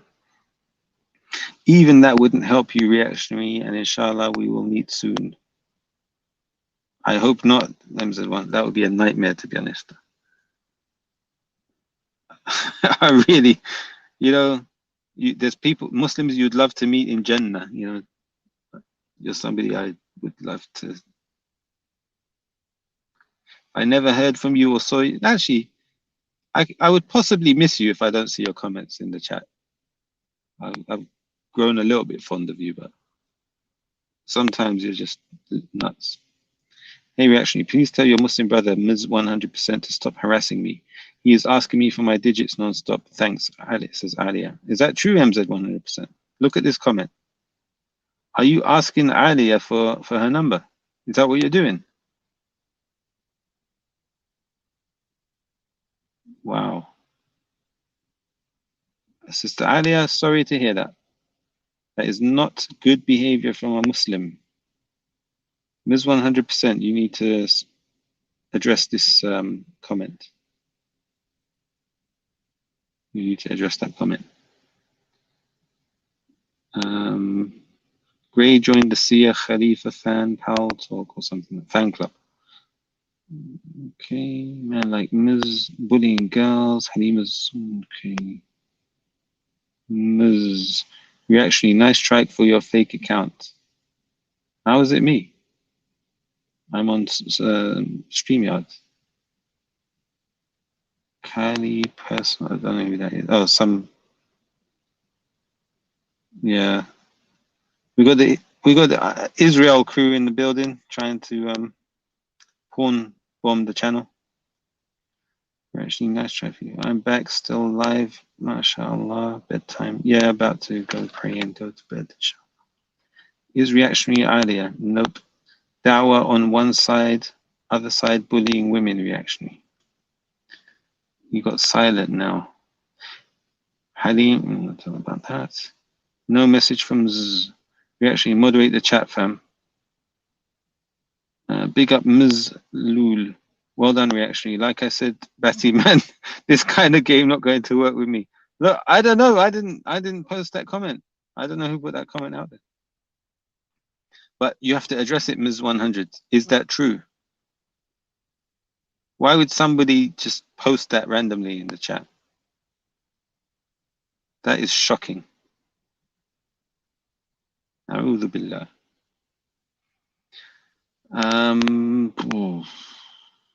Look at this. Look at this comment here. Halima, what is wrong with you? Why would you write something like that? Honestly. Stop splurting out this hate. You know? Take it easy for a day. Just relax. Remove the what's the word from your heart? Yahoo, shocking, Ms.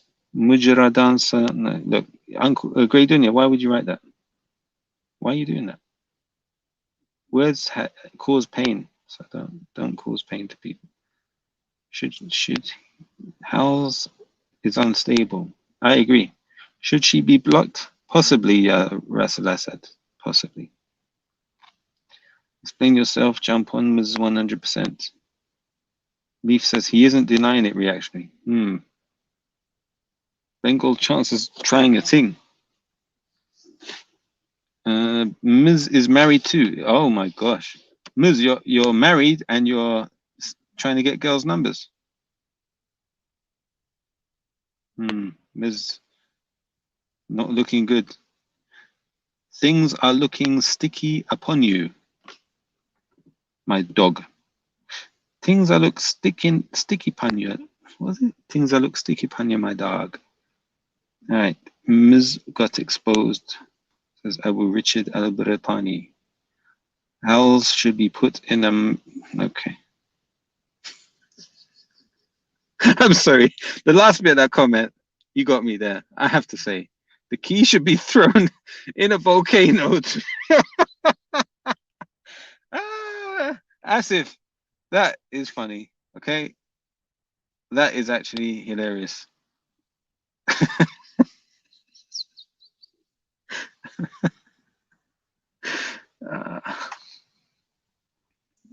Did you watch Jordan M's TikTok videos? Even worse than the of Dawah, says Mr. Islam. Oh gosh, that is funny. Reactionary MI5, you're just making it worse for yourself. Your cheerleader's not going to help you. MZ100, address the accusation. Why are you chatting to girls? Why are you chatting to Alia, Sister Alia? What did she do to you? Why are you harassing her? Everybody be careful of MZ100. Apparently he's a stalker. He stalks women. He hasn't denied it. Abu Richard al-Baritani, how come MZ100% isn't typing anymore? I don't know. How's getting gaslighted by abusive farmers? It's like reading the news headlines, isn't it? Volcano, imagination, you know.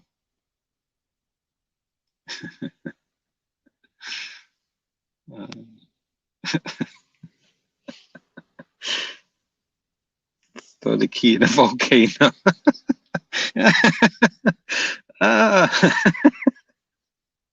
Asif Gray and all team Bengal. I'm sorry, Bengali. Okay, all right. You lot are nuts. You lot are crazy.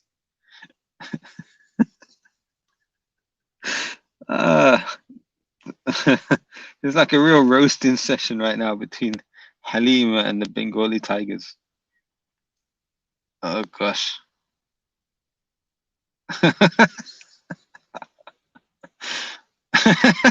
Okay, Dunya. All right. Here's Alia against Sister Alia. I've done this sensible thing and just blocked him. Thanks anyway for calling him out.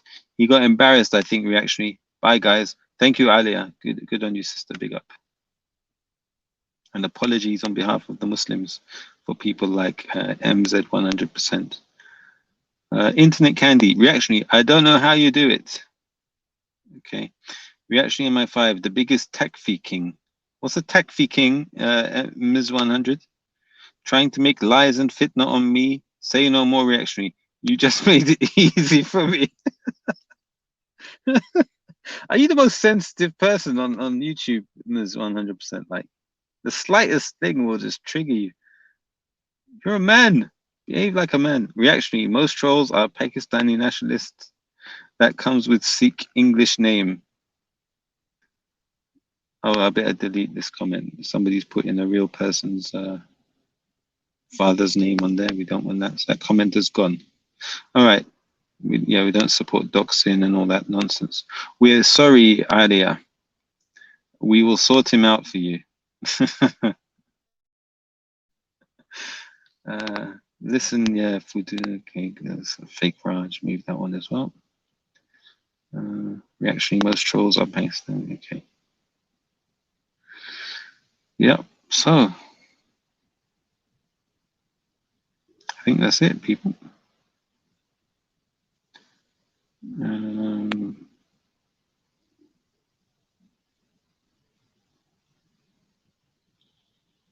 Pakistan has the most downloaded gay porn Chela Gundus. That's actually not true, by the way. Yeah, there was a video once when we were on Go Live's channel. Somebody looked at the statistics of a website called Pornhub, and they could determine which countries around the world were the most prolific consumers of porn, and none of them were Muslim countries. Reactionary, how many low IQ videos How's online corona make on you now? I don't know, bro. I don't know. Who cares? These are Halima's fake accounts, lol. I'm so glad we did this, says K-Sizzle. Big up the reaction. Big up to you. Actually, the sad thing is I think Alia is a revert Muslim. SubhanAllah. And MZ is stalking her. Madness. Actually, you have joined Team Bengal now, according to Halima. Okay. Porn is banned in Pakistan.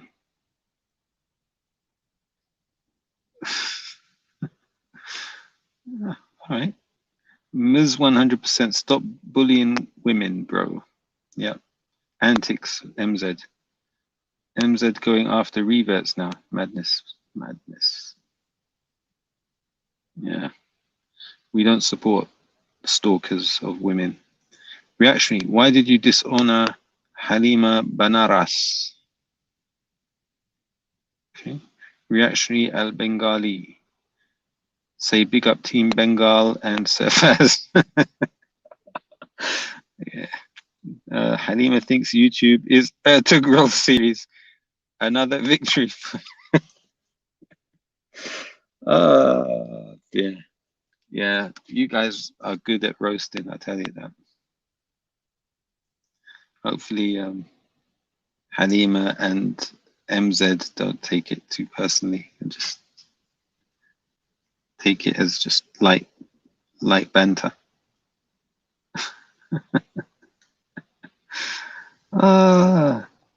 Sumaya, Ms. 100%, you should get married if you are that desperate.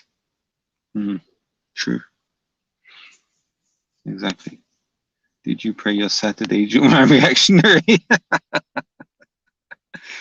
Well, I have to go to a Muslim country like Oxford to do that, don't I? Oxford is a Muslim country, isn't it? Those who know what I mean by that will know. Halima wakes up and does a cosplay.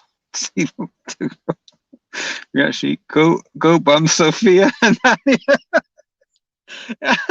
MZ, chill out. Oh my gosh. All right. Yeah, we actually say Joy Bangla. Okay, Joy Bangla.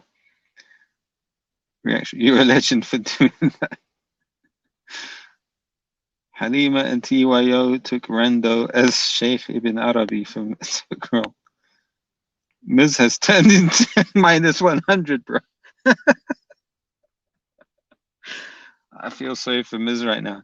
He's probably gone into his house and he's like destroying the kitchen, throwing all the plates off the table. I hate reactionary. I hate him. This dog. Okay, reactionary say Pakistani nationalist Murtabad, Bangladesh Zindabad. Okay, Pakistani nationalist Murtabad, Bangladesh Zindabad. Good boy, reactionary doesn't do zina, 100%. Yes, alhamdulillah. May Allah protect us from zina. I heard Khan needs 4 people to watch. Leave Khan. Big up Khan, brother Khan. Oh, I'm sorry, that one is.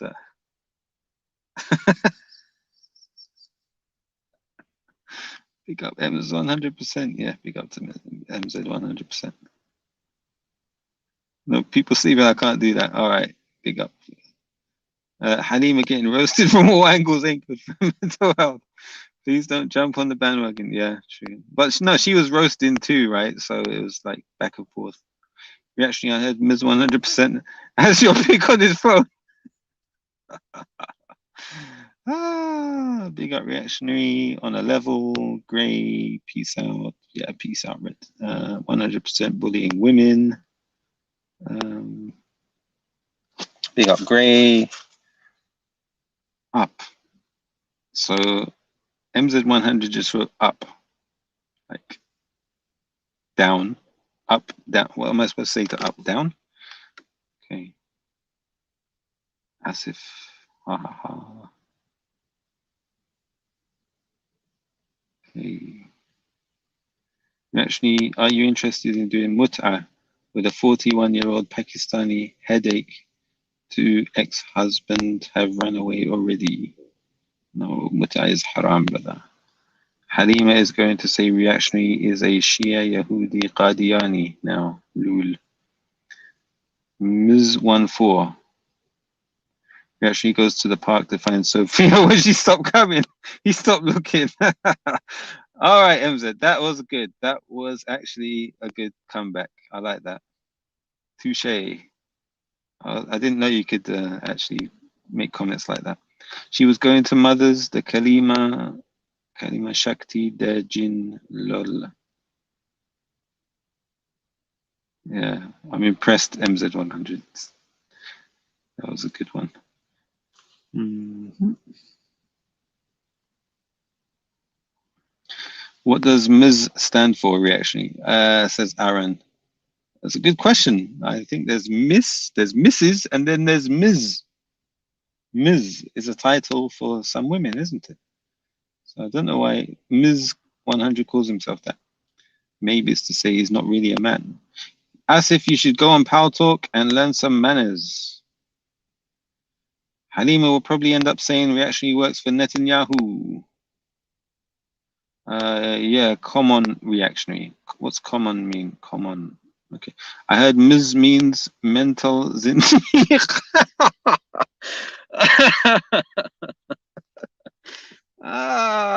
Ms, you're getting it today, sadly. Oh my gosh. You did come back well, but that one just that's a destroyer.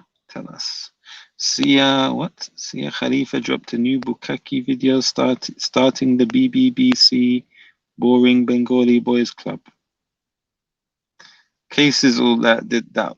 Sorry, that one lacked comedy. Try a better one. Jokes are supposed to be funny. That just made no sense. Reactionary, what will you do if Halima does a video on you tomorrow? She's cooking up some evil. Okay, what's this? I'll never go on Pal Talk. Unhide the trolls react. I can't because I'm using StreamYard. Sorry, people. And I don't know what the mods have been doing. So if people got blocked, I don't know. I believe we need to deport the Pal Talkers back to Pal Talk. Yeah. Madness. Reactionary, don't do zina. He only makes takfir. Alhamdulillah. Reactionary used to be a good troll back in them days. They'll eat you for dinner for disrespecting sisters. They're trolls on Ms. 100. Big up Ms. 100%, my Shia brother for life. The only zina that reactionary does is with his left hand. Oh, that's such a dead joke. I've heard that so many times from people. Hey, whoever this Teja user is, I'm blocking you. I'm blocking you. I put you on timeout before now, but now I'm blocking you. Okay. Reactionary, I remember Modine and Omar run up on you and you ran away in Edgware Road. Okay, and like, how many times do you want to talk about that? I sizzle sounds like a master bait or whores. No, come on, Dunya, better language, please. Power talk discrimination, fatty boom boom, Khan likes kebabs. Okay, not very nice. I'm going to put that user in timeout. Where are we?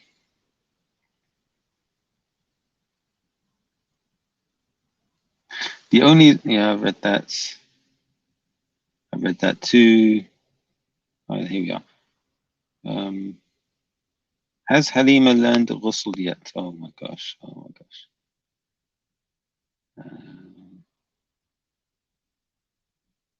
What else we got here? Ha ha ha, rage. Cases or sounds like horse, pone, masto, beta. Ha ha ha, because it's true, innit, reactionary MI5. Ha ha ha, because it's true, innit, reactionary MI5. Does anybody get the joke there? Like, where's the punchline? Somebody explain that joke to me, please. Cases or sounds like, okay, read that already. Great, go brush your teeth. Reactionary, why don't you hire Ms. 100%? He may be your friend. Yeah, inshallah, I'll add him as a mod soon. Yeah, at least he's supporting the channel, so big up Ms. 100. I actually forgot why I didn't used to like reactionary. Samaroon, I didn't get that, sorry. Can we have somebody do an explanation of that statement? Khan is going to give his fatwa tomorrow on what Islam is. I remember Uncle Omar versus Reactionary on Go Live Media. Reactionary got PTSD. I think it's the other way around, to be honest, Sheikh One. If you heard some of my interactions with Uncle Omar in Arabic. Cases of its tooths, not teeth. The beetle nut bus. Okay. Well, the Reactionary. Notice how Miz hasn't denied what he did to that girl. Yeah, that we've all noticed that. Reactionary. Notice how Miz doesn't say sorry to that girl. Yes, we all noticed that. You're right. I think Miz has some explaining to do. I cannot give him a mod until he explains himself and apologizes to that sister. Are you cool with Uncle Omar now? Says Asif. Okay, I'm not going to answer that question. Khan is a BBW, says Asif. What does that mean? What does that mean? I don't understand. K Sizzle. Asif got the strap on. Oh my gosh, you lot are getting nasty. Khan, I'm about to time you out, bro. That's not Islamic speech. Like, what we got here? Ms. 100%. Reactionary and Bob goes to Hyde Park and sits together and feed the birds. Okay, so again, where's the punchline? Reactionary is a cool brother, got banter. Why does everyone with British accents sound like they have that bad dental hygiene? Boom. Where's the joke? I don't get it. Reactionary, this has turned into a zit show. Okay, yeah, it has. I'm just reading. It's just a end of show banter, right? Say sorry to that girl, Ms. 100%. Khan is a big beautiful woman. Okay, sorry, React bro. No problem, Khan. As if big up Uncle Omar. Says Izza. Okay.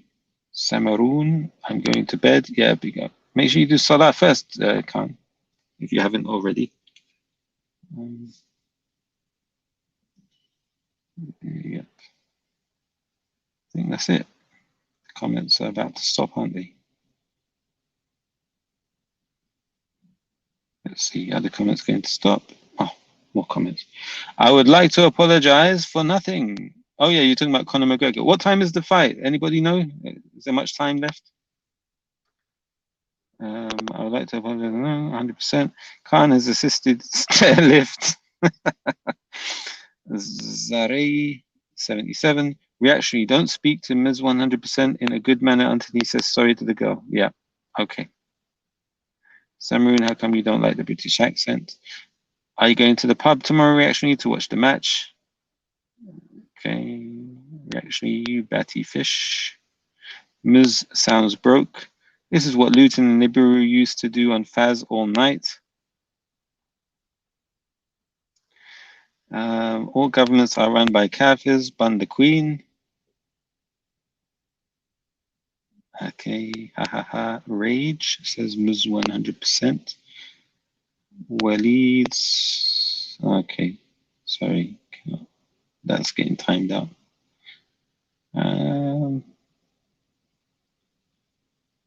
Yeah, I think I'm about to end the stream. I think maybe 5 more minutes. If I don't see any more comments, then I'll shut down, inshallah. Okay, Khan does twerking. You might be related to Ms. 100 Reactionary. It sounds mad cringe, like they all eat tea and crumpets for breakfast, lunch, and dinner. Okay. Howdy, partner. Howdy, partner. Reactionary, do you believe Nibiru does 60-kilogram dumbbells with one arm while being a vegan? I don't know. Breaking news, Ms. This is from Fox News. Ms has turned into 5% in the last hour. Oh, gosh. Rage. No, this is a hilarious one. This big up Fox News. And that looks good, like the banner at the bottom of the screen. It looks like it's an actual news station. What did I miss? Quick summary, please. Khan Ito has more belly rolls than carpet shop. Some charge up Ms. Samuel, I just can't stand the Australian accent. Reactionary MI5 is going to go wear his England shirt and goes to the pub alone and order a pint of lager and a packet of Wakers, Wakers, and sits in the corner hiding away from the Muslim. Izza, the Michelin Man was inspired by Khan. Oh no. MZ on low battery today. Why is prostitution legal in India and Bangladesh? Is that why they have to keep targeting Muslim women? Higher demand? Like, where's the joke there? Inspector, please avoid mentioning that name in this channel. Okay, thank you. Is that it's okay? They learned at home how to speak to sisters. Muz wrote all these jokes down last night for you, actually. Yeah.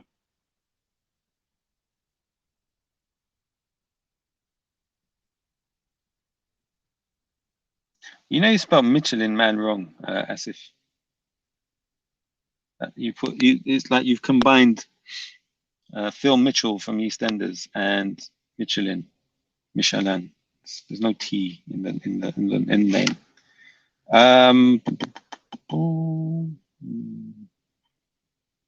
How cis its lack of testosterone, cis, you can hear it from his voice.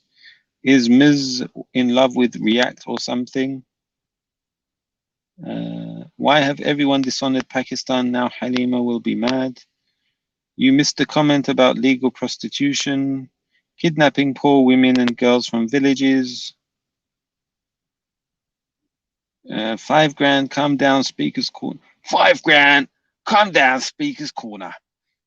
Anyone want beef with Z? Calm down, mugs. 5 grand, you won't come. Speaker's corner today, 1 o'clock on the spot. Hiramundi, reactionary, you should visit Pakistan. Yeah, I'd love to visit Pakistan. Why not? Why is prostitution legal in Bangladesh and India? Why did your brother? Oh no, sorry. Rage, allow that.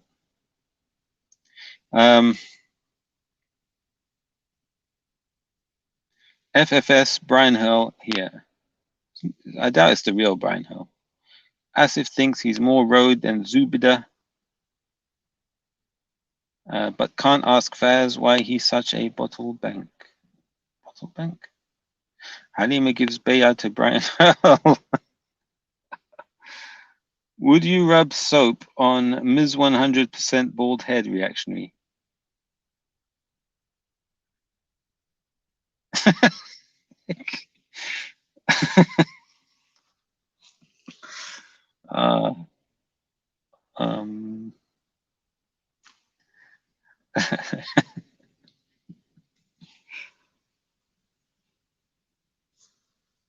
Ms. 100% equals Mark Zuckerberg.